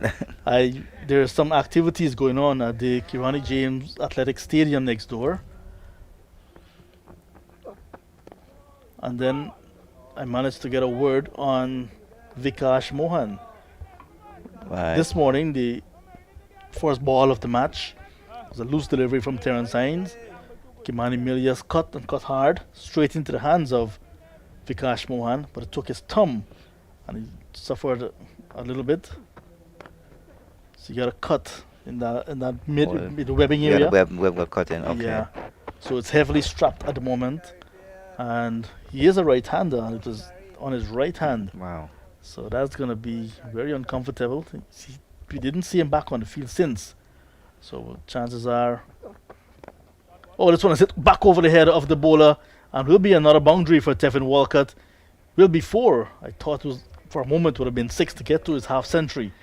But 4 nonetheless. And now that's his 8-4 to go at 1-6 to take him on to 48. Good hit. Good hit by Tevin Walcott. I think the Kaiper came up a bit in the slot and he got hit back over his head. So and Walker would have missed it on those deliveries. So let's hope that he can get a 50. So let's see. This one is punched down the ground too long on. Will not come back for the second. Will not be so anxious again. He's now playing his 13th first class match. Well played by Wally there. He's doing pretty well so far. I love his attitude at the crease. I love he's very positive. You know, any opportunity to score, we're gonna try and score. You know, so let's hope that they can continue. So Pierre completed his 9th over, none for 22. You see the other bowlers used. So Tevin Walcott, despite playing 12 first class matches before this, is making his Volcanoes debut at this level. So 50 on debut will do him very well and will show the franchise as well that you're getting value for the dollar so far. So far, good value so far. I hope that he can continue. Can continue. We need him. We need him to continue. You know, he needs to be there at the end of the day. He needs to bat long, get a good 50, get a big 100, and you know, it's a lovely batting pitch. So let's try and make use of the opportunity. It's your home venue. You train here every day. You live here, so it's your time of day. So here's Webster. Drives beautifully down toward the cover. Will get the single needed to get to his half century, and that is a very well played half century from Tevin Walker. The 28-year-old gets to 50 from 54 deliveries with 8 fours and 1 6. Well played. Well played, Tevin Walcott. Lovely cover drive to get onto his 50. You know, job well done. Let's continue. You just started. You're going to be back on 0 again now, and just continue to get onto a big 100. You got to start. Let's continue. So that's a good investment. I want to say good afternoon to Dr. Kishore Shallow, President of the Windward Islands Cricket Board, and also to the Vice President, Dwayne Gill, doing a very good job right here with the Grenada Cricket Association as well. Yes, good afternoon to the men in charge. To the men in charge. Yeah, men in charge, you know. The two main men, Dr. Shallow and Mr. Dwayne Gill, you know. I think they love the cricket. They're very passionate about the cricket, and I hope that they will do whatever they can to make sure that West Indies cricket and Windwards cricket get back to where it used to be at the top of the ladder again. So I'm sure they were thinking that, yes, good investment so far in Walcott. And they brought back Ryan John now, so he's on strike. He's adding good support to Walcott. Looking pretty good at the moment. He's batting very well. I know him as a very aggressive batsman, but I think he has made some changes in his attitude towards the cricket, towards his batting. You know, so as we can see it here now, we can see he's trying to bat as long as possible, be more selective in a short play, and we can see we can get some value from that. His previous high, well, his highest so far in first class cricket is 28. Pulled away, and we get a boundary. It was wide of the field at mid-on, And it will go into the boundary now. 4 runs signaled by umpire Brathwaite. So Ryan John goes to 24, and the total getting closer to 200. It's 194 now for 6. Slightly short by Webster. Ryan John would have missed out on a bad ball. Went back on his back foot. Pull him through my wicket for 4. Well played, Ryan. Yes, his highest score at this level is 28. He's on course not only to equal that, but also to go further, to better that. We need him to perform. I think with his talent and his ability, I think he should be doing much better. So I hope that this opportunity, we're going to get with it both hands and really perform and really put some runs on the board. You have enough time, lovely condition, lovely wicket, right time to do it. Is he part of the Upsetters Cricket Club as well? Yeah, he's part of it. Wait is the call, pushed firmly to Jason Mohammed, one of the experienced players in this Red 4 side. Jason Mohammed also can bowl some off spin, so that is another option available to Darren Bravo. Good to see Jason in the squad. I know he's been around for ages. I know he brings a bit of value with both bat and ball. He can bowl also, so probably another option for the skipper. Uthman Mohammed not having a good day with ball. 7 overs, none for 43. He's out of the attack. Webster finishing now his 10th over. So that's the end of 49 overall. 194 for the loss of 6. A good stability now to the innings. Partnership of 6 to 4. The best of the innings between Walcott, the wicketkeeper, and Ryan John, the all-rounder. Good stability. Good to see we're doing a fantastic job at building back the innings, and we need them to continue. We don't want them to get too carried away. We got to keep them rotate. They got to keep rotating the strike, be selective in the short play, and I hope that we can keep that partnership for as long as possible. Look at T now. T should be about 10-15 minutes away, so we should be looking at T. And then after T, we take it till the end of the day. Remember, they took lunch at 86 for the loss of 3. Then they lost 3 quick wickets after lunch. At lunch, Alec Atene is the captain, was on 39. Sunil Ambrose was on 28. And right after lunch, we saw Atene is going down, caught by Hines off the bowling of Charles for 41. Then Ambrose followed 55. He was caught by Charles off the bowling of Hines. And then Justin Greaves bowled by Terence Hines for 5. So wickets going down after lunch, and 4 for 98, 5 for 113, 6 for 130.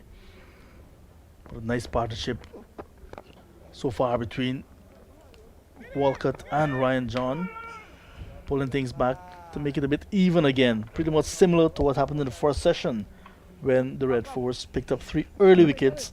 Then there was a fight back.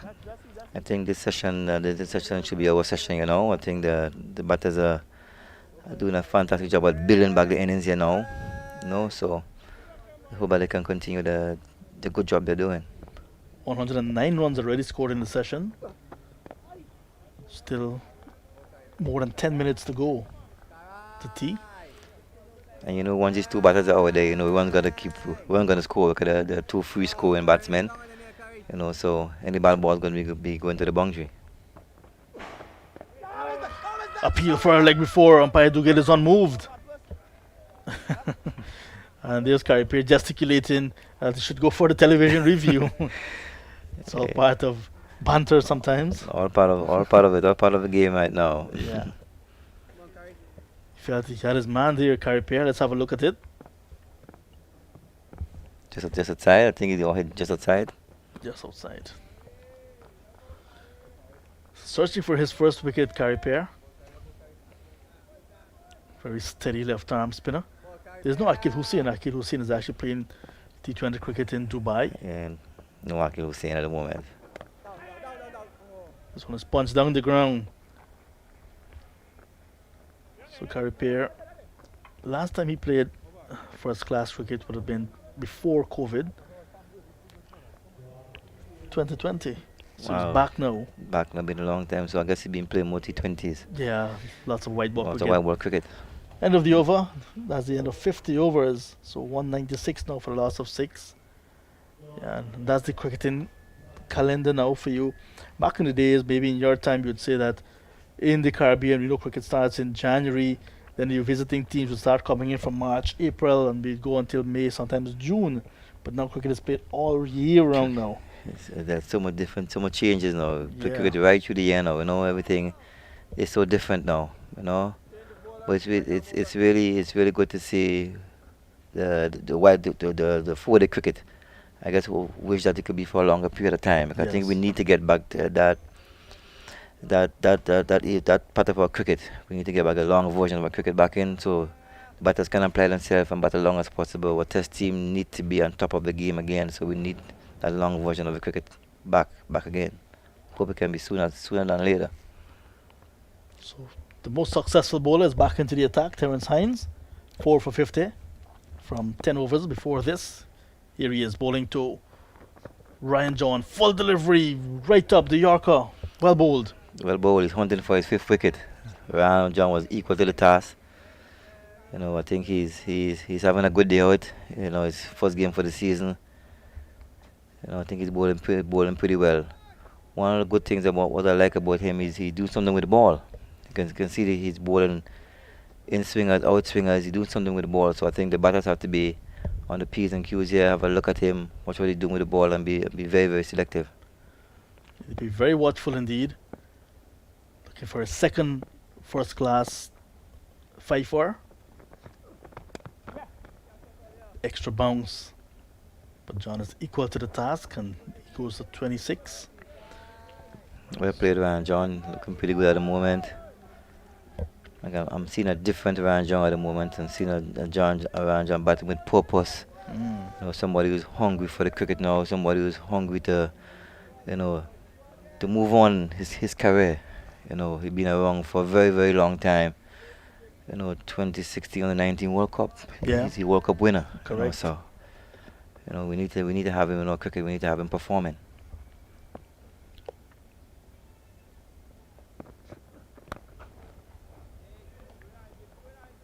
So the format, it's 5 preliminary round matches for each team. They'll play each other once. Matches in the first and second rounds being held in Grenada and Antigua and Barbuda. So tomorrow you'll find defending champions Barbados Pride taking on the Guyana Harpy Eagles at the Sir Vivian Richards Stadium. Home team Leeward Islands Hurricanes against Jamaica Scorpions at Coolidge. The other 2 first round matches not starting today, will start tomorrow. This one is clipped away nicely.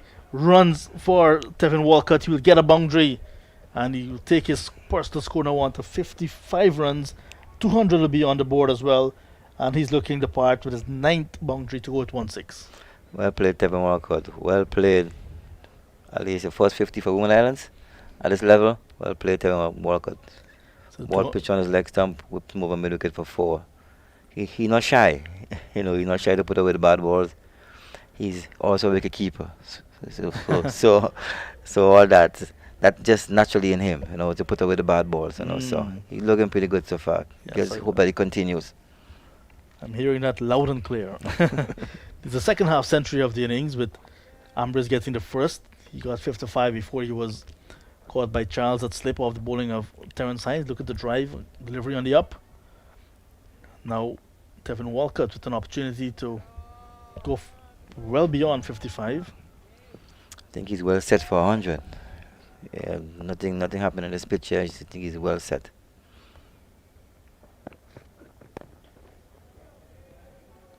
Second round will be played, like I said, in Grenada and Antigua again. In Grenada next week we'll have the Guyana Harpy Eagles taking on the home team, the Volcanoes. Then the Leeward Islands Hurricanes will be hosting the Trinidad and Tobago Red Force at the Sir Vivian Richards Stadium. Jamaica Scorpions take on Barbados Pride at Coolidge. Those are the second round matches. Then we'll have a break in the tournament, which will resume on the 15th of March in Trinidad and Tobago. All matches will be played in Trinidad and Tobago according to Cricket West Indies. 15th to 18th, 22nd to 25th, 29th of March to 1st of April. And then that'll be the end of the preliminary phase of this tournament. Champions will be crowned. And then we'll have the Headley Weeks Tri-Series.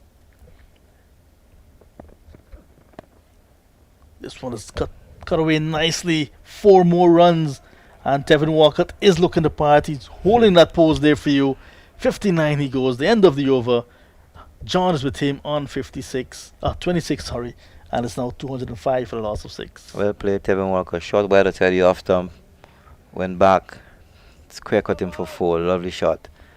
He's really in good. He's looking pretty good. He's in good form. He's very confident. You can see he believes in himself.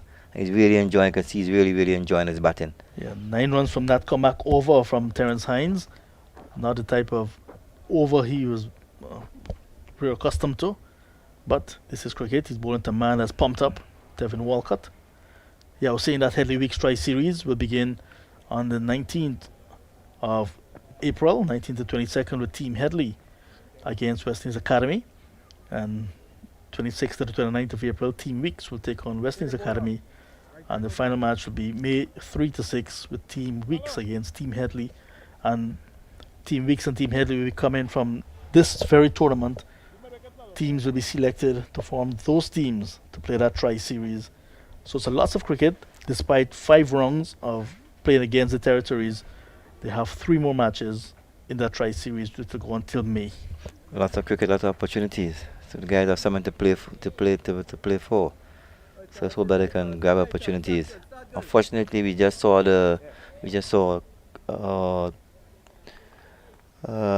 Terence Hines leaving the field, probably with a bit of injury. I think he's limping off, probably a bit of groin or hamstring injury, not too sure.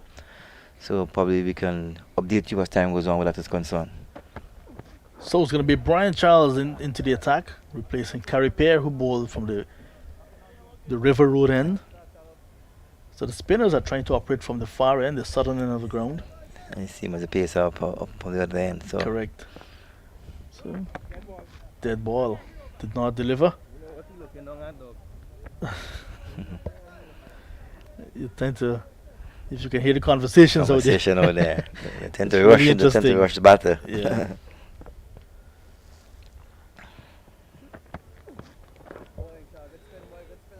So Brian Charles wearing number 6 on his back. Shivnarayan Chandapal wore number 6 his whole Great. career for West Indies. Great, the legend. The legend. What was your shirt number? 16. 16. I love my 16. Yeah, No sweet. special reason. I gotta love 16. No special reason.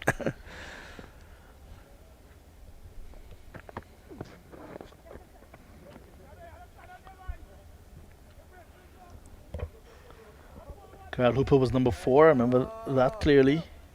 My very good friend, Carl Hooper, Courtly Ambrose.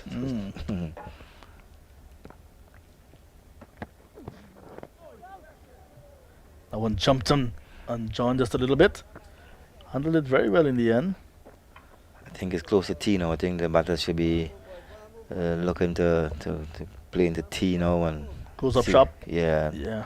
be a bit tighter around this time now and see what happens after T. It's a good session for the Volcanoes. Anytime you score more than 100 in a session, you tend to be in control. They've lost 3 wickets. Captain Athenaeus 41, Ambrose 55, and Justin Greaves 5s. Very good session. I just think that we need probably these 2 carry us to T, and we come back out after T. That we need to be even tighter because we tend to lose the wickets quickly after a session, So and then we tend to build again, So hope that we can look into that and hope we took a carry us in T and come back out and keep it tight again and keep it going.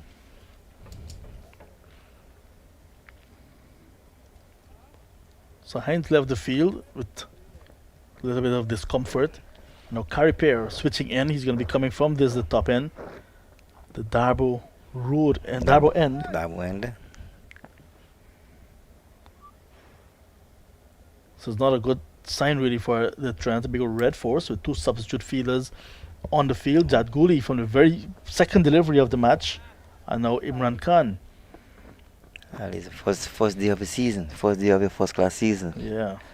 2 are injured, So let's hope that they can be back soon, look after the injury and be back pretty soon.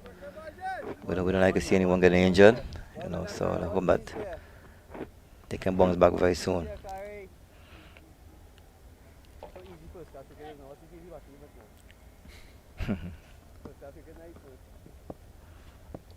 carry pair. With a silly mid-wicket in place now, Jason Mohammed going under the bat. You know, there's a bit of chat on the there now. There's a bit of pressure on the batsman now, trying to get into the batsman's head.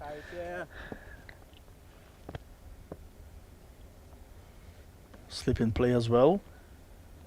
So looking to get a breakthrough before tea. And the Volcanoes batters looking to keep them out. I think they have to keep them out. We don't want to get lose a wicket now to go into tea now. We want to bat as long as possible.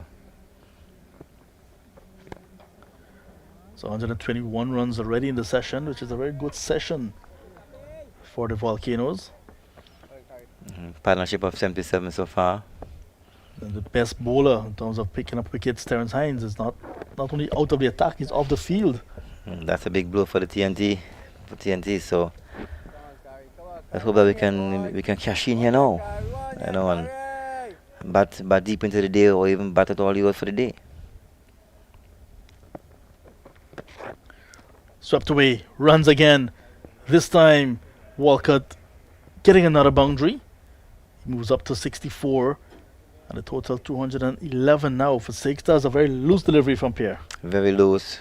You know, Walcott grabbed his opportunity, way down the leg side, swept him around. 4 runs. You know, I just love looking at Walcott bat, you know, and he's exciting me up here at the moment, you know. Any opportunity to score, he scores. Plays the ball in the merit, bad ball, he scores. Very positive batting.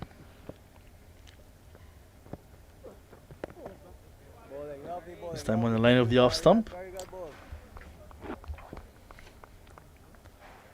Tevin Walcott enjoying his time here at the Volcanoes so far. His highest score at first class level, 66. So now he's on 64. The over is completed, so that's the end of another over. And the players are walking off. So that's tea on day number 1. This match, the Trinidad Tobago Red Force against home team, the Windward Islands Volcanoes. Umpires Nigel Duguid and Gregory Brathwaite lifting bails to say, gentlemen, let's have some tea. 211 for 6.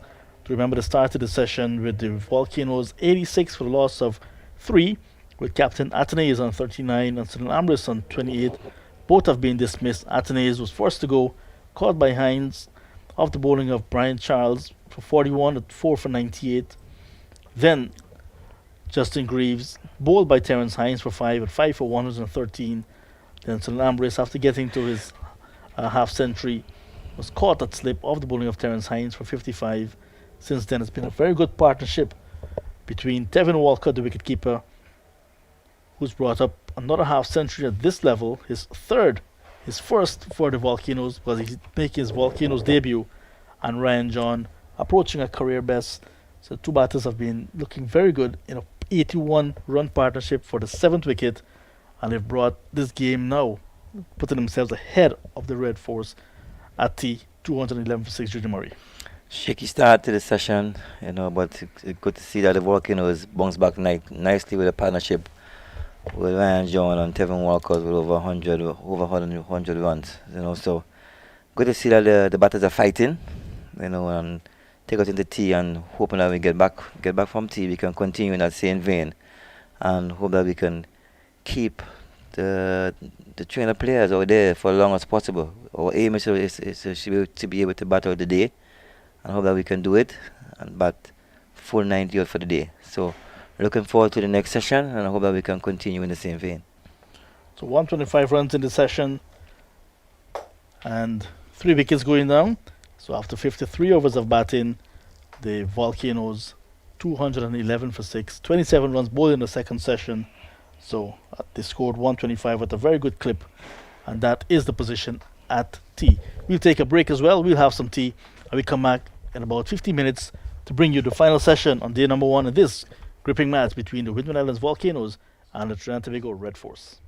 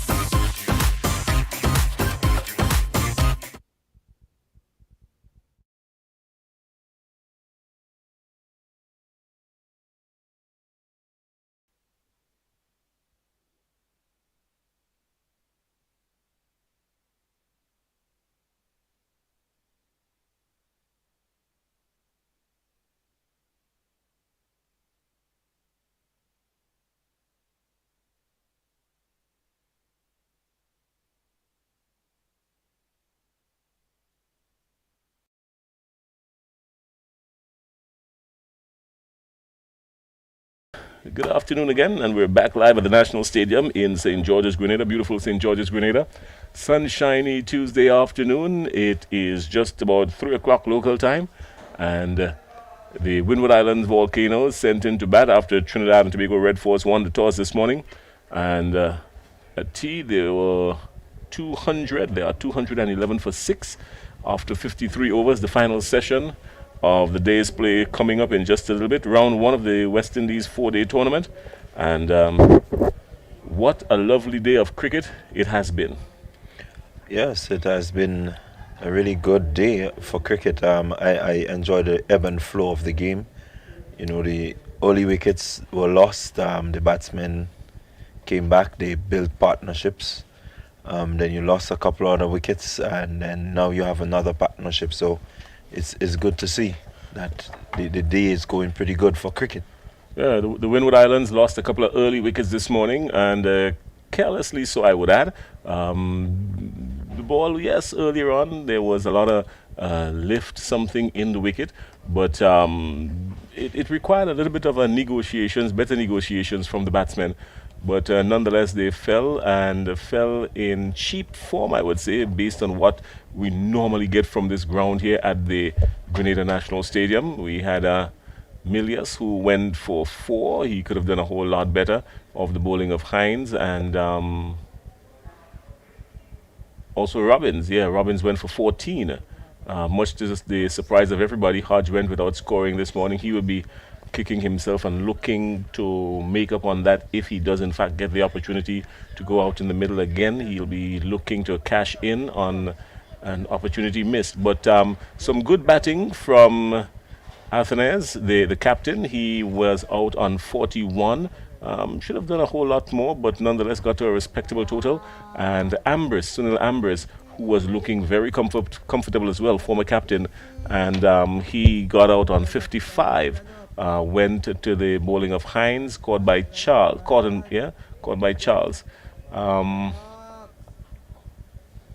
that's it basically. As it is now, things stand now.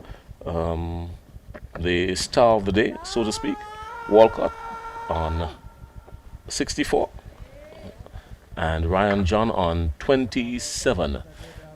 Play has resumed, and we're back out in the middle.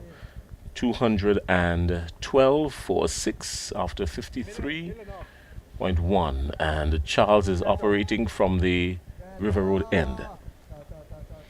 Yeah, it's good to see that play has resumed. We hoping that the batsmen will, keep their heads, keep the focus, not lose early wickets, and continue from where they left off. Neat bit of working there from the wicketkeeper behind the stumps. Looking for a stumping, but the batsman was safe in ground. So Brian Charles looking again to see if he can get to the magical number, and Walcott is denying him of that and pushing this one out into the offside. No run. Looking for wicket number 100. Yeah, he's bowled well. They're outside the off stump and thereabout. So if he continues, he definitely will get to that magical 100.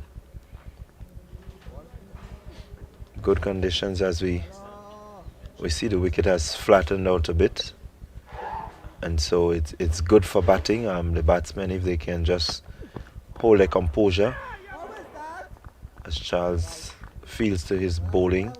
Yeah, if they can hold their composure and really, keep their heads down and bat as they have batted for that partnership so far, then definitely we can see them ending the day on a very good score.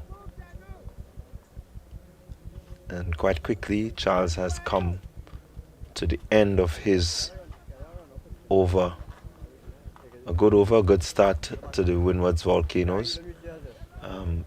212 for 6. It means that the batsmen with good application, good technical song judgment, continuing from where they left off, they will definitely get up to a good challenge in total this evening. They're going to have to. I know they're looking forward to it. They're going to have to, because Kyrie. that is what is going to My bro, especially carry. when you look at the depth that is in this Trinidad and Tobago batting lineup. And it's carry pair. So John taking his guard. I believe he'll be looking to, bat for as long as possible and ensure that that selection, that call up that he has gotten, he would take advantage and be a part of that team for the remaining matches. John turns one into the onside. Just for one. Kyrie Pair is looking to make something special happen here. 125 runs in the last session. Not too bad for the Windward Islands Volcanoes.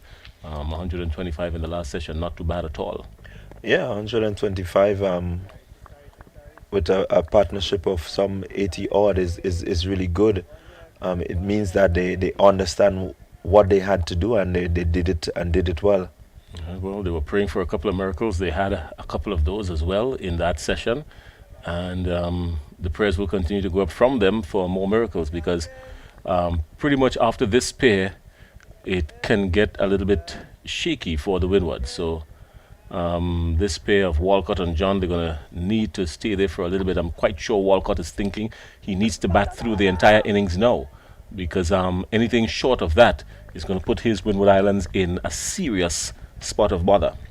Yes, I hope that the coaching staff has, really explained what it is that they need. If they can get there about 300 plus, it's definitely a challenging total on this wicket. Possibly early inroads into the TNT batting could see, them get a significant lead. All right, and good afternoon as well to our friends right around the world. We have some friends listening in the United States following cricket as well, some ardent cricket fans. Winston Johnson just had a message from our tech team that you said hi and that you're there viewing along and having fun in the comfort of the cold while we are enjoying the beautiful sunshine in beautiful Spice Country. So good to have you on board. Walcott is on 65. He is no doubt eyeing something big with 3 figures. Tevin John is on 29, and he's on strike, facing up to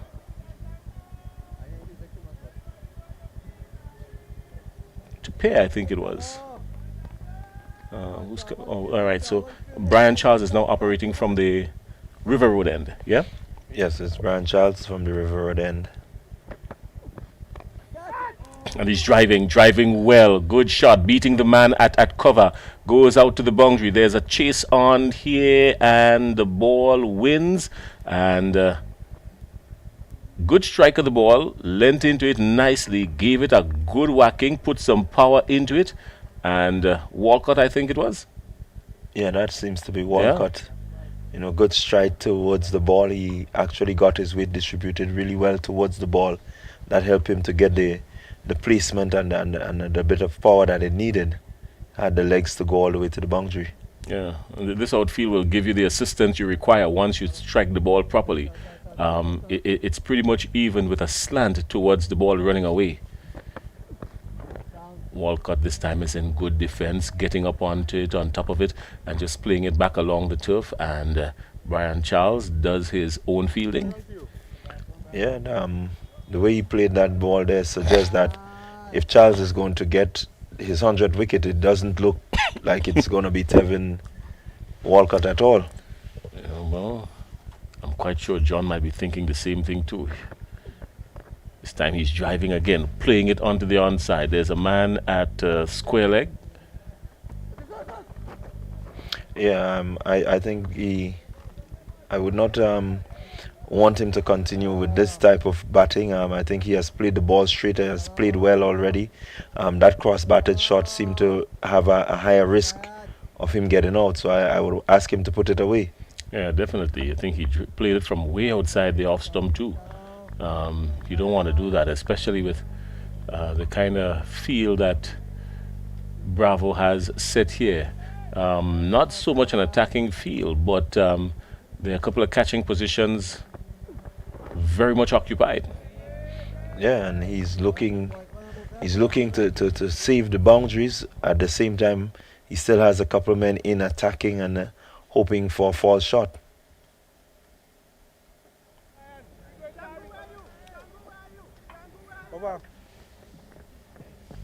So at the end of that over, 219 for 6. Walcott is on 70 or after 81 deliveries. And the Windwards are hoping for 300 or thereabout. Yeah, the batsmen, they seem to be pretty comfortable right now. I think once they're able to keep that focus, then definitely that 300 would be on the card, and the staff of the Windwards Volcanoes can count, today a very good day. Yeah, well, it started off shaky for the Windwards, and they sort of battled themselves back nicely into a comfortable position, into a position of evenness, so to speak. Pastor Stevenson Worm, I know you're listening. We still wish you a speedy recovery. Just heard that he's not too well. He's a little bit under it, but nonetheless, while we pray for the Windwards, we're praying for a miracle for you as well. So keep listening to the cricket. I know that will bring some joy to you. This time, nice flowing drive, but only to the man at cover. Nice flowing drive. Walcott is seeing this ball as big as a breadfruit in the oil long independent season in Grenada. Yeah, I want to agree with you there. He's really seen it well, lining it up well. He looks very comfortable. As he played that one there, you can see the ease in which he got to the delivery and just pushing it to the man there, and they cross for the one. Yeah, nice shot. Nice strike rate as well, even at this format of the game, a 4-day game. You don't wait too much on the strike rate, but Walcott himself, has a good rate. He's now up to 71 after 84 balls, so that's pretty much in the 90s. It speaks to the availability of runs inside this wicket. Yeah, as we keep saying, the wicket is a good wicket for batting. The application of the batsman is what's going to make the difference in what score that the Volcanoes end up with at the end of the day.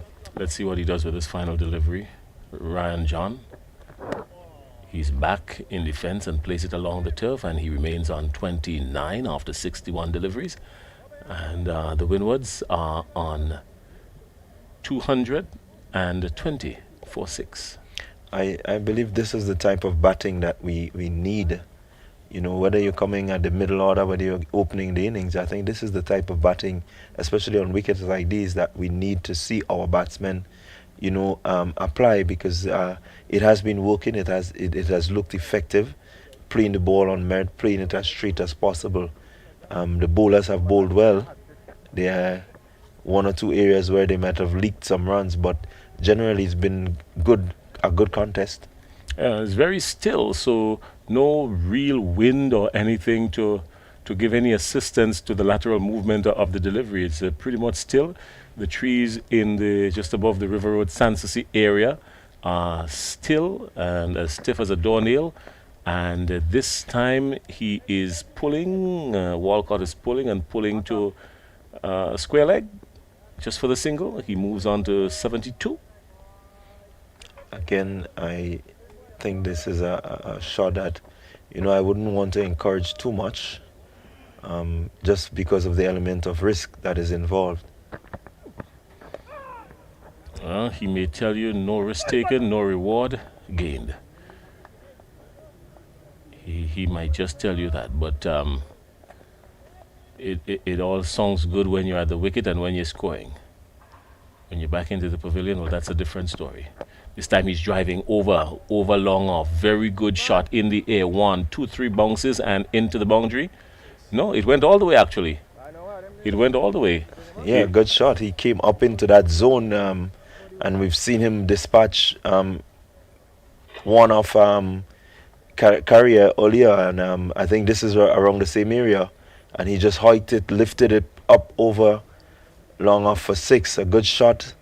That seems to be a man in good confidence. Yeah, just dropping just behind the ropes, so he gets the full treatment. That causes Darren Bravo to push the man now straight back onto the boundary rope. So he's going to step over the rope to come into the circle. So just in case John tries to go the distance again in that area, it could prove difficult for him. He's on 35. Yeah, I'm happy to see that at least this partnership is able to cause Darren Bravo to have to make some decisions, as to field placing and how he's going to contain or how he's going to get the wicket. So let's hope that they can continue. 100 runs on this partnership building. There are 97, and John drives out to mid-off, to long-off, sorry, and he gets one. So that takes the partnership to 98. Yeah, and so the partnership seemed to be ticking on nicely. John and Walcott have applied themselves well. One would hope that they would continue to, keep their heads down, keep the focus on ensuring that they give the Windwards a good total.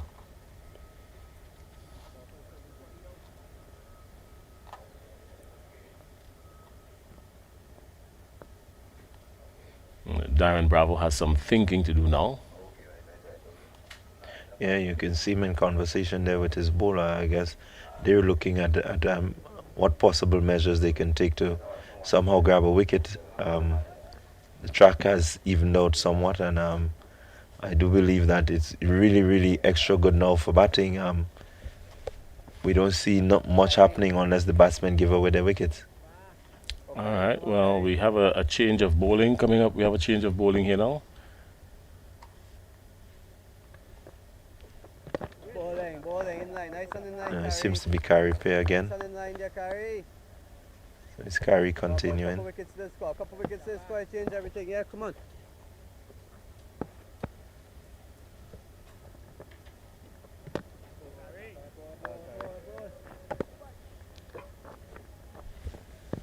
Couple wickets to the score, carry. Couple wickets to the score, carry. Carries in his 13th over. Yeah, bowling his 13th over. He has bowled well so far. 2 maidens for only 31. And that's what he was looking for. Yeah, This is what he was looking for. Another wicket. Wow, that's a good response there from Carey. A ball on or just outside the off stump and moved away, typical left-hander's delivery, and he was just caught at slip. He must be disappointed here, knowing that there's something really huge in this wicket for him. He must be disappointed here. That's Ryan John. Looking good. He just went over the top for 6, and looked like if he was really ready to at least get to a half century. But he fell at 36 of the bowling of pair caught by Carrier. I think he might have just lost concentration there a bit. That ball, I don't believe it had anything much in it. It was just on a good line, good length, and it forced him into that shot, and unfortunately he was caught. Well, the hole gets deeper for the Volcanoes. They started this rebuilding process, and it looked good for a minute. The partnership was on its way to 100, and it barely got there. I think it got to about 98, I think it is. We're going to check with our stats and just bring you up to speed on it. But it was in the 90s. Could have been either 98 or 99, I think it was. It was a good partnership. The good recovery. Looking at the fact that they just lost 2 quick wickets when the batsmen came together, and they were able to weather that storm, and eventually they've just lost the wicket. We see after the break, not much. This is what, the second or third over after the break, and they've lost another wicket. So the break doesn't seem to be working for the Windwards Volcanoes. Well, here comes Pierre now. Oh, yes, carry. Yes, carry. Going, carry. Keep going, carry. Energy, Brian. Kenneth Demba, yeah. What can we say about him? I mean, he's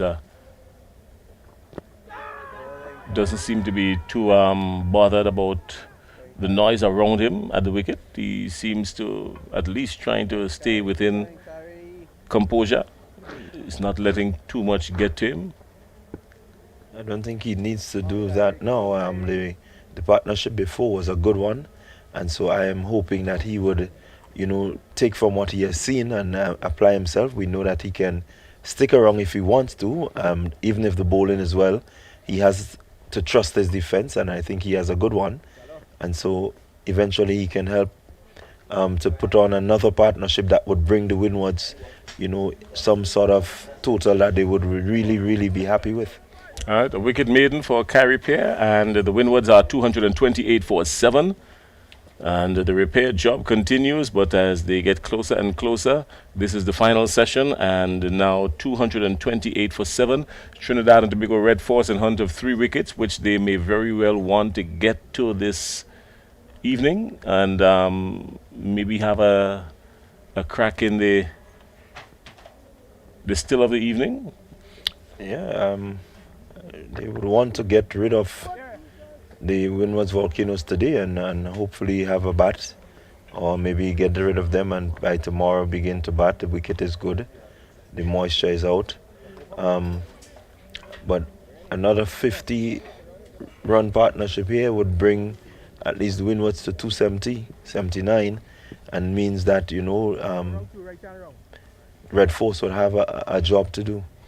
All right, in the meantime, Tevin Walcott is on 73. He's not on strike now, but he's hoping to get his 100. Demba's forward, and he's out. He's out. There's an appeal for caught behind, and he's gone. The umpire took a long time, waited, deliberated on it in his mind, and Brian Charles has gotten what he has been looking for. Yeah, he's gotten what he has been looking for. 100, his 100 wicket. Forward, and he got a thick outside edge, and it kind of stuck within the body and the glove of the wicketkeeper.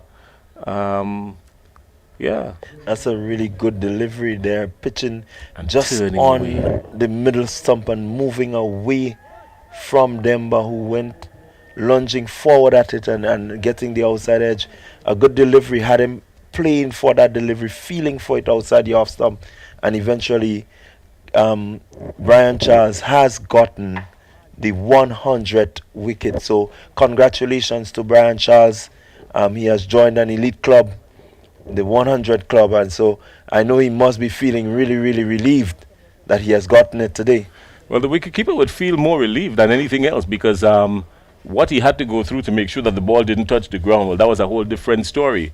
You didn't want to be responsible for Charles not getting his 100th wicket. The ball sort of went into him in a rush, and he had to do just about everything to keep it from going down. Eventually, it did. All's well that ends well, and they love it. So Trinidad and Tobago Red Force celebrates, and Brian Charles, he celebrates even further with his 100th wicket. So again, we see 2 quick wickets going down. Windwards Volcanoes losing. Preston Maxwell has shown an inclination that he can, keep his end. So let's hope we're going with hope that he would stick around and help Walcott to get to his maiden 100 for the Windward Volcanoes. Well, we're deep into the bowlers now. And Maxwell is forward, nicely looking shape, looks something like an early middle order batsman in that shot. He was forward and very circumspect, and showing that he has the capabilities. But how long he can keep it up for, that's a different story. Brian Charles again is coming up, pitching up nicely, and Maxwell is even to the task again. Showing some serious resilience here, and well, he has 2 more deliveries to negotiate in this over. Oh, look at again. He's gone. He's gone. That's it. He's gone. Preston Maxwell prodding outside of the line of the off stump. Looking to play straight down the line of defense, but the magnetic feel of the ball meeting the magnetic feel of the bat and just drawing it closer to each other. And Yeah, another good delivery by Brian Charles going across the batsman, and as a batsman, the angle that has been created by him going around the wicket it seemed to be posing quite a bit of challenge to the tail enders of the Windwards Volcanoes. There is Maxwin lunging forward and right there getting an edge, and the keeper doing the rest. Again, you look at the trajectory of the ball, and I think this is what is drawing them towards the ball. They in their minds they have to play, and eventually that causes their downfall. Well, no fault of Preston McSween there. He's a bowler by nature, batsman up the order, knowing that he got so far forward and so much outside the line of the off stump, would have left it alone. But after two good deliveries, well defended, maybe McSween thought, you know what, I like the feel of bat coming up against ball. So 3 times it wasn't to be. Yeah, good deliveries, good bowling there by Brian, hitting some really good areas. He's pitching in really, really good areas. Really have the batsmen looking to play, and as a bowler, you want the batsman to play, and because that's how they're gonna get out. And he has proven that he has hit some good areas, and he has reaped the reward. Well, he has one more delivery. He might be looking to wrap it up here. In the meantime, Tevin Walcott is on 73 at the non-strikers end. He's in awe, can't do very much at this stage. But Darius Martin is the man with a headache now who has the bat. And Brian Charles is into him, and similar delivery. But that's the end of the over. And the Windward Island Volcanoes, well, they can fight on for another over. But by the time they start the fighting in that over, I will be out and John will be in.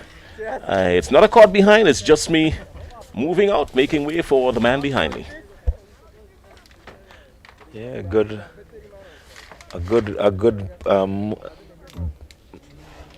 bit of going there for the Red Force. They needed to break the partnership. They did that, and eventually that partnership being broken has just created 2 other wickets. So Darren Bravo will definitely feel good knowing that they're this close to getting the Windwards Volcanoes off the square, and they would be looking to bat and overhaul that score. Tevin Walcott, the career best so far, 73. We already saw Ryan John getting 36, also career best. That 98-run partnership they had for the 7th wicket. That really brought things back in line for the Windward Islands Volcanoes. But the trend, like you mentioned, Clydie, 3 early wickets after the break this morning, right after lunch and right after tea. Yeah, they definitely. I think the concentration of the batsmen whenever they have the break seem to be working against them. It's a chance to rebuild, and we've not seen them rebuilding. Hines back into the attack. No doubt his captain looking to give him the opportunity to pick up a 5-4. 4 for 50. Left the field after bowling his last over, conceded 9 runs. But that was just before tea.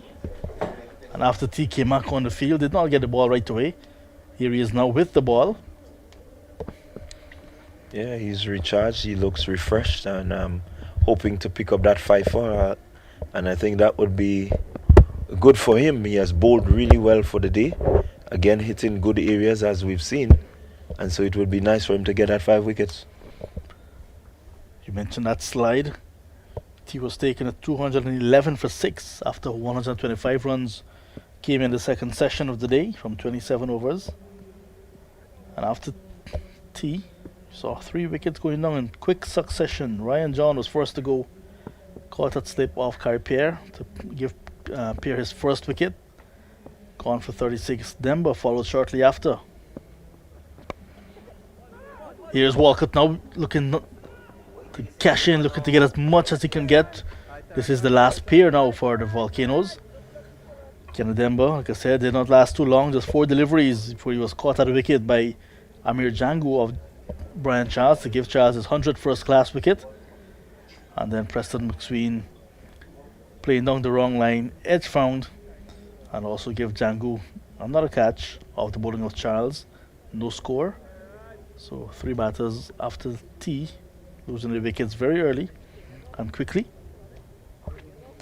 That trend continued, but after getting to that 100 mark right away, Charles got a next wicket. So that one time, that one run, or that one wicket sometimes will take forever. And after that, that mark, walk in the park. Yes, definitely. We've seen that happen there with him. I think he has been pitching good areas, and once he got the taste of that 100, he just seemed to be thereabout, ensuring that he got another one, to add. So he didn't just stop at the 100, but he went on to 101. It's Preston McSween, no score, vice captain this season of the Volcanoes. A little bit of added responsibilities to him. Been around, but got a third ball duck today. So the third batter to be dismissed without scoring, Oliver Kavim Hodge. Dismissed quite early this morning for no score as well. 230 now on the board. Hines seems to be struggling. There's a heavy strapping that he just took off from his right thigh. Yeah, it seems he's carrying some sort of an injury. But I'm guessing that the hunt for the 5th wicket is what is driving him to continue. It says a lot about his character and his willingness to really fight for his team. Here he is now, just ambling in. Full delivery, well played, well handled by Darius Martin. That was a good delivery on the stump. Full pitch on his legs, middle and leg, and he got good contact, hitting it straight to mid wicket.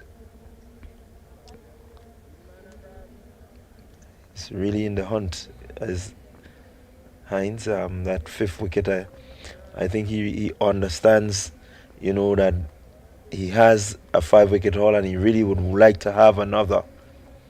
And so he would go all out, pitch the ball in good areas and hope that he can knock over Martin.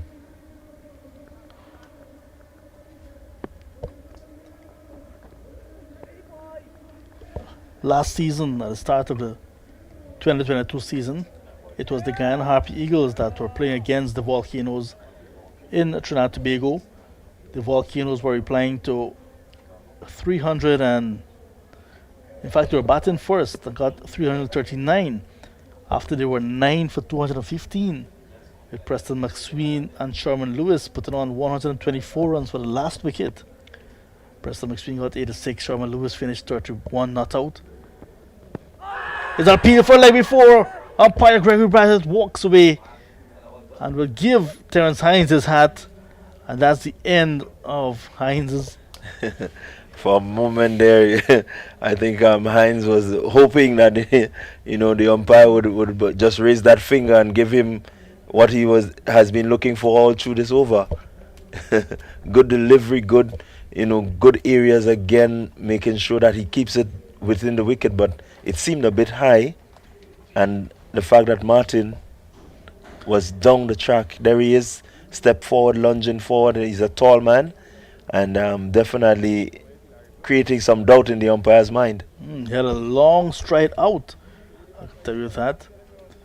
That definitely saved him because it looked good otherwise. So umpire Gregory Brathwaite, very experienced.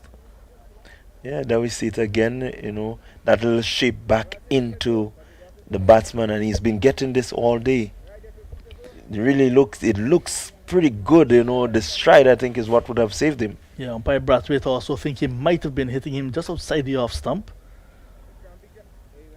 So Charles will continue. 3 for 45 from 16 overs so far. Quite nagging bowler in Brian Charles. Bowls lots of long spells. Yeah, he bowled some good areas, and I think this is why he's able to continue bowling so long. Good areas, the ball gets back to him very, very quickly. So he's able to rush through his overs and really rack up a bit of bowling during the innings. They were saying that 124 run partnership came last year. Last pair at the crease with Preston McSween and Sherman Lewis. So Tevin Walcott is there this time. He's well set on 74. Darius Martin can give him some support. Never know, you can get his the team past 300. Yeah, definitely. If they can just see off the areas where Charles is pitching now, you can see the difference in terms of the top order batsman as compared to the tail ender in terms of how he's reaching those deliveries that are coming across his body. So eventually I think Walcott would want to stay there as long as he could and not allow Martin to face the bowling of Charles.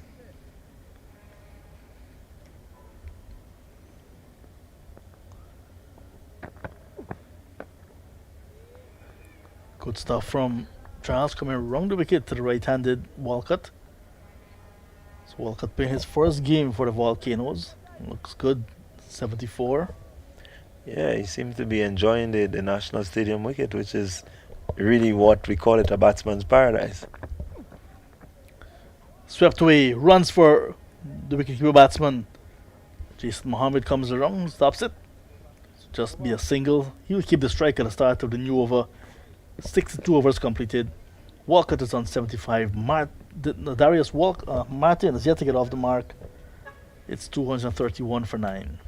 Yeah, Walcott seemed to have been all well set to get 100, and I still think it's there once Martin can, hold his end and together put on a partnership. I would really love to see him, for the efforts that he has given, I would like to see him get to that milestone of his first game for the Volcanoes, and he can score that first 100.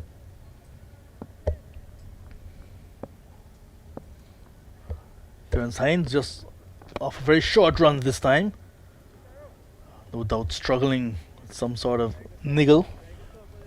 Yeah, you can definitely see after he has delivered, he's favouring that leg. Not giving up just yet. Says a lot about him and his character, wanting to reach milestones and to achieve the type of success that is going to maybe get the selectors to call his name. Then you look at the rest of the seamers as well. Uthman Mohammed, 7 overs, none for 43. Just lacked the control today. And Tia Webster, 10 overs, 1 for 36. Despite picking up the wicket, did not look that threatening. So Hines with 4 wickets, bowling in good areas, seemed to be the one that this captain is going to get the wickets. So no doubt the workload is on him. Yeah, the level of control that he has demonstrated, I think, is what is responsible. This one is flicked away. So 2 more. So Walcott will be looking to not only take the strike at the start of the over, but within the over, try to face as many deliveries as possible. Go for 2s, 4s, maybe 6s. Yeah, definitely. He has to, as we would call it, hog the strike to ensure that he gets to that maiden 100. I don't think that he would want to put too much confidence in Martin to face too many deliveries. At this point, he would want to ensure that he takes responsibility. This one he's opening the face of the bat nicely. We guided down towards the third man. Tevin Walcott is a man on a mission. He goes up to 81. He's into the 80s. 233 now for 9. That's his 13th 4. And he had 1-6 as well. That's a good shot, good looking shot, Use the pace of the bowler. We see that Hines seemed to be struggling a bit. So his control is, not too good. He gets them there, but every now and again you get that delivery that is wayward, and once Walcott stays there, I think he's going to capitalize. Last season, Darius Martin batted 3 times, got 10 runs in those 3 innings. Highest score of 8. But this is Walcott getting a ball down the line of leg stump, clipped away nicely, getting towards the boundary. Looks like Uthman Mohammed, the tall figure of Mohammed, comes around. Did some footballing, stopped the ball before it can get to the rope. 2 more to Walcott. He's now onto 83. Yeah, he's doing just what is needed. I'm calculating very well. I think There's one more delivery to go, so he would be looking to ensure that he gets a single so that he gets Martin away from Brian Charles. Yeah, but what Bravo's doing now, Bravo's bringing the field in to prevent him, trying to prevent him from getting that single, to take the strike at the start of the new over. One delivery to go. Terence Hines now into his 12th over. Also on the verge of getting his second first-class 5-wicket haul. And good movement, good move there by Bravo. In the air, overhead of Jason Mohammed at mid-off. Could have easily carried the hand, but that was Devin Walcott backing himself. That ball was well pitched up, and he went over the infield, got the boundary. He's now on to 87. It will be Darius Martin on strike at the start of the new over, but the score now 243 for 9. Yeah, a good shot there by Walcott, recognizing that the field is up, and using, the using that to his advantage, and showing that he gets closer and closer to that 100. Yes, it may mean that Martin would have to face, an over from Brian Charles. I think he's showing some confidence there now in him, seeing that he has been there for 2 overs so far and has faced just 4 deliveries in that 3 overs. So he's backing him to do the job. There's a big appeal for leg before. Umpire Duguid says you're out. Well, Darius Martin is not quite pleased, gesticulating something to the umpire, but the umpire is in charge. The man with the final word, Darius Martin, giving out leg before to Brian Charles. Charles finishing with 4 for 46, and we can have a look on the replay. Yeah, I was just saying that he should, so it seemed like the commentator's curse has fallen on Darius. We're hoping that he would have stayed there and batted out that over. Very good work there by Charles, pitching again in good areas, going across the tail enders, and that seemed to be the trend where he has picked up the last 4 wickets. 63.1 overs. The Volcanoes batted to get to 243 for 9. Darius Martin, the last batter, dismissed. Leg before to Brian Charles, no score, leaving Devin Walcott not out on 87. 13 fours and 1 6 from 101 deliveries. The hallmark or the rock of the innings of the Windward Islands Volcanoes after they were sent in today. 243 all out, 63.1 overs. 243 on this wicket on a day like today. I still think that they're a bit short. With the type of wicket that it is, and the fact that the partnerships were there, and you saw the signs that they were able to put together a good partnership. The batsmen applied themselves. I think they would feel aggrieved that they did not get a better total. So in fact, it's 14 fours that Devin Walcott struck today. So we'll run through the scorecard for you. The Windward Islands sent in this morning by the TNT Red Force, the Windward Islands Volcanoes, started with Kimani Milius and Jelani Robinson. Milius was forced to go, nibbling at the delivery outside his off stump, was taken by the wicketkeeper off the bowling of Terence Hines for 4. Kavim Hodge, 2 overs later, similar fashion of dismissal, caught at the wicket by wicketkeeper Amir Jangu of Terence Hines for no score. Jelani Robinson caught by Charles off the bowling of T and Webster, 14. Lunch was taken at 86 for 3, with Alec Athenay as the new captain on 39, Sunil Ambrose on 28. After lunch, Athenay was forced to go, caught by Terence Hines off the top edge, trying to pull Charles. He went for 41, followed by Justin Greaves, bowled by Terence Hines for 5. It was 113 for 5. Then it was 6 for 130 when Sunil Ambrose, after getting to a half century, caught at the gully by Brian Charles off the bowling of Terence Hines for 55. T was then taken at 211 for 6 after a nice partnership between Tevin Walcott and Ryan John. At T, Walcott was on 64, John was on 27. After T, Ryan John got to his personal best, 36, before he was dismissed, caught at first by Yannick Raya off the bowling of Carrie Pear. Then Kenneth Demba followed, caught at a wicket off Charles to give him his 100th first-class wicket for no score. It was 8 for 229, then 9 for 229 when Preston McSween, in the same over, gave Amir Django another catch, caught by the wicketkeeper off Charles, no score. Darius Martin, the last man to be dismissed, leg before of the bowling of Charles, no score, leaving Tevin Walcott not out on 87 from 101 deliveries, 14 fours and 1 6, 243 all out, 63.1 overs. Bowling for TNT Red Force, Terence Hines, 13 overs, 1 maiden, 4 for 72. The pick of the bowlers, also Brian Charles, 17.1 overs, 2 overs, 4 for 46, 4 wickets each. Carry Pair, 1 for 31 from 14 overs, and Tian Webster, 10 overs, 1 for 36. Uthman Mohammed, like I said, 7 overs, none for 43, very expensive. Yannick Raya, 2 overs, none for 15. The other bowlers used in all 63.1 overs are bowled. It means that TNT Red Force will have some batting to do this afternoon. Yeah, the bowling there reflects, that the two key bowlers for the Red Force did a good job, in terms of keeping the pressure and really pegging the Windwards batting back as much as they can. Bowling in some really good areas, asking a lot of questions of the batsmen, and eventually the pressure of what was being done by these two bowlers have told, and so definitely they would feel that they could have gotten more.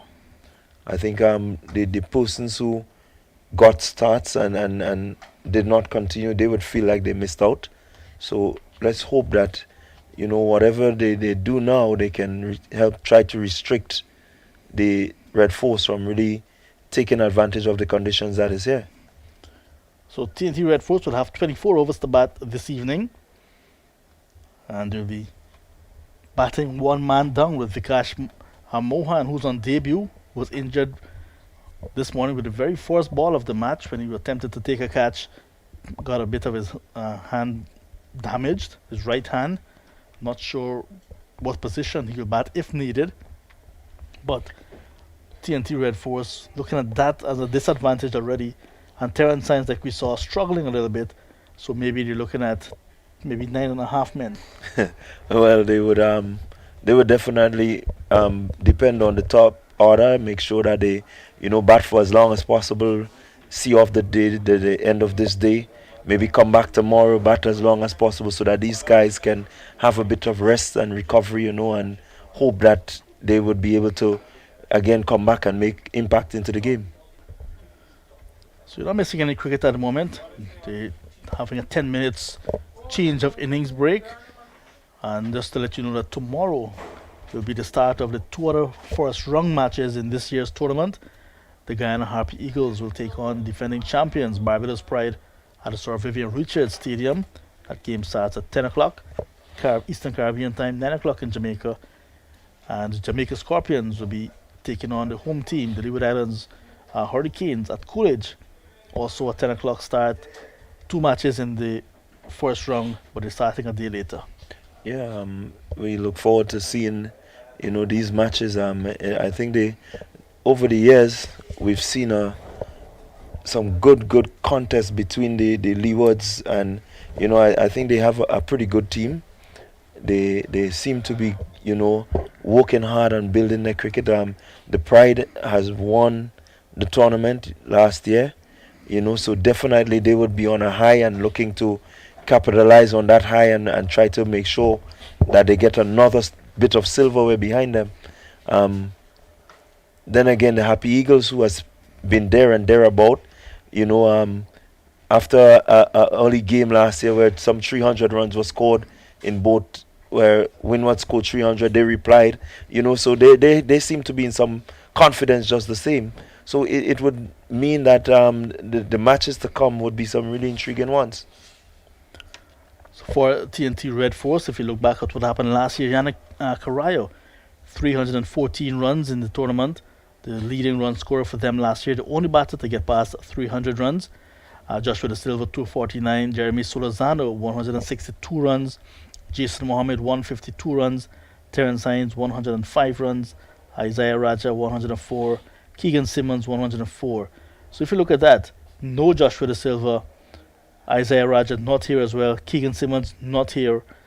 So they'll be missing some of those players for one reason or the other. With Joshua De Silva, of course, off the test duties. Isaiah Raja, Keegan Simmons not considered this year. So the new players will have to step up to the plate for the Trinidad and Tobago Red Force. Yes, definitely. They will depend on the experience of Bravo. We know that. Again, Carrier with the most runs, so again, a lot would rest on his shoulders to ensure, that TNT Red Force gets off to a good start. Definitely, you would need Jason Mohammed and his experience. With all the years that he has behind him, you would want him to stick around and ensure that, they take the bulk of the work to ensure that TNT has a good season this season. Yeah, 1/2 century to Jason Mohammed last season. Bravo played just 2 matches, got 21 runs, and then we didn't see him again. Jad Gooley, who's not playing, 1 game, just got 6 runs, and Tian Webster, also 1 game, 6 runs. So last year they had their troubles, TNT Red Force. This year, totally different unit. Let's see how things will go. There's also the new assistant coach in Riyad Emrit, who's a long-serving cricketer for TNT, and now in a different capacity as assistant coach. No doubt looking to bring a new dynamic to the side, looking for a title. Yeah, we know of the exploits of Riyad. He may not have played much games for the West Indies, but he's been a player that you can depend on even at the franchise level and has done very well. So I think the wealth of experience that he would bring to the TNT Red Force, and the fact that he has played in many conditions, and that alone in itself would help to nurture some of the new players, mentor them, and give them something to look forward to. So there we see the Volcanoes being led onto the field by their new captain, Alec Athanaze, becoming the 25th player in the history of first-class cricket to captain the Windward Islands side. So a bit of history for him. And now we see the openers for the TNT Red Force. Jeremy Solozano and Carrie Pear. Pear being asked to open the batting. Vikash Mohan obviously not in a position to open the batting with that injured finger. Carrie Pear with the experience of Jeremy Solozano. Yeah, again, looking at Pear, being up there, you call for a senior player to, step up to fill the void of the other senior players who are not here. It's 24 overs they would have to negotiate, and I think looking at him being out there, it means that he's going to try to ensure that he gets a score behind him. He has enough time to do that. I guess they don't want to expose too much of the batsmen, especially the younger batsmen. So at this time, so it's a good move. Solozano, we know him to be a really steady opener. Very prolific a few seasons ago in terms of the Red Force batting. So definitely they will be looking to more or less consolidate this afternoon and maybe look forward to coming back tomorrow and really take it away. So Jeremy Solozano, the 27-year-old from Arima in Trinidad and Tobago, will take the first ball. With him is Carrie Pear, like I mentioned. Solozano had this strange start to his international career. He was in the test side, got hit on the head while West Indies were fielding, and was replaced because of that concussion rule. Did not get a chance to bat and did not feature in a test match since. Yeah, it's quite unfortunate. I think many around the Caribbean was looking forward to seeing him at that level. I do recall, when he was called up, I was really happy about it because you saw the fact that he was consistently in the runs. Himself and Tejnara and Chandapal dominated the season. Preston McSween with the first ball to Solozano. Solozano allows it to go by to the wicketkeeper. 3 slips and a gully going down. Preston McSween, left arm seamer beginning from the Darbo end. Yeah, again, the Darbo end seemed to be the end that the pacemen are favouring. We saw Hines start at that end and did really well. So let's hope that McSween can also start here and give the Volcanoes a good start. He has already pitched in pretty good area. So let's see what he brings to the table this afternoon. So Solozano now in his 48th first-class match. 1,890 runs with a highest score of 110, 2 centuries and 10 half centuries, averaging 23.62 in that career. First class career started in May 2013, playing for TNT Red Force against Jamaica Scorpions. Yeah, definitely a talent. I would like to see the average being increased. That would really set him apart. It means that he needs to work hard and get some big scores this season to try and lift that average, that it would be in line with his ability and the fact that he's good at the opening the innings. He has a good temperament, tend to bat for long periods. Looking to give the TNT Red Force a good start here. Replying to 243 all out made by the Volcanoes in their first innings. But batting with Carripier. Carripier can hang around. We know him to be a dogged batsman as well. But a new role, red ball. Let's see. Ball on bat for the first time as McSween getting much closer to Solozano this time. Tight in defense. Yeah, he's getting a good shape going across the left-handed batsman. The other few balls that he bowled, it was just outside the stump. This one he moved in a little closer, hoping that it would shape away, and it did. But Solozano was solid behind it. But it's important to use the new ball quite effectively, get the batsman to play as many deliveries as possible. You don't want to waste that new ball at all. Yeah, most definitely. Give him a little time and let's see if we can, really hit the good spots and good areas. First run on the board. Solozano tucks this one off the hip into the onside. The fielder at fine leg will have to run all the way to forward square, 3/4 way to the boundary, and will get off the mark with 2. TNT Red Force opening their account 2 without loss. Yeah, that one was not really well lined, a little too much on the body down the leg side, and it was easy for Solozano just to tuck it into the square leg region and collect 2 runs. So McSween, vice captain this season. The 27-year-old Grenadian runs away from us. Cut away nicely, runs for Solozano. This one will get close to the boundary at backward point. Goes across the rope now, and 4 runs to end the over. The opening over cost 6 runs. McSween just too short on wide on that occasion. Jeremy Solozano will not miss out. Very good shot there by Solozano. Bad ball bowled there by McSween. Shot wide outside the off stump, moving away from him. He got on top of it and was able to get it down quickly and in the gap. And it raced across the outfield. First boundary to TNT. So McSween would need to consistently pitch in good areas, if they're going to put any sort of pressure onto these batsmen.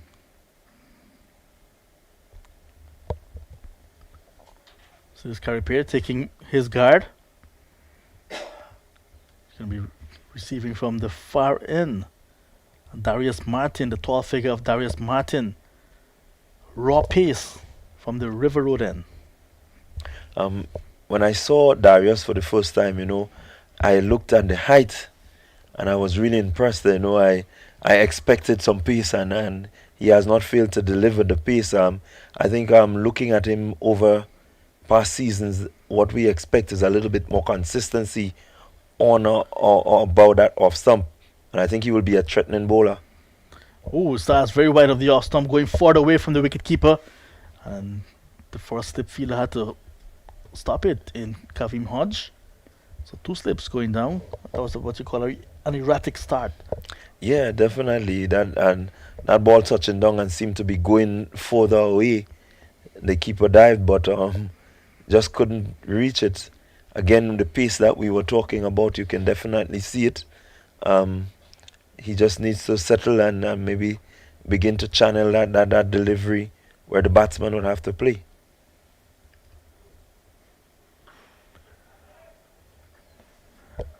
Nice bounce on carry, nice lifting delivery. Carripier left-handed batter, now in his 18th first-class match. He does have 100 to his name, 106 not out, his highest score, toward 1/2 century as well. So has that batting ability at this level, Carey Pear. Maybe consistency is what is lacking. Yeah, he has been out of the white ball for a bit. I think, as mentioned earlier, since before the pre-COVID is where he would have really played his red ball. So, we being away, I think this is a good challenge for him.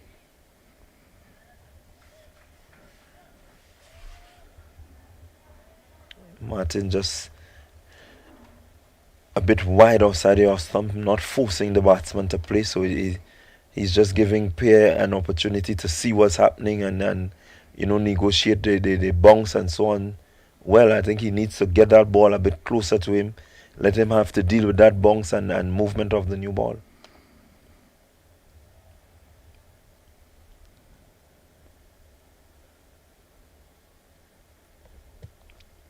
Darius Martin in his opening over. Last year, just played 2 matches, picked up 6 wickets in the tournament that was played in Trinidad and Tobago. 3 for 94, his best. But he really did work up some pace in those flat pitches in TNT. Added pressure out for Carey Pear with 3 slips on the gully going down. And it's usually a beautiful sight to look out to see. 3 slips on the gully. Reminds me of the good old days of West Indies cricket with a speedster. Sir Kirtley, Cuddy Walsh, and these guys running in with Junior Murray behind the stumps. Brian Lara and the great Carl Hooper and so on just next to him. Yeah, it does make a good sight, once you talk any form of cricket outside of the 50-over cricket, it's always a good sight to see the slips and the gullies, in play, and the bowler being able to, really challenge the batsman to play within these areas. And I think this is good for Martin if he can get it, in good areas, and really it would bring just what is needed, to the Windwards Volcanoes, because they would need some early inroads. Need to make this new ball count. Here he is. Tall figure of Martin, not getting it right and running up that hill from the River Road, and can pose a little bit of a challenge sometimes. Yeah, he seemed this is his second time aborting the run. Something just not feeling right. Maybe he needs just that bit of rhythm to really kickstart that bowling here this afternoon. Let's see if he can get it right this time. Just too wide of the mark. Bowling to the field with that type of protection his captain is giving him. Last season, Kenneth Dembo, 15 wickets, was the leading wicket taker for the Volcanoes. Preston McSween had 14 scalps. Sherman Lewis, who's not playing, 11. Larry Edward, not here as well, 6. And like I said, Darius Martin, 6 wickets as well. So Yeah. Dembo, McSween, Martin, Ryan John will have a lot of work to do. Yeah, the Volcanoes would need to really bowl well on this type of track. Searching for it, and he's beaten. Edge from taken by the wicketkeeper. Carey Pear, the experiment did not work. Gone without scoring. Caught out a wicket off the bowling of the impressive Darius Martin for no score. TNT Red Force replying to 243 made by the Windward Islands Volcanoes in their first innings, 6 for 1. Again, good areas. That ball pitched and left him. He was feeling for it and getting that fine edge to the keeper. And that's what we've been saying. Once he's able to get it in the right areas, use the height, use the pace that he has, he will be a threat. And he has just accounted for the scalp of Carey Pear. There we see it again. Good area, good bounce as it pitched, going across him, and he has no choice right there but to play. Sort of loose shot. I think maybe he could have left that ball. It is not really threatening the wicket, but it somehow just drew him into the shot, and he lost his wicket. So the captain batting at number 3, Darren Michael Bravo, as you can see on his shirt. Michael, number 46. making his way into the middle. So that enforced change to have Gary Pear open the batting alongside Jeremy Solozano did not work, and it exposes the middle order. I'm sure the Bravo would have been maybe the number 4 batter, but now coming at number 3 to hold the innings together. Vikash Mohan injured, not batting as yet. I don't think because of the type of injury he will bat. It's very unfortunate, but that is cricket. Yeah, I don't think Bravo wanted to be out there as yet, but it means that he would have to shoulder some responsibility and, help to guide that team and make sure that, they steady this passage of play. New over, McSween to Solozano. Solozano will do that every single day and 2 times on the weekend. Allow it to go outside the off stump. No Yeah. need to force it into the shot. His temperament is really, really good. As I said, he reminds me a bit of Chandapal. I remember them again playing some A-team cricket, and these 2 batsmen would just be thereabout, leaving. They would be, so selective in terms of what they play and then so tight in defense. So we know that he has the temperament that he can stay out there and bat for long periods. This one is on the line of the middle stump, but there is Solozano again. Just tucking it into the onside. So the West Indies in terms of the opening positions with Craig Brathwaite and Tejan Chandapal up there now. If you look at Solozano, pretty much similar in terms of technique, left-handed. There's also young Matthew Nandu who's going to be opening tomorrow for the Guyana Harpy Eagles. Then there's Tevin Imlach from Guyana, used to open the batting but now batting in middle because of opportunities. So maybe consider the opening cover is not bare again. Yeah, we see some good talent coming through. I think what is needed now is that these batsmen would, grasp every opportunity that they get and really be solid, look to get the averages, as high as possible, stay out in the wicket and ensure that they get some runs behind their belts. And once we're doing that and doing it consistently, then it means that the opening stand with someone like Craig Brathwaite is in a good place. Very wide. Unlike some other batsmen, Solozano just allowed that to go by. Some other batsmen would have been drawn into that shot. Yeah, he really does understand his role as an opening batsman. And McSween just a little too wide, getting that shape across him, but he's not causing him to really play at the deliveries outside the off stump. He needs to get that ball touching down closer to the stumps and forcing him, to wonder whether to play or not. That's the area. That one was driven nicely. Full, just outside the off stump, but there's Solozano driving confidently, but can't find a gap. Yeah, and this is the area he just needs to maybe adjust the length, pull it back a little bit, but with the shape that he's getting and the fact that he can get him to actually go after these deliveries, the chances of him getting an edge is much greater. So definitely McSween needs to settle in. Solozano, we know, has the temperament, so it would be a good contest between the bat and the ball. Oh, that one came back in after pitching. Good variety being shown by Preston McSween. Made Nova coming to an end. 3 gone. TNT Red Force replying to 243 all out made by the Volcanoes in their first innings. 6 for 1. Good delivery there, and as we keep saying, once they get it in the areas, he could be a threatening bowler. So it would be good to see that he would get some wickets behind him. Let's hope that they can make inroads into the TNT batting. Well, for me, that would be it for me for a while. I'm going to give Junior a chance to, share his view. I know he's enjoying seeing Preston all day, so I would love to hear him. Change in the comments position here in the commentary box. Junior Randolph Murray Nice into to the be hot back, seat Johnny. again. Into the hot seat again. Nice to be back here, Johnny. So the lively Darius Martin starts his second over, and this time very wide of the off stump. Just too wide. Darius Martin, lively bowler.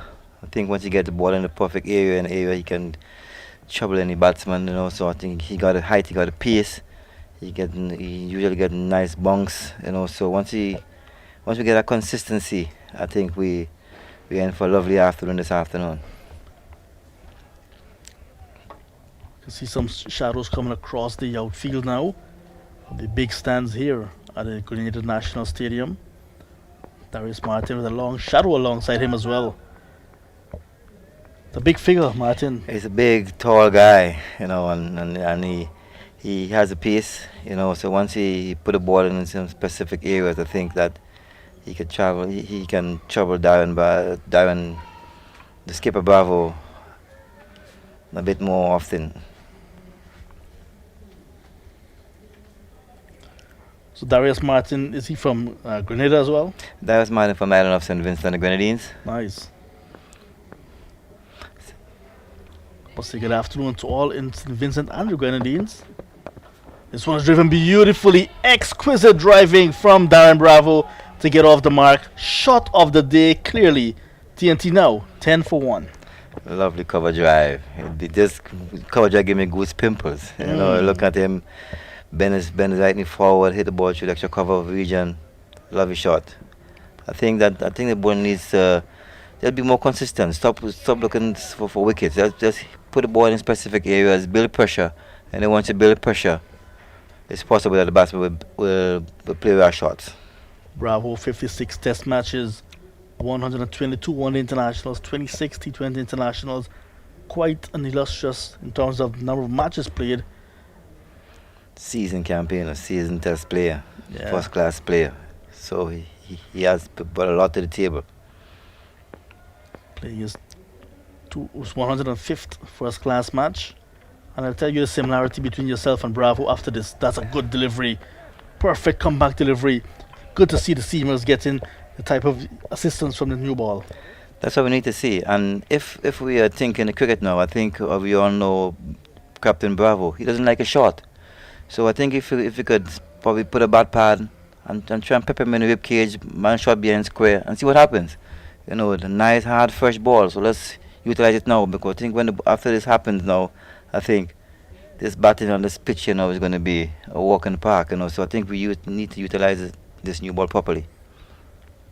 Martin certainly getting that so far. Full delivery this time. So Bravo, like I said, 105 first class matches now, 34 half centuries, 12 centuries, 6,018 runs in his career, at a highest score of 218. Wow. You should know that number. Yeah, I should know that number very well. My highest first class score. Right, so that's a similarity between yourself and Darren Bravo. Good similarity.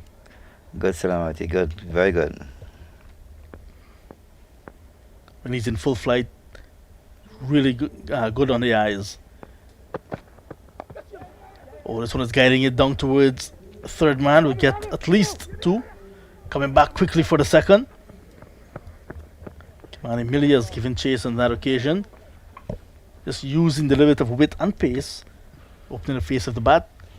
Taking 2. Well bowled. We can see the class of the man. And I think we still need to try and as we said, to pep him a bit with some short bowling. We need to attack him. We need to get him out this afternoon, at all costs, So I hope the captain can change his idea, change his plans, and see what can happen, because we need to get him out. Because once he settles in, we are in for a big one. We could be in for a big haul this afternoon and into tomorrow. So Preston McSween, like I said, 14 wickets last season. Break into his run up now. String on the pad. So Lozano will get a single. Come back for the second now.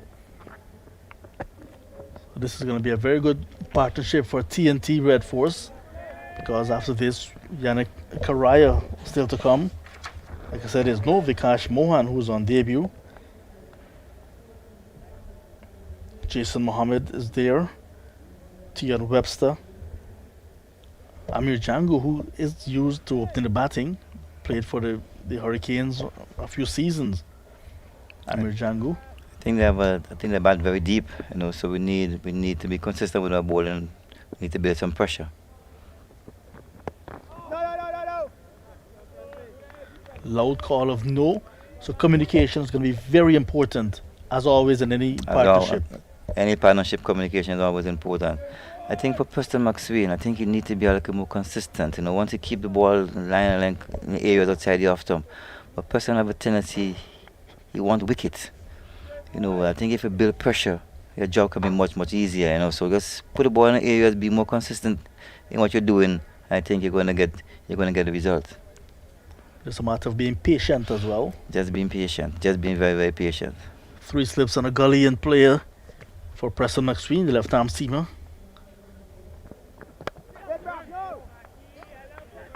Full and straight.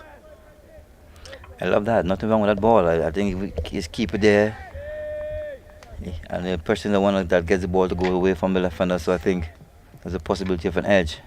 Just keep a consistency going, and you will get a result.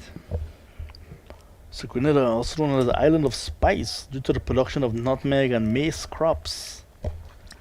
Very spicy island. We have the best spices here. The nutmeg, the clove, we have everything. We have all the spices here.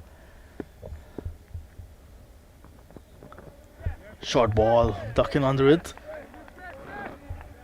I love that. I love the idea of that. I think we need to be aggressive. We have a short session this afternoon, so let's go hard.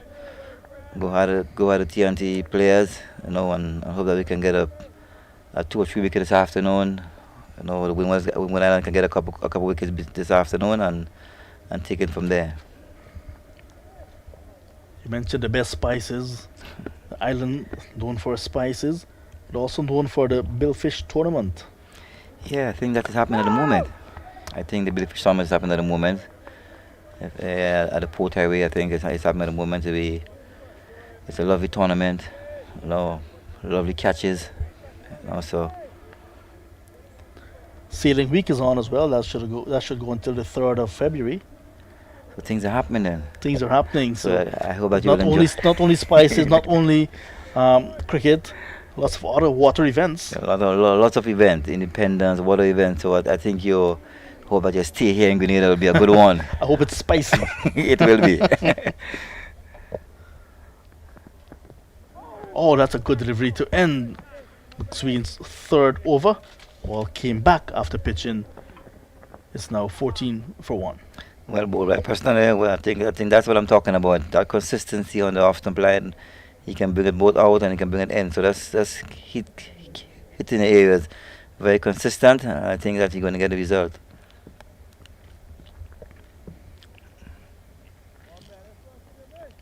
So the highest point in Grenada is called St. Catherine, rising to about 840 meters or 2,760 feet above sea level. I guess that's really chilly up there. Very chilly. I think I did that hike once in my life, and I don't think I'm going to go back up there anymore. I did it when it was a bit wet, so. Could be dangerous. It could be a bit dangerous, so. Martin to continue. Bravo. Equal to the task, Titan defense. Then there's also the Mount Granby. I hope I'm Granby. I hope I'm pronouncing Mount Granby, yes. Yeah. And the East Mountain and the Southeast Mountain. It's a beautiful island, so I hope that you can get a chance. I hope that we can win this game very quickly. So that Windwards Islands can win this game very quickly. You can get a chance to tour the beautiful island of Grenada. So what about if the TNT Red Force will wrap it up early? There's no tour for me. Well, at least you can still get a tour. You can still get a tour. But I think the Volcanoes, we are home here in our backyard, so I think I think the Volcanoes should be doing a better job, and hope that they can come out on top. So Grenada is of volcanic origin indeed, like you mentioned, volcanoes. It is evident in its soil, mountainous interior, several explosive craters, including Lake Antoine, Grand Itang Lake, and Lavera Pond. Very, very, very beautiful, and on the eastern side and so forth, on the western side, you can take a tour. You can take a tour. The Lavera You know, Granatan Lake, you will go to Granatan Lake, you will see the monkeys, the Mona monkeys, if it's a very popular Mona monkeys, very friendly monkeys. You know, a lot to see. I'm available. Nice lifting delivery again from Darius Martin. Good Okay. bowling. Okay, good aggression, you know, good line, good length, good pace. Keepers catching over his head. I love to see that. So Grenada is the main island, but there's also Carriacou and Martinique. Carriacou and Petit Martin, Carriacou at least is in the carnival season now. They are in the carnival mode. They have their own kayak mass. So it's around the same time as Trinidad. So you know, going to Carriacou now, you know, it's be a good idea, good fun, good activities. Petit Martinique, smaller, so you know, it's all about fun, you know, and hope that you can really have a look at it. Short ball pulled away by Bravo. Not in total control. Goes into the shadows and will get very close to the boundary. It will not get to the boundary, as you can see. It'll stop and Greaves will collect. Send the return back to the keeper. 2 more to Bravo. 2 more to Red Force. 14 for 1. I think that's pretty well bowled. I don't think Bravo have pretty much control over the shot. So I think we can come on a different plan. We can try and set him up because we need to get him out. We need to settle him this afternoon. And I hope that the captain probably might have other ideas and know someone senior player can advise him and see what could be done because we need to get him out this afternoon. So there certainly is a plan to both short deliveries to Bravo. This time he's pulling forward off square. Well, if that's the plan, we need to set the field properly for that.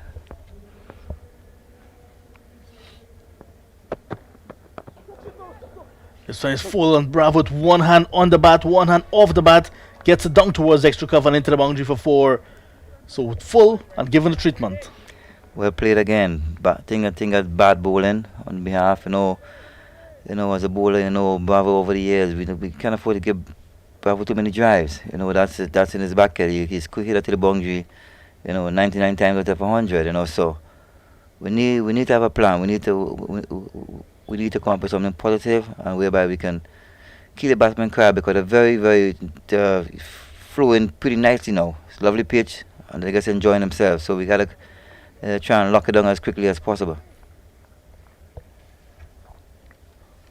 Backing himself, Darren Bravo, collecting his second boundary. He's getting the balls for it. First match as captain, TNT Red Force, first class side. Another delivery right up into the armpit, handled very well. Darius Martin completes 3 overs now, 1 for 12. And after 6, 20 for 1. Well bowled again. That's what I want to see. We're attacking Bravo in the armpit, you know. We need to unsettle him, you know. So I hope that someone can have a discussion somewhere. I hope that a player like Ambrose can have a say as a past player and give a young captain a bit of help out there. So hello to all of you in Carriacou, Petit Martinique. Hoping to see you soon. He'll be coming up very soon. I'll soon put him on the Osprey, send him up so you can enjoy some of the kayak mass. McSween to continue. Down the leg side, flicked away. That's too easy now for Solozano. He'll go into double figures as well. It's now 24 for loss of 1. I think that's very bad bowling by Preston McSween. He's not consistent with his length and line. You know, so we need to get a consistency from Preston. We need to stick with a plan. And if we look at the TNT bowlers, I think that they did a fantastic job. They both to the field. And I hope that the captain can have awarded him so that the Volcanoes can really get this bowling plan proper at the moment.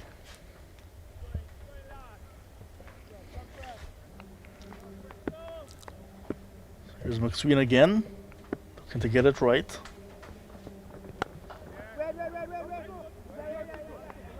Form push from Solozano. Half stop by Lambris. I think that's better bowling. I think nice and angled into the batsman. I think that's better bowling. You need some consistency. That's all I'm praising for. Some consistency, bowling. And the Volcanoes bowling. Yeah, there's also Ryan John who can come. Justin Greaves. So they have some seam options available. A lot of options. So I think the captain can think about it. Have a, have a go flatter this afternoon and see if we can get a couple wickets.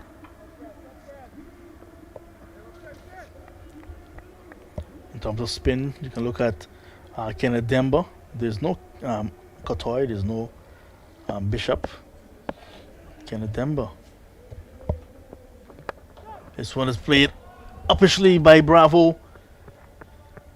And we'll go into the boundary now. 4 runs.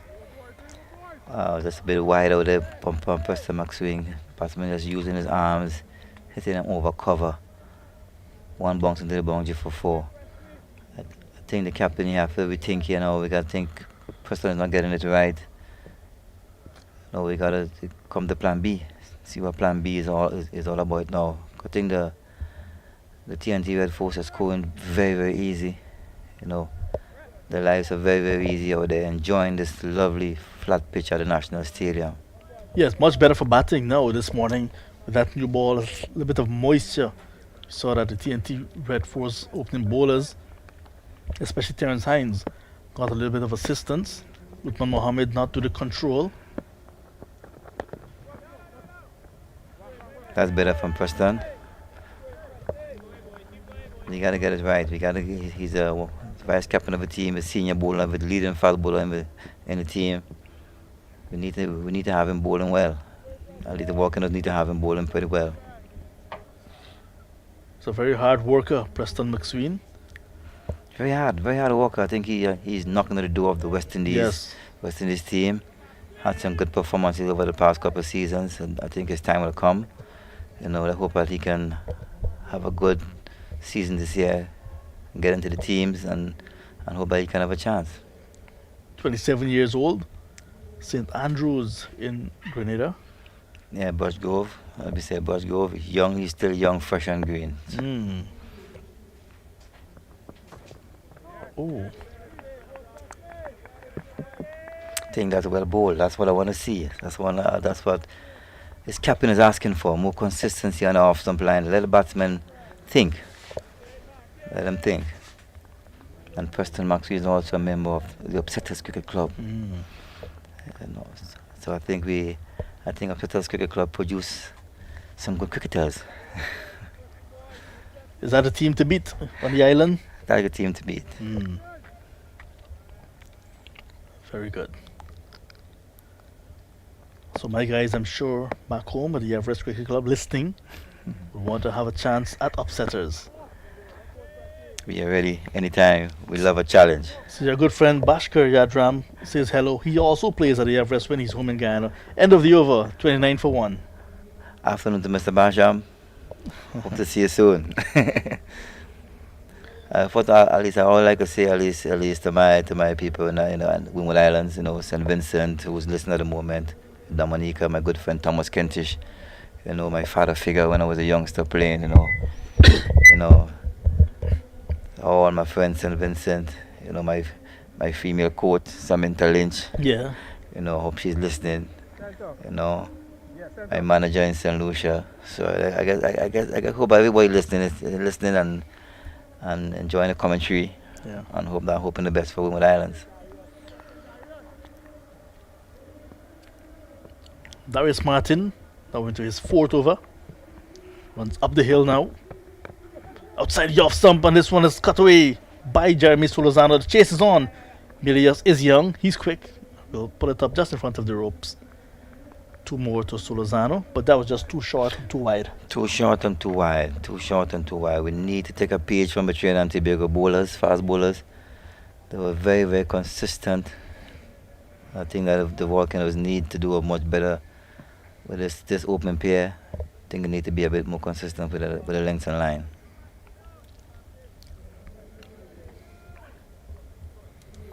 So the guys at Everest dropping their message to say that they're listening. President Manzoor Nadir is there.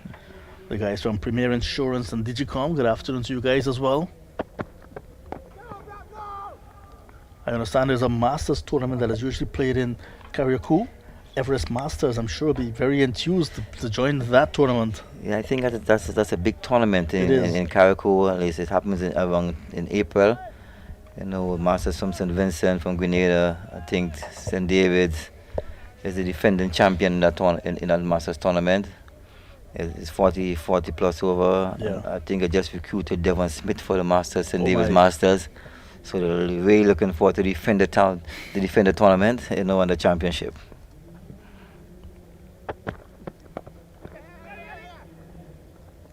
Quick single to Solazano. So it really is about prolonging your career, even if you're not playing competitive cricket, not playing to make any representation side. But it's always good to stay active, keep the heart pumping. In Masters cricket, it's called the second innings. Some of the Masters cricket, I think, is the third innings. Oh, but even so. But I think it's a good tournament. I think the guys go there and they have fun. They have teams from the US and also. So I think it's really a big tournament, and the guys look forward to it. I think they even have a Masters tournament in Jamaica too. Yeah. Following that one in Carriacou. So I think the guys just love the cricket and have fun playing it. So right now there's a tournament in Barbados that's happening. It's called Big Man Cricket, but it's over 60s. This one is short and pulled away nicely by Bravo. He's getting some loose deliveries and taking full advantage. That's the first maximum from him. 6 runs to him, and he goes up quickly to 22. Well played, not too well bowled. I think Bravo is showing that he's in charge here. He's looking pretty well. He's seeing the ball as big as anything else, and he's enjoying it. I can see he's really enjoying his batting. He has a right to a lovely day, nice flat pitch. No reason not to enjoy your batting. 3 fours and a 6, so 18 runs coming in boundaries for Bravo. So Lozano's on 16 with 2 fours as well. So lots of boundary balls being served up early by the Volcanoes. Need some consistency. That's what I'm praying for, some consistency with the Volcano bowlers. We need some consistency. When you're at home, you tend to give hospitality. So maybe that's what's happening at the moment. The Volcanoes are being generous to the visiting Red Force. Short ball, look at the cut, on the edge, taken by the wicketkeeper. There's a big appeal. Umpire Nigel Duguid is unmoved. Wow, that's a very big appeal. They look very, very confident. Let's have a look at the replay and see what happens there.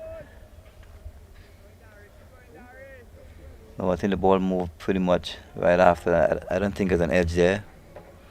It was a confident appeal. After the pitches, it moves. Yeah. Well taken by Walcott behind the stance, but unfortunately, umpire says not out. So umpire Nigel Duguid now into a 60th first-class match. From season campaign, season indeed. campaign, a season umpire. From Guyana. Nice short lifting delivery again from Darius Martin to end his 4th over. 8 gone. 38 for 1. The Red Force replying to 243 all out made by the Windward Islands Volcanoes in their first innings. We're still in day number 1. TNT have to bat at least 24 overs today. Another well ball delivery by Martin. I think he needs that consistency. He needs to get the ball in that specific areas. I just hope that they can keep doing that, and once we do that, we can build some pressure against the TNT bowlers. Well, if ever there's a time for a big score that Darren Bravo is eyeing, today is probably that day. This match is probably that match. He's already up to 22. He's at the non-strikers end. Jeremy Solazano is there. He's on 16 off 23. An early experiment gone bad by Trinidad and Tobago. But they're in the hunt now for something good. Preston McSween is operating from the Dabo end, and his tail is up. Diligent worker, you say? He is looking good, looking strong, pretty much intimidating, but on a wicket as placid as this, you're going to have to bend your back to get some results. And both him and Martin, well, they've got some serious work cut out for them. Yeah, I think Preston, at least he can see get some pace there. I'd say he's enjoying his bowling. He just need to, as I said before, be more consistent with his bowling and put the ball in more specific areas. All right. Well, Junior Murray, you would know that. You played a lot of years for the Windward Islands, former captain as well. And there's some big scores there. We mentioned the 218, but there were also a couple of hundreds, and you also dug the Windwards out of some very suspicious and suspect positions. But you're not out there with them today, and they are on a different mission. Good afternoon to my friend Adrian Donmore in Trinidad. He's listening. Good afternoon to Michael Bascom, sports enthusiast. He's listening out of the United States. And what you folks are missing is some good cricket, good atmosphere. Not very many people at all in the stands, but we're hoping that as we get closer into the middle of the week, and that might change. McSween is up, and a delivery that is shaping away from the batsman. He is making the batsman think, and I think once he continues along the line of making them think, digging in the short ball ever so often, giving the batsman something to think about on a wicket like this is only going to work in your favor, really. I love this last couple of deliveries. You can see the batsmen, as I said, were thinking. They had to leave it alone, and he's hitting some lovely areas in this over here now. I hope that he can continue. All right, well, no runs off the over as yet. He would love to have a maiden under his belt here this afternoon. Lifting again, nice carry, good bonks. Very well played, very well negotiated as well by Jeremy. And the Trinidad and Tobago Red Force 38 for 1 after 8.4 overs. Salazano is on 16 of 27, and Darren Bravo, the ever elegant looking Darren Bravo with the bat, he is on 22, hoping for something huge from this game. I'm loving this over from Preston. I'm really enjoying this over. I hope that he can finish it off the way he started. I love the areas he's hitting in this over, like he just waked up. Yeah. Good delivery again, a big shout of no. Nice delivery again, coming into the batsman and sort of squaring him up, but Jeremy is equal to the task. I heard you and John speaking about taking a tour. Well, I'm quite sure the Windwards would be thinking, tour where, tour what, not now. They've got some serious cricket to play. Their backs are against the wall, so to speak. They would have loved to bat out the day, but things happen. This is cricket, the game of glorious uncertainties. And when things pop up, you've just got to make the most of it. When life gives you lemon, make lemonade. Lovely over from Preston McSween there. I think it's one of his best overs he has bowled in this spell. You know, have the batsman thinking, have the batsman leaving the ball outside the off stump. I think once he does that on a more consistent basis, I think he's going to get the result he's looking for. All right, well, he got the Jason Skeet look there, if you ask me, because he just bowled himself a maiden. So it's good for him. The Windwards are, the Red Force, are 38 for 1. And they've got 24 overs to get through this evening. Let's see how well they can get to it, how fast they can get to it. The shadows are lengthening coming onto the field from the River Road end. There's a change in the bowling. Justin Greaves is coming on from the River Road end. Yeah, Justin Greaves, he's from Barbados, from part of the franchise system. Mm-hmm. And I think he played for West Indies, I think also, and he played around with some CPL games. So he's a seasoned campaigner, and I think he bowls pretty well. He bowls consistently, you know. So let's see what he has to offer here now. All right, well, he's got a bit of a task ahead of him, not just with this Red Force team, but also with the little incline at the bowler's end right there at the wicket. So you come up just a little bit. It has been worse than this over the years. The groundsmen did a fantastic job of evening out that whole end right there, because it was like almost a turtle back coming up there. But that has worked itself out nicely. It's a nice smooth one up now, and also let's hope that if you look at the ball before, the ball Justin just bowled, you know, it's dying to the wicket keeper, you know. So that's telling you something. The pitch is really flattening out at the moment.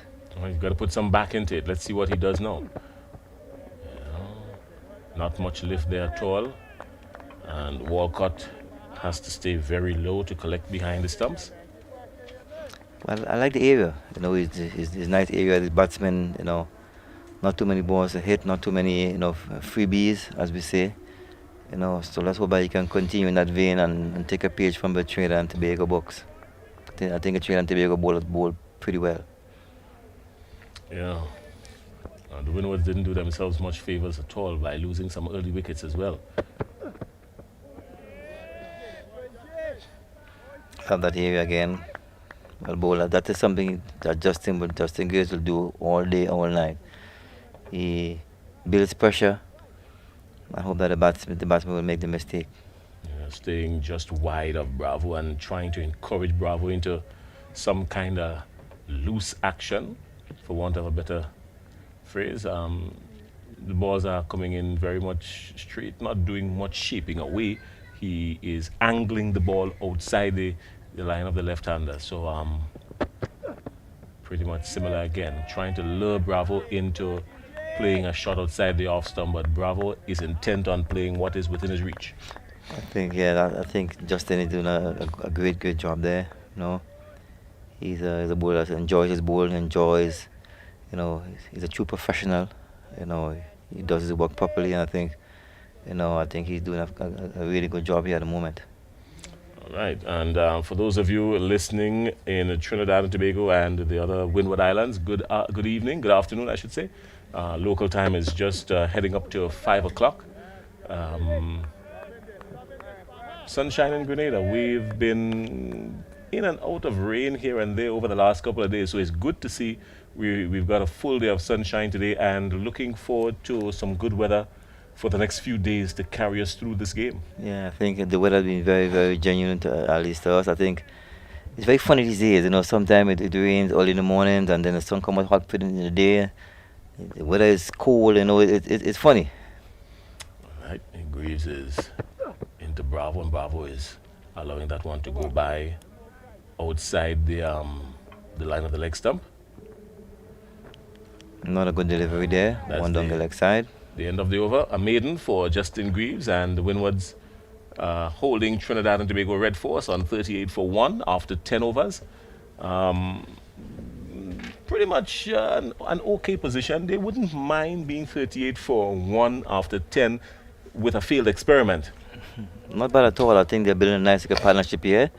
A partnership of 32. They're doing pretty well.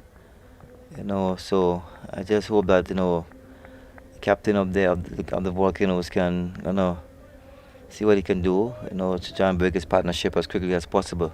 But these two batters look very, very settled. Yeah. And once they're settled, I think we can. The Volcano players can have a long day out there, rest of the day and into tomorrow. Well, McSween is into his 6th over with 2 maidens under his belt already, and he is looking pretty good. Only 17 runs coming off his first 5 overs. Not bad at all. At this stage of the game, not bad at all. Preston McSween, he has been around for some time, so he understands the task ahead. He understands what is required of him, and no doubt his captain is always going to be in his ear, making sure that he gets it right. He's a vice captain as well, so he knows what is required. He's into Jeremy, and Jeremy is on the back foot, punching it nicely, but just into the offside, no run. Well bowled by Preston McSween so far. Seems to be getting it right now. He seems to be a bit more consistent now with line and lengths here. And he's looking pretty good. He's building some pressure here now. So let's hope that the batsman, Solano, who's looking very good. I love the look of Solano. He's looking very organized batter. I hope that person can make a mistake pretty soon. Salazano is faced with a good opportunity here to get some runs. He's leaving that one outside the off stump. Obviously, Trinidad and Tobago Red Force there possibly would be one batter down because Moharan, first game, opening bat, first ball of the match, got his right hand damaged. So he is still very much suspect. No final word on his condition just yet, but he's very much suspect whether or not he will go out into the middle.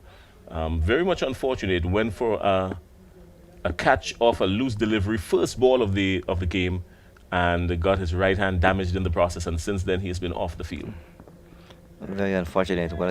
Well ball again by Preston. Seems to be getting it all right here now, and he's looking pretty good. Very, very dangerous. Let's hope he don't try anything different, Just hope he can just stick with the plan and keep that pressure on. Hope that the batsman will make. Well, his Make captain has mistake. given him a very attacking feel. His captain has given him just one man at short mid wicket and a man down on the fine leg boundary.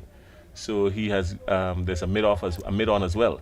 So only 3 on the onside and everybody else is on the offside, and he's pitching up just outside the line of the off stump. So he's been consistent with the field that his captain has provided for him. And this one is lifting and no threat to the batsman, who just allows it to go by to the wicket keeper. Well ball again by Preston. Seems to be getting it right now, and he seems to be really enjoying the spell of bowling now. I love what I'm seeing. It's good cricket. Back in your days, hard hitting with the pitch looking like this, folks would say you would have made the most of it. But I'm quite sure you would argue that the bowlers back then was just as evenly keeled.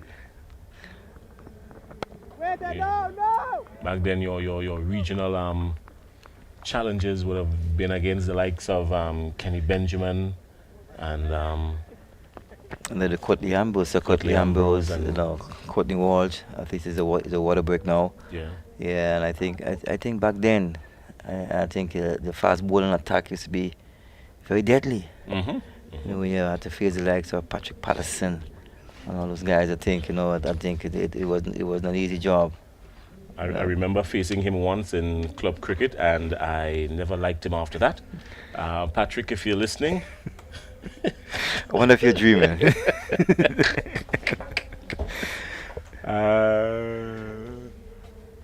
no, it was Patterson Thompson. It was Patterson Thompson, I think it was. Patterson Thompson is from Barbados. Barbados, yes. Quick fast Barbados, bowler. Patterson Yes, Thompson. Patterson I Thompson. remember facing Patterson Thompson at a club championship at the Tempe playing field. Got one nice shot in, gloated, and after that left with pain in the rib cage. But those were the good old days, and those were some good stories. Yeah, I guess it was a fun game. yeah. So you were just enjoying yourself. It was no fun for me, I can tell you that much. Another Patrick went to the grade beyond. He left us, but it was Patterson. Patterson Thompson, or Patrick Patterson. Yeah. No, he's around. He's alive. He's around and alive in Jamaica. Oh, Patrick Patterson's around. Yeah, he's around. He's around and alive in Jamaica still. So they're all around. Okay. Well, and Walsh is working with the women's Head coach of the women's team. Yes. Lara is been employed as the performance mentor to the West Indies. Very good move by the West Indies cricket. You need to Great be able move. to get into the minds of your players to show them how to settle down and how to tough out the situations. I was wondering why he was not involved in Western cricket for so long. I think he's our greatest player, one of our greatest player, one of our best batsman. So why wasn't he being around? But at least nothing happened before its time, and I hope that they make good use of him. I think he's a great guy. He's Why he wasn't around is a different story for a different day. My mind was going to Malcolm Marshall. That's where my mind was heading. Malcolm Marshall. Okay. When we were speaking of fast bowlers, my mind was heading to Malcolm Marshall. Okay then. So yeah, I mean, back in your days, you had some serious bowling to face up to at the regional level, and at the international level, it wasn't any different really. No, at least those days, I think fast bowling was different. Lethal. All the guys knew were just bowling fast and want to knock your head off. Lethal. So when you look at the first class cricket now, as I said before, man, fast ball have a new ball in his hand, 5.5 ounces, nice and hard and new and shiny. Where is the bat pad? Yeah. We need to get the ball up in the batsman rib cage. We need to get going again. But as I said, time has changed. Everyone looking to swing the ball away, looking to carry him into slips now. But I think as a part of our game, we need to get back. We need to get back that urgency, that killer instinct. Yep. Fast bowlers again. Well, the Australians surely has it, and the Sri Lankans, they have it as well. The English, they have it. Even Zimbabwe, they're showing that killer instinct as well, even from their regional, their domestic level cricket. So it is transcending into their international squad. The Red Force are 38 for 1 after 11 overs. Darren Bravo, he's on strike now. He's on 22. And Jeremy Salazano is on 16 after 35 deliveries. Bravo came in at the fall of the first wicket, at the fall of Pierre. And he's there on strike now.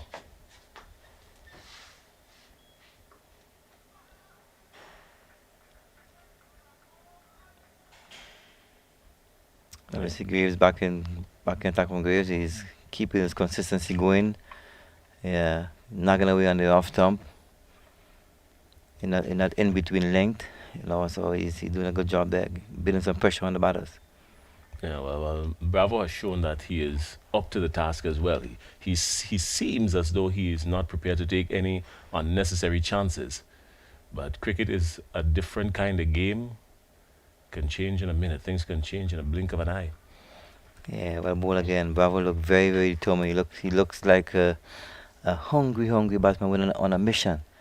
He looks like he want to get back into that test team. I love a look at that. I think he's good enough to get back there. He just needs to get some good performances out on a consistent basis. And once you do that, I think selectors have no choice. All right. John, when you're at it, while you're at it, and you get a chance, visit the Grand Etang Lake, as Junior said. Livera National Park, that's a wonderful site as well. You can't afford to miss it. And for those of you vacationing in Grenada, especially those of you listening to cricket right now, catch some of the local sites and see what's in store. You're going to have a whole lot of treats, especially around this time. As we mentioned earlier, it is independence season, so just about everywhere you go, you're going to see the national colors. Red, green, and yellow. You're going to see flags and buntings just all over the place. Grenadians are very huge on independence celebrations, very patriotic. Grenadians not just here at home, but around the world as well. So whatever you do, be a part of that celebration. Wear something red, green, or yellow.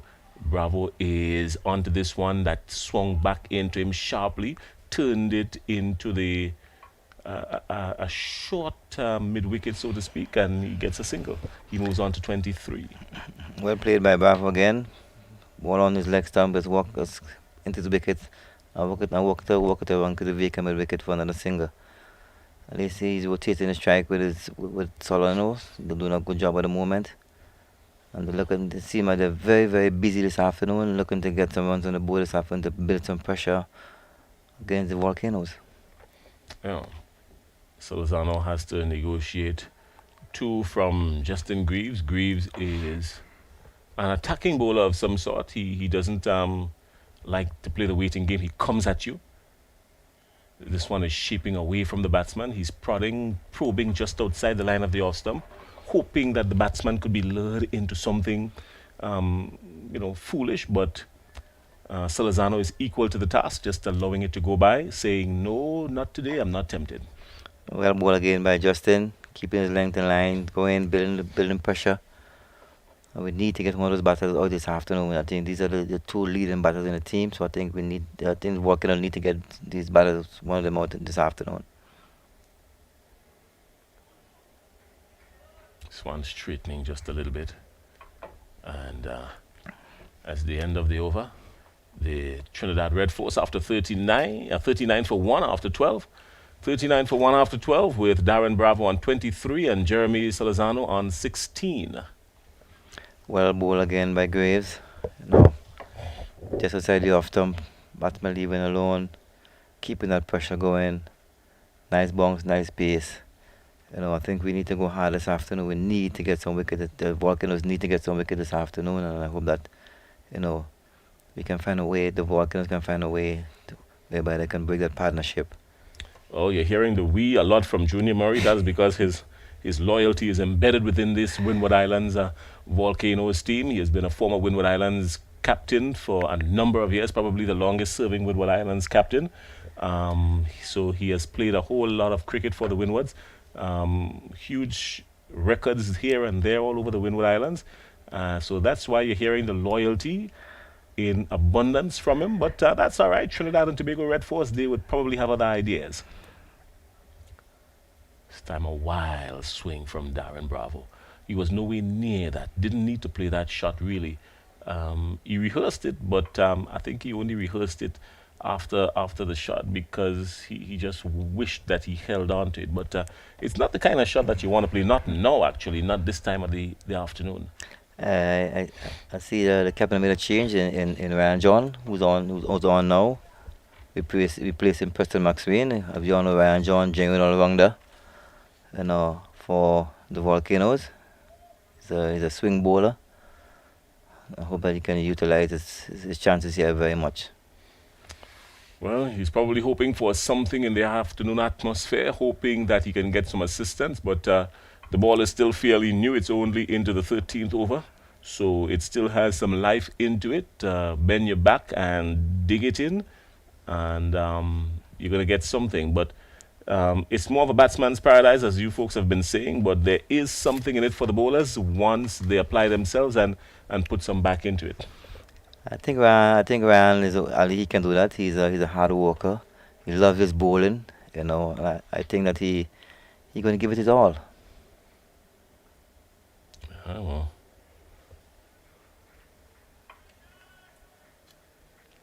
Let's see how he goes.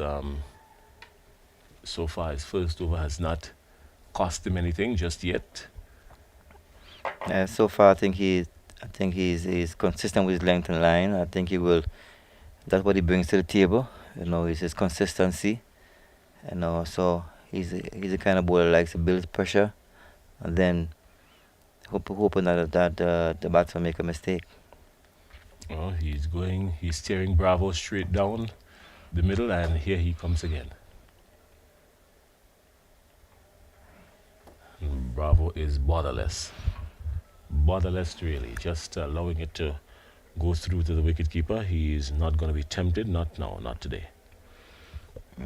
Ryan looking pretty well. He looks a bit much leaner than I've seen. So he's leaner and fitter. Looking after himself, looking after his body. To go through the wear and tear of the fast bowling. So I think he's up for the task. Up for the opportunity that he has been given in this game. He was out of a team and he's in now because of the injury of Nicholas with that. So he's up to the task.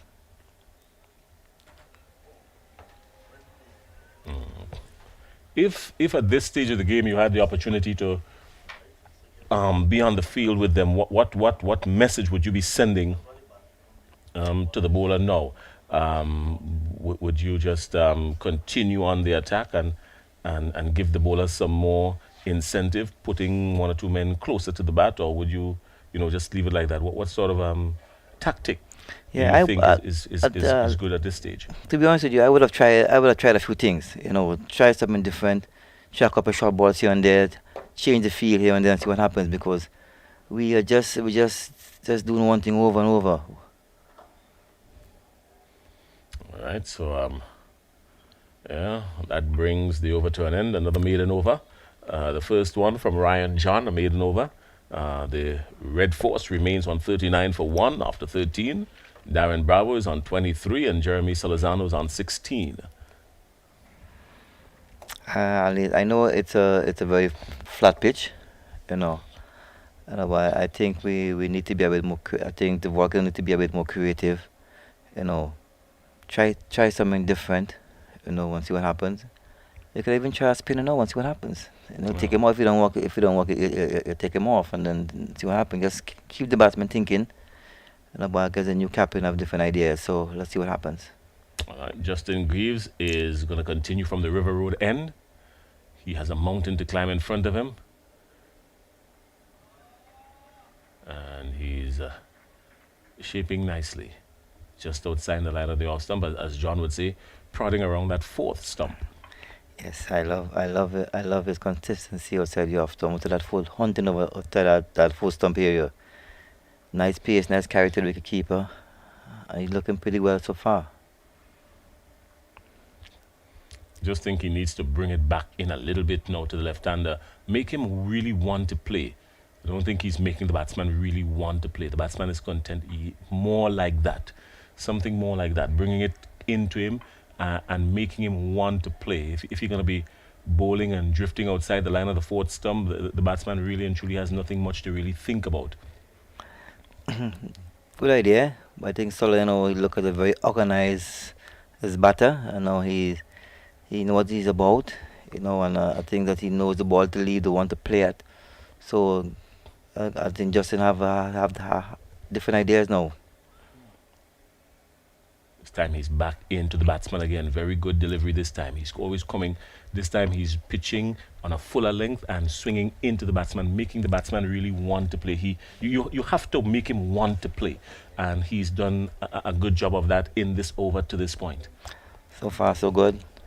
Let's hope that he can continue doing that. Build that pressure. But at least because the TNT Red Force players, they want to score, they want to rotate the strike. So let's keep that pressure on. All right, well, the field is still pretty much attacking. 2 slips, a gully. And there's a man at point, a cover, mid-off. And just 3 on the onside. Fine leg, mid-on, and mid-wicket. Yeah, just those 3 on the onside. Yes, so he's sticking with the plan. At least they should have a plan out there, sticking with the plan, and he's doing a fantastic job at the moment, making the captain job very easy.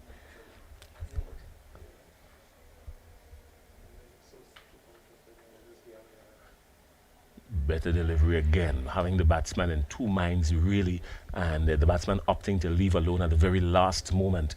That's what you want to keep on doing, making sure that you put some sort of confusion in the mind of the batsman. So he's done pretty well there inside this over to this point. Well bowled again by Justin Graves, hitting at areas consistently, that in-between length where the batsman don't know if to come to play forward or come back. I think he's doing a good job of it at the moment, and I hope that he can continue with the momentum.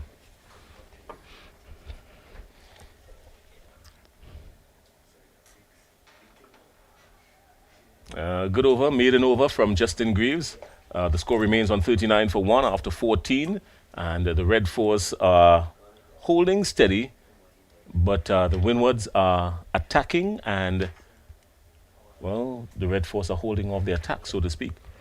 So far, so good by the Volcanoes. They're keeping it a bit tighter here now. So at least it seems like they're working with a good plan. I think Ryan, John, and Justin Gibb are doing a fantastic job at the moment. They're building pressure, and I hope that we keep building pressure. That the TNT Red Force players can just make a simple mistake, and we can send back one of the batters in the hood this afternoon. Well, there's a good contest building here because Ryan John is no slouch, and he is bringing the ball up. He has some nice pace. He's generating some nice pace, getting some very minuscule lateral movement because whatever lateral movement is there in the wicket, he's extracting it, and that's good. But he is going in up to Darren Bravo, who is no rabbit by any chance at all. And this time he is leaving it outside the line of the off stump. Again, Ryan John, you want to make sure you get the batsman into action. If the ball doesn't go to the bat, then there's a very slim chance at all of anything happening. You want the ball to get to the point where the batsman has to consider whether or not he really wants to play a shot. Probably Ryan John has a plan. Probably he's trying to get the batter thinking. Probably have bring a couple away, and then probably might get sneak back in something, inside. So let's have a wait and see what happens. All that's perfect. All that is absolutely perfect. This time he's a little bit closer, but Bravo is very watchful, understanding that we're nearing the end of the day's play. He doesn't really want to do anything too rash to put his team under pressure. He himself is under pressure. He might not say it, he might not show it, but I think he's under a little bit of pressure here to make sure and get a huge total in both innings here, at least, if not in the first one alone. Get a huge total so he can make the selectors continue to look at him again. I'm loving this contest here now. I'm really loving this contest here with Ryan and Darren.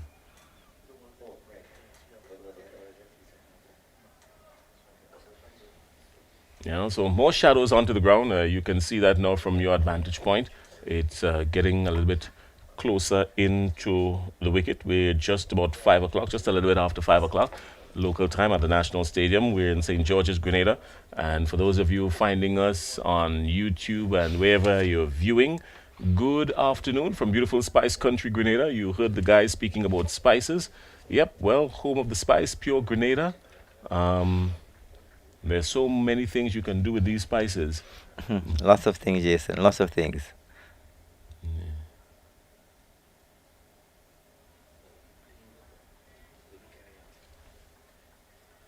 You can see Ryan continuing a good job he's doing at the moment. Just need to get a little bit closer to the batter.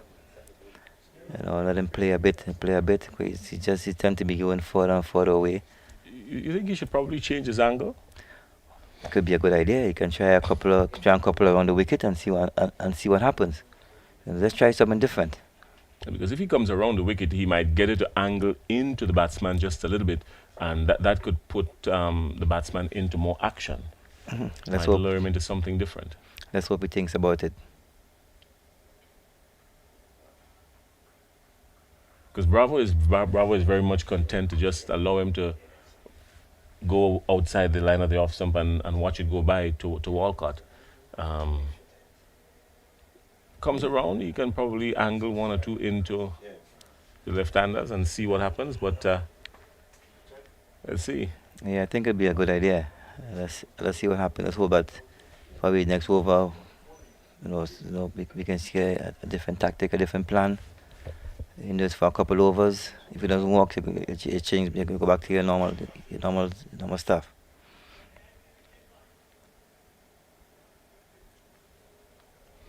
That's it. The maiden over again from Ryan John. 2 overs, 2 maidens.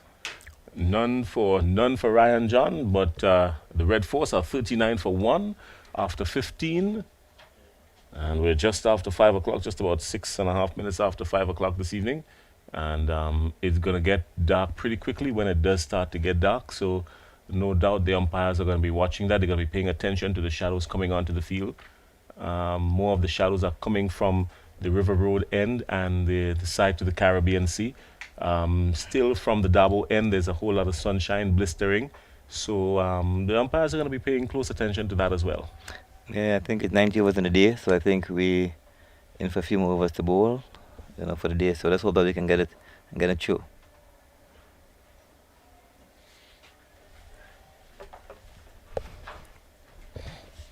I think, Jason, I'm going to leave you for a bit. It was a pleasure. Well, and see my other co-commentator, Mr. John. Don't say it as if it was a pleasure, as if we're not going to see again. I mean, we might be just drifting off for a little bit, but... So Junior Murray makes his way out of the commentary booth, and in comes my good friend. John, how are you? I'm pretty good. I'm hoping that the Volcanoes can get at least a wicket before the play ends for the day. It seemed like the pair of Graves and John have settled in on a line and a length, and so they have restricted the free scoring that Bravo and Solozano had earlier. It means that from looking at their body language, you see that they look set, they look in. Concentration is really up there, so somebody needs to get a breakthrough somewhere. All right, it might just require trying something different. Let's see what Graves is going to do now. He's good Yorker length, full, but just drifting down the leg side. And there's one coming from the fine leg area, just one. Good First run in a long time. Yeah, a good change, from being outside the off stump as much as possible and then spearing in that Yorker. The only thing it was on the line of the leg stump, so it was easy pickings for Solozano as he got it down to the fine leg region. It angled back into him nicely, sharply, got some movement out of the air. It was very much on a fuller length. And let's see what he's going to do now. He's coming up. Bravo is on strike. Bravo is on 23. Good shot. Typical Darren Bravo shot. Good shot, flowing through and removing the bottom hand and let the top hand continue with the flow of the bat, and that goes out to extra cover for 4. Yeah, a good shot. In the end, I guess he wanted to get a little closer to it. Looking at the replay, he took the hand off it just to kind of keep the control, so that he doesn't spoon it in the air, and eventually hitting the gap and going to the boundary for 4. He's a talented guy, and once he keeps his head down, he can really do well.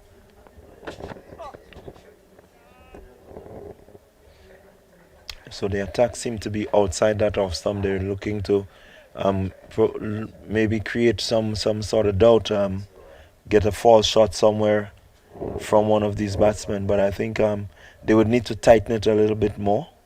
They can get it in, that it would threaten the stump, so he has to decide whether to leave or whether to play. Then I think that would be much better bowling. All right, well, let's see what's the matter with Justin Greaves here. He's got one more delivery inside the over, but something happened to him on his run-up and that delivery. So we're going to see what happened. He signaled to the dressing room. He pointed to his feet. So maybe he's asking for a change of footwear, but we're going to see how and what is the real issue there with him. 44 for 1. Bravo is on 27 and Salazano is on 17. And the Red Force looking comfortable.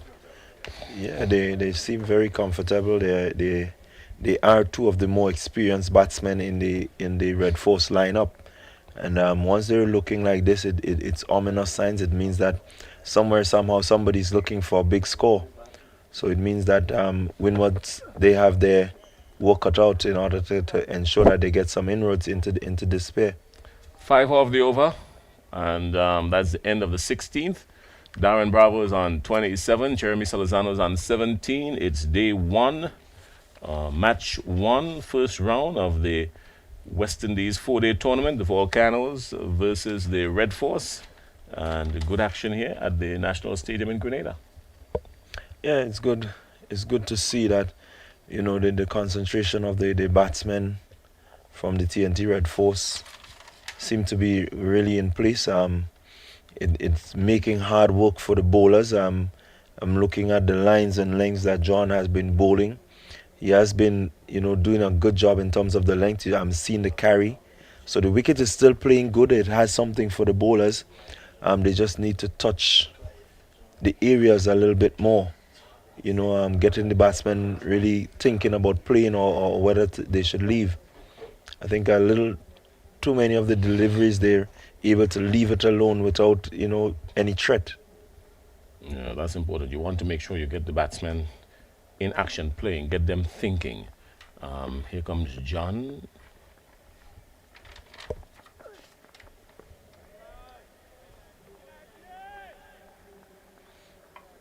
Again, good area. You know, the Bravo has that option to leave that. I see that it's a tactical move.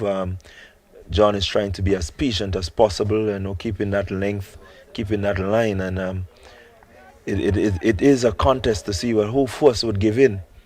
So let's look and anticipate to see who first would give in.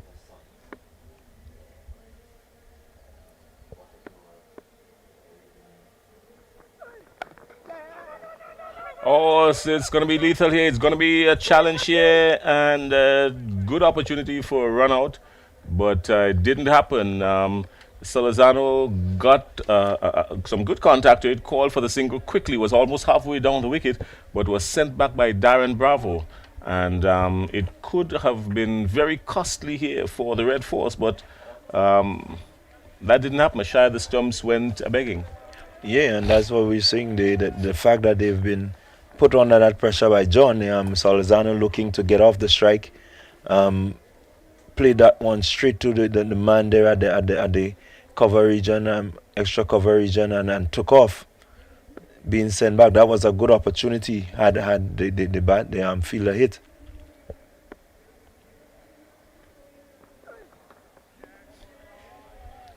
This time a more circumspect Salazano watching it, allowing it to go by. But as you rightfully say, it has to get to the point now where you want to make these batsmen play. Too many deliveries are just angling along to the fourth stump area, and the batsmen are very comfortable now just leaving it alone. You want to get them into action, so you're looking to see if you can drop one a little further back that might straighten. You probably want to try going around the wicket, change your line a little bit, see what you can pick up, see how you can get the batsman thinking. Well, at this point, I don't think there's much need for it. What is coming to the end of the day's play.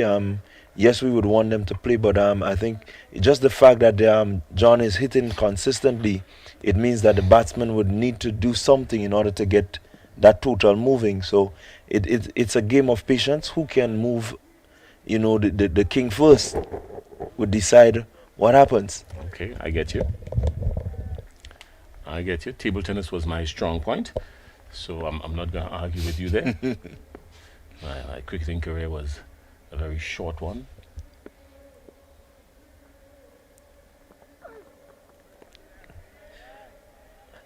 And that is what we're talking about. It's a really good areas from John. That one actually going over the stump, the length of the delivery was really good. If we'll go back to the Windwards Volcano innings, I think just about that length is where Milius and Hodge would have made their mistakes, pushing at what they should not. But there you see Solizano and his temperament. He understands that he can leave these alone because it's not really threatening the wicket. All right, Ryan John, final delivery of his third over, hoping for something magical.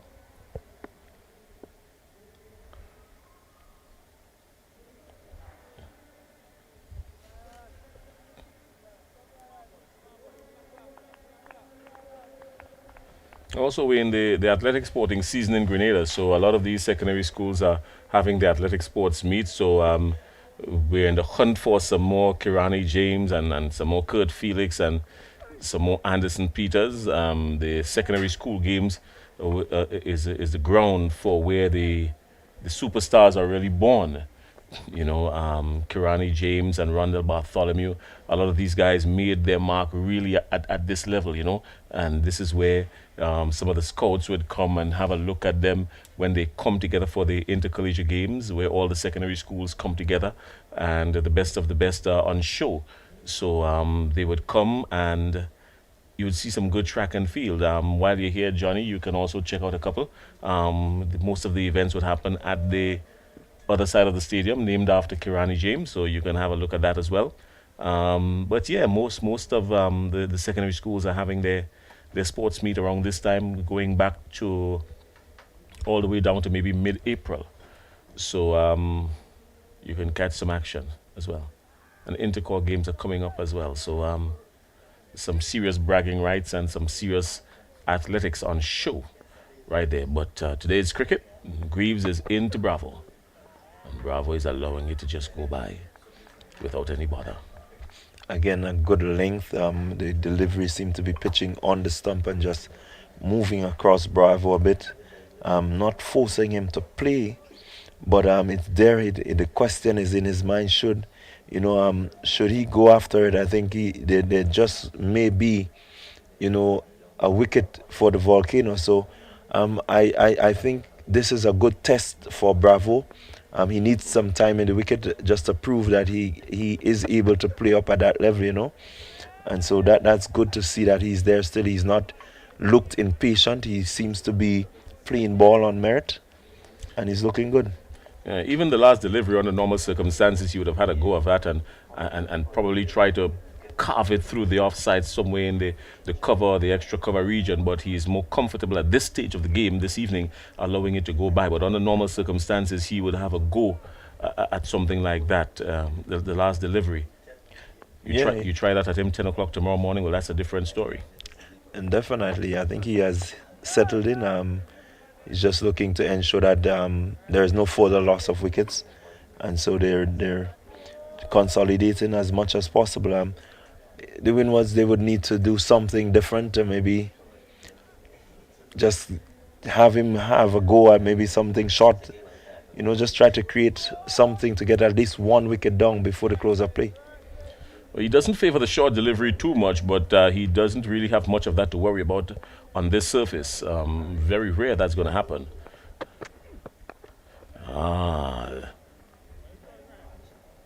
See we go again, carving it through the offside, but only for a single. Yeah, that one was a little bit fuller in length, so it was easy for him to get close to it and just push it through the gap, and they trod through for a single. So he seemed to have shut up shop. Maybe, as you was rightly saying, if it's 10 o'clock in the morning, he might have spanged that a bit harder through the cover region, but he's just looking to shut down and maybe just ensure that they're there to come back tomorrow morning.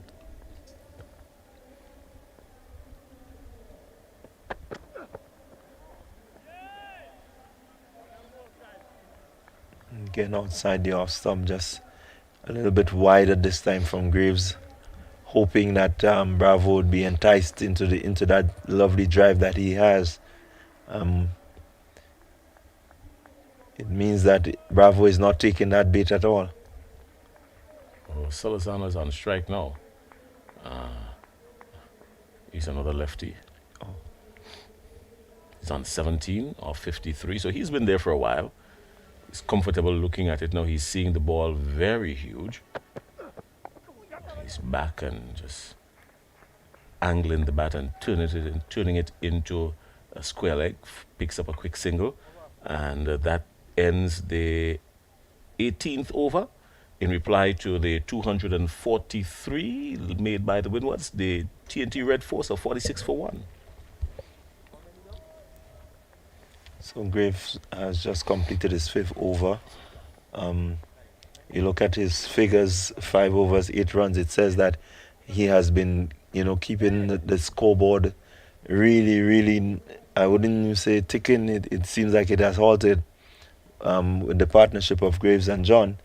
But it means that Windwards need to do something. It means that Red Force is going to, just continue to play that way and ensure that they see off the attack from the bowlers.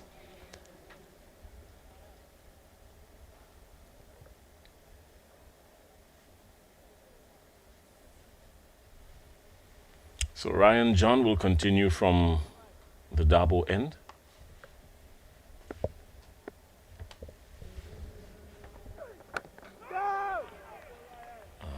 You could hear him putting some effort into it.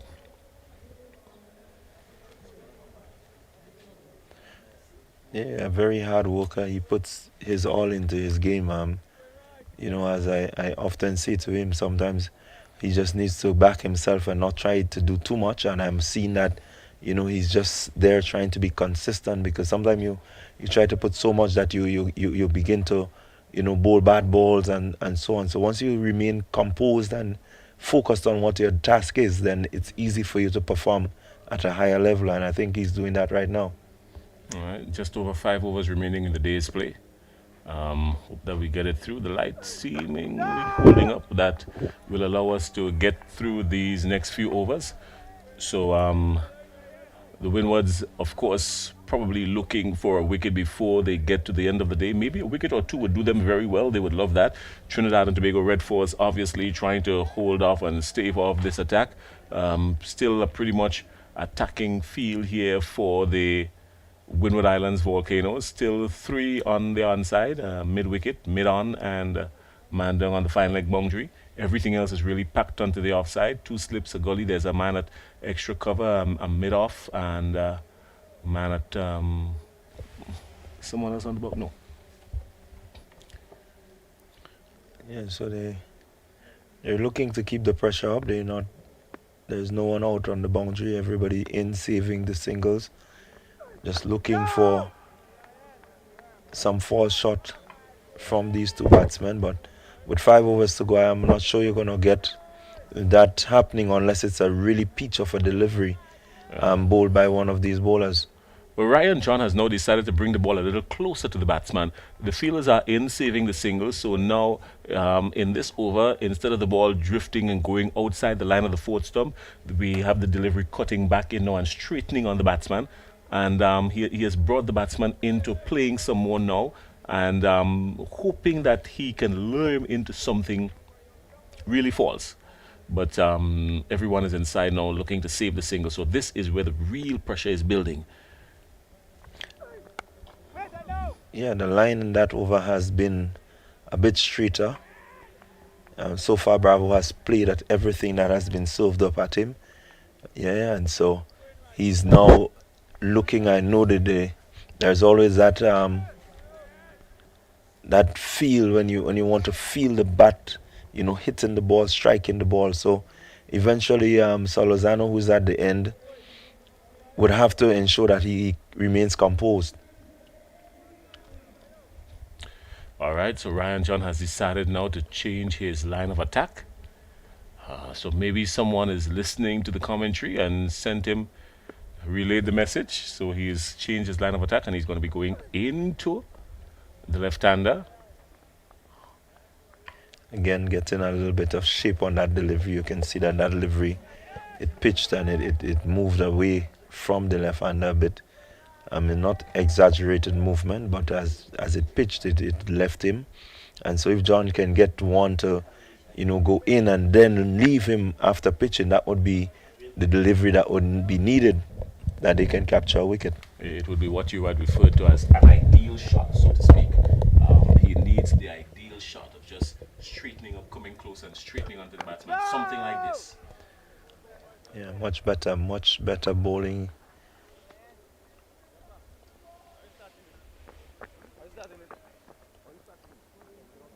So the Red Force are 46 for 1 in reply to the Volcanoes 243. And John and John sounds like a company, but anyhow, they're going to carry us through until the end of the day.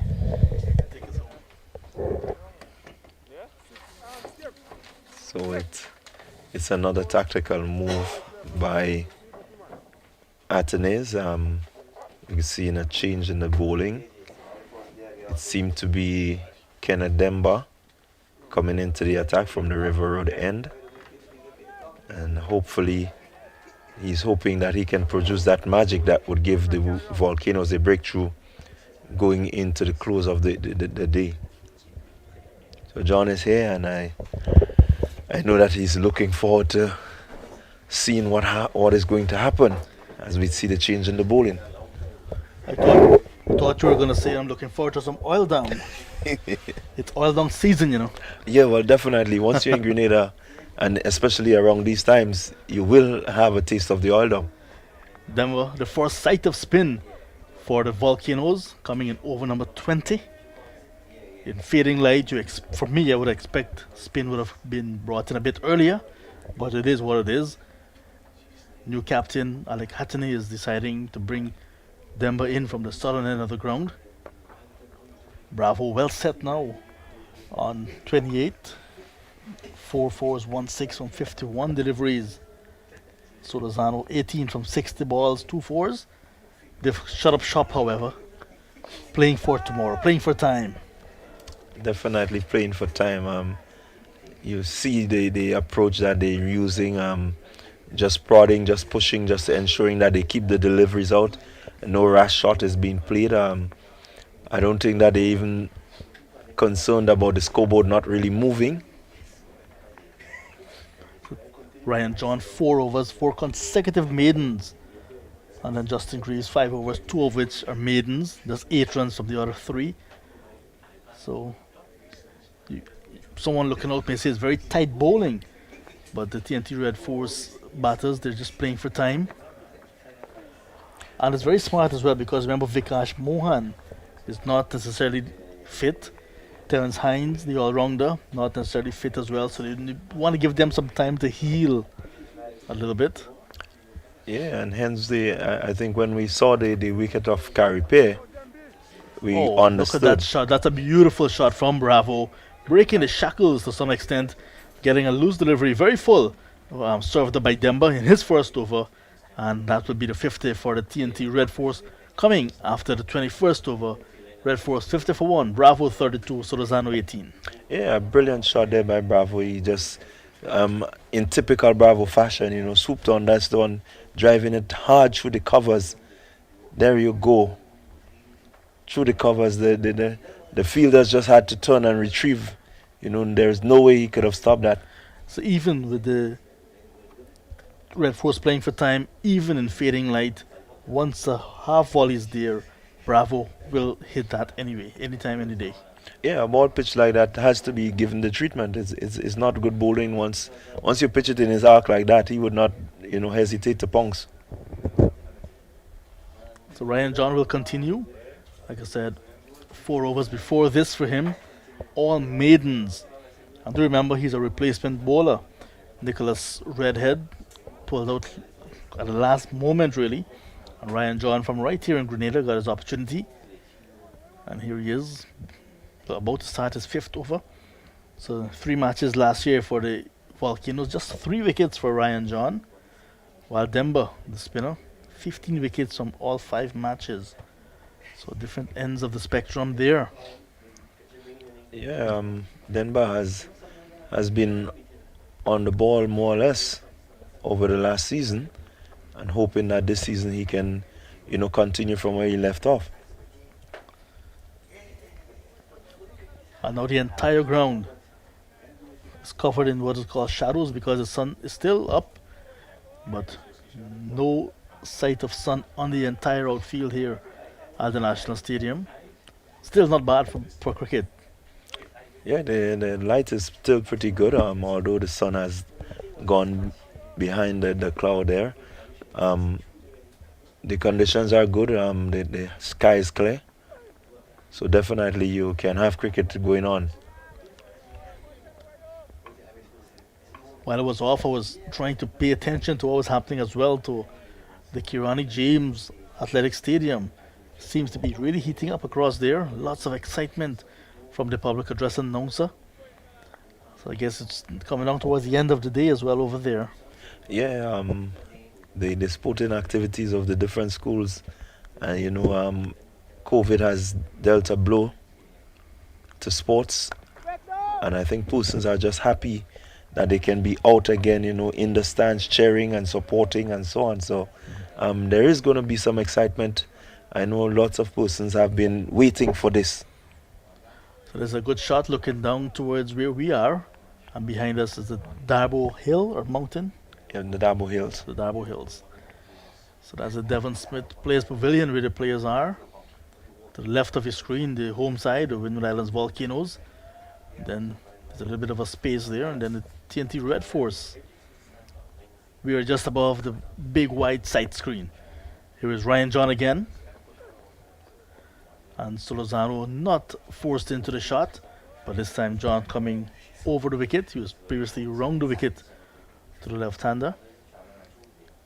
Yeah, that 6-stump line is what he's employed. I'm hoping that Solozano would, you know, maybe flare at one out there and get caught. But the more that the batsmen seem to be in, I don't think that this is going to happen. Yeah, that's what we call wishful thinking, maybe.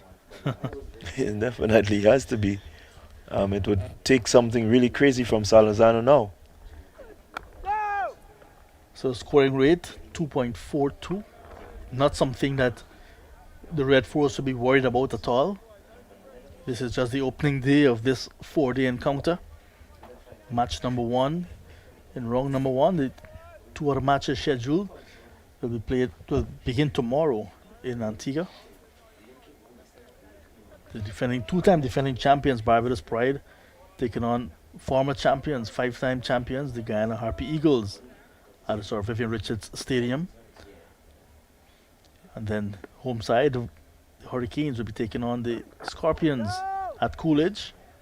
So lots of action in Antigua tomorrow. That's the end of the 21st over. 5 overs from Ryan John, all 5 maidens. Red Force 50 for 1. Yeah, and that over seemed to have signaled the end of the day's play. And so I think the experiment of Carripe opening didn't work, but Solozano and Bravo showed their maturity, showed that, you know, the experience that they have. They were able to come out, capitalize on some pretty poor opening bowling, and then shut shop down just to ensure that they do not lose any further wickets to end day one. And they seem to be showing what the Windwards Volcanoes did not show. So it is Stumps on day number 1 indeed, with a TNT Red Force 50 for the loss of 1, replying to 243 made by the Volcanoes in their first innings. So they're trailing by 193 runs with 9 wickets in hand. So they're asked to bat 24 overs today, or up to 5:30, whichever comes first. And it's now 5:30 here in Grenada and in this Eastern Caribbean. 50 for the loss of 1 in reply to 243. It's basically an enforced move to have Carrier open the batting, because Vikash Mohan was unable to take up that position. There's another option maybe of the wicket keeper Amir Jangu, but he was out there for 63 overs and 1 ball. He opted for some rest, but in the end it was Carrier who was given that opportunity to open the batting alongside the established opener Solozano, and he went very early, caught at a wicket off the bowling of the lively Darius Martin for no score. It was 6 for 1 at that point in the second over of the game, and of the innings. And at that point in time, the Windward Islands Volcanoes perhaps were thinking to pick up a few more wickets before Stumps. It was not to be. A good partnership of 44 between the captain Bravo and the opening batsman Solozano, really putting things into perspective for this match. Really, it is Stumps on day number 1. Let's recap what happened today. The TNT Red Force won the toss this morning and opted to bowl first.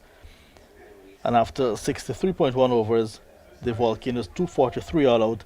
Highlight of the innings: Tevin Walcott, first half century, first opportunity playing for the Volcanoes, got 87 not out, third first class half century overall, first on debut of course for the Volcanoes, 14 fours, 1 6, supported nicely by Sunil Ambrose, former captain, at 55, current captain Alec Attenez made 41. Bowling for the TNT Red Force, a pick of the bowlers, 4 for 46 from Brian Charles, who picked up his 100th first class wicket in the process, and Terence Hines with the new ball did the damage in the end. 4 for 72 from 13 overs. The two best bowlers on show. Carrier 1 for 31, and Tion Webster 1 for 36. The other bowlers to pick up wickets. Uthman Mohammed did not look the part today. None for 43 from 7 overs. And Yannick Karaya, who looked a bit stiff as well. 2 overs, none for 15. The other bowlers used. And like I said in reply, TNT Red Force 50 for 1 at Stumps. 21 overs in all they batted. Carrier, the only batsman to be dismissed, caught at the wicket off the bowling of Martin. No score, 1 for 6 at that stage. And then Solozano 18 from 66 balls with 2 fours, and Darren Bravo 32 from 54 balls, 5 fours and a 6, consolidating to bring up the 50 at Stumps. TNT Red Force trailing by 193. All to play for tomorrow. We have some thoughts from you, Clyde, and then we wrap things up. Yeah, so it's interesting the position of the game. With these two set batsmen out, I believe that they would want to come out, and put a statement on the board, show that their experience and the fact that they've played at that upper level before. They would want to stand their authority on what seems to be a younger Windwards Volcano, young captain. He would have to respond, come out to ensure that they can be tactical in picking up wickets. They need to ensure that the bowlers continue to bowl good areas. I know it would be a different mode come tomorrow morning from Bravo. So it's excitement. We're waiting to see, because I think a lot is expected of him as he seeks to get back his place on the West Indies squad. So I know he will be gunning for some runs this season. So that's the match summary. In fact, that's the Volcanoes innings, 243 all out, 63.1 overs. The highlight, like I said, 87 not out from Tevin Walcott, 55 from Sunil Ambrose, 41 from Alec Attenez. Bowling, Hines 4 for 63 and Charles 4 for 46. A wicket apiece for Webster and Carrier. Yeah, a number of batsmen would have gotten stats, and so we hoped that they would have carried on. They did not. But we will look forward to see how the Trinidad and Tobago Red Force would really apply themselves on what seemed to be a really good wicket. Yeah, good batting lineup there by the Red Force, barring the injuries to Vikash Mohan and to some extent Terence Hines. So the bowling of the Volcanoes, just 1 wicket. Darius Martin, 4 overs, 1 for 21. And the other bowlers, because of the fact that TNT Red Force lock up shot very early, very economical figures. So that's the end of coverage on day number 1 in this opening match of Cricket West Indies Regional 4-day tournament. The Windward Islands Volcanoes 243 all out. In reply, the Red Force 50 for 1, trailing by 193 runs on first innings. My name is John Ramsing on behalf of Clyde, John, Junior Murray, and Jason Skeet. Until tomorrow, goodbye.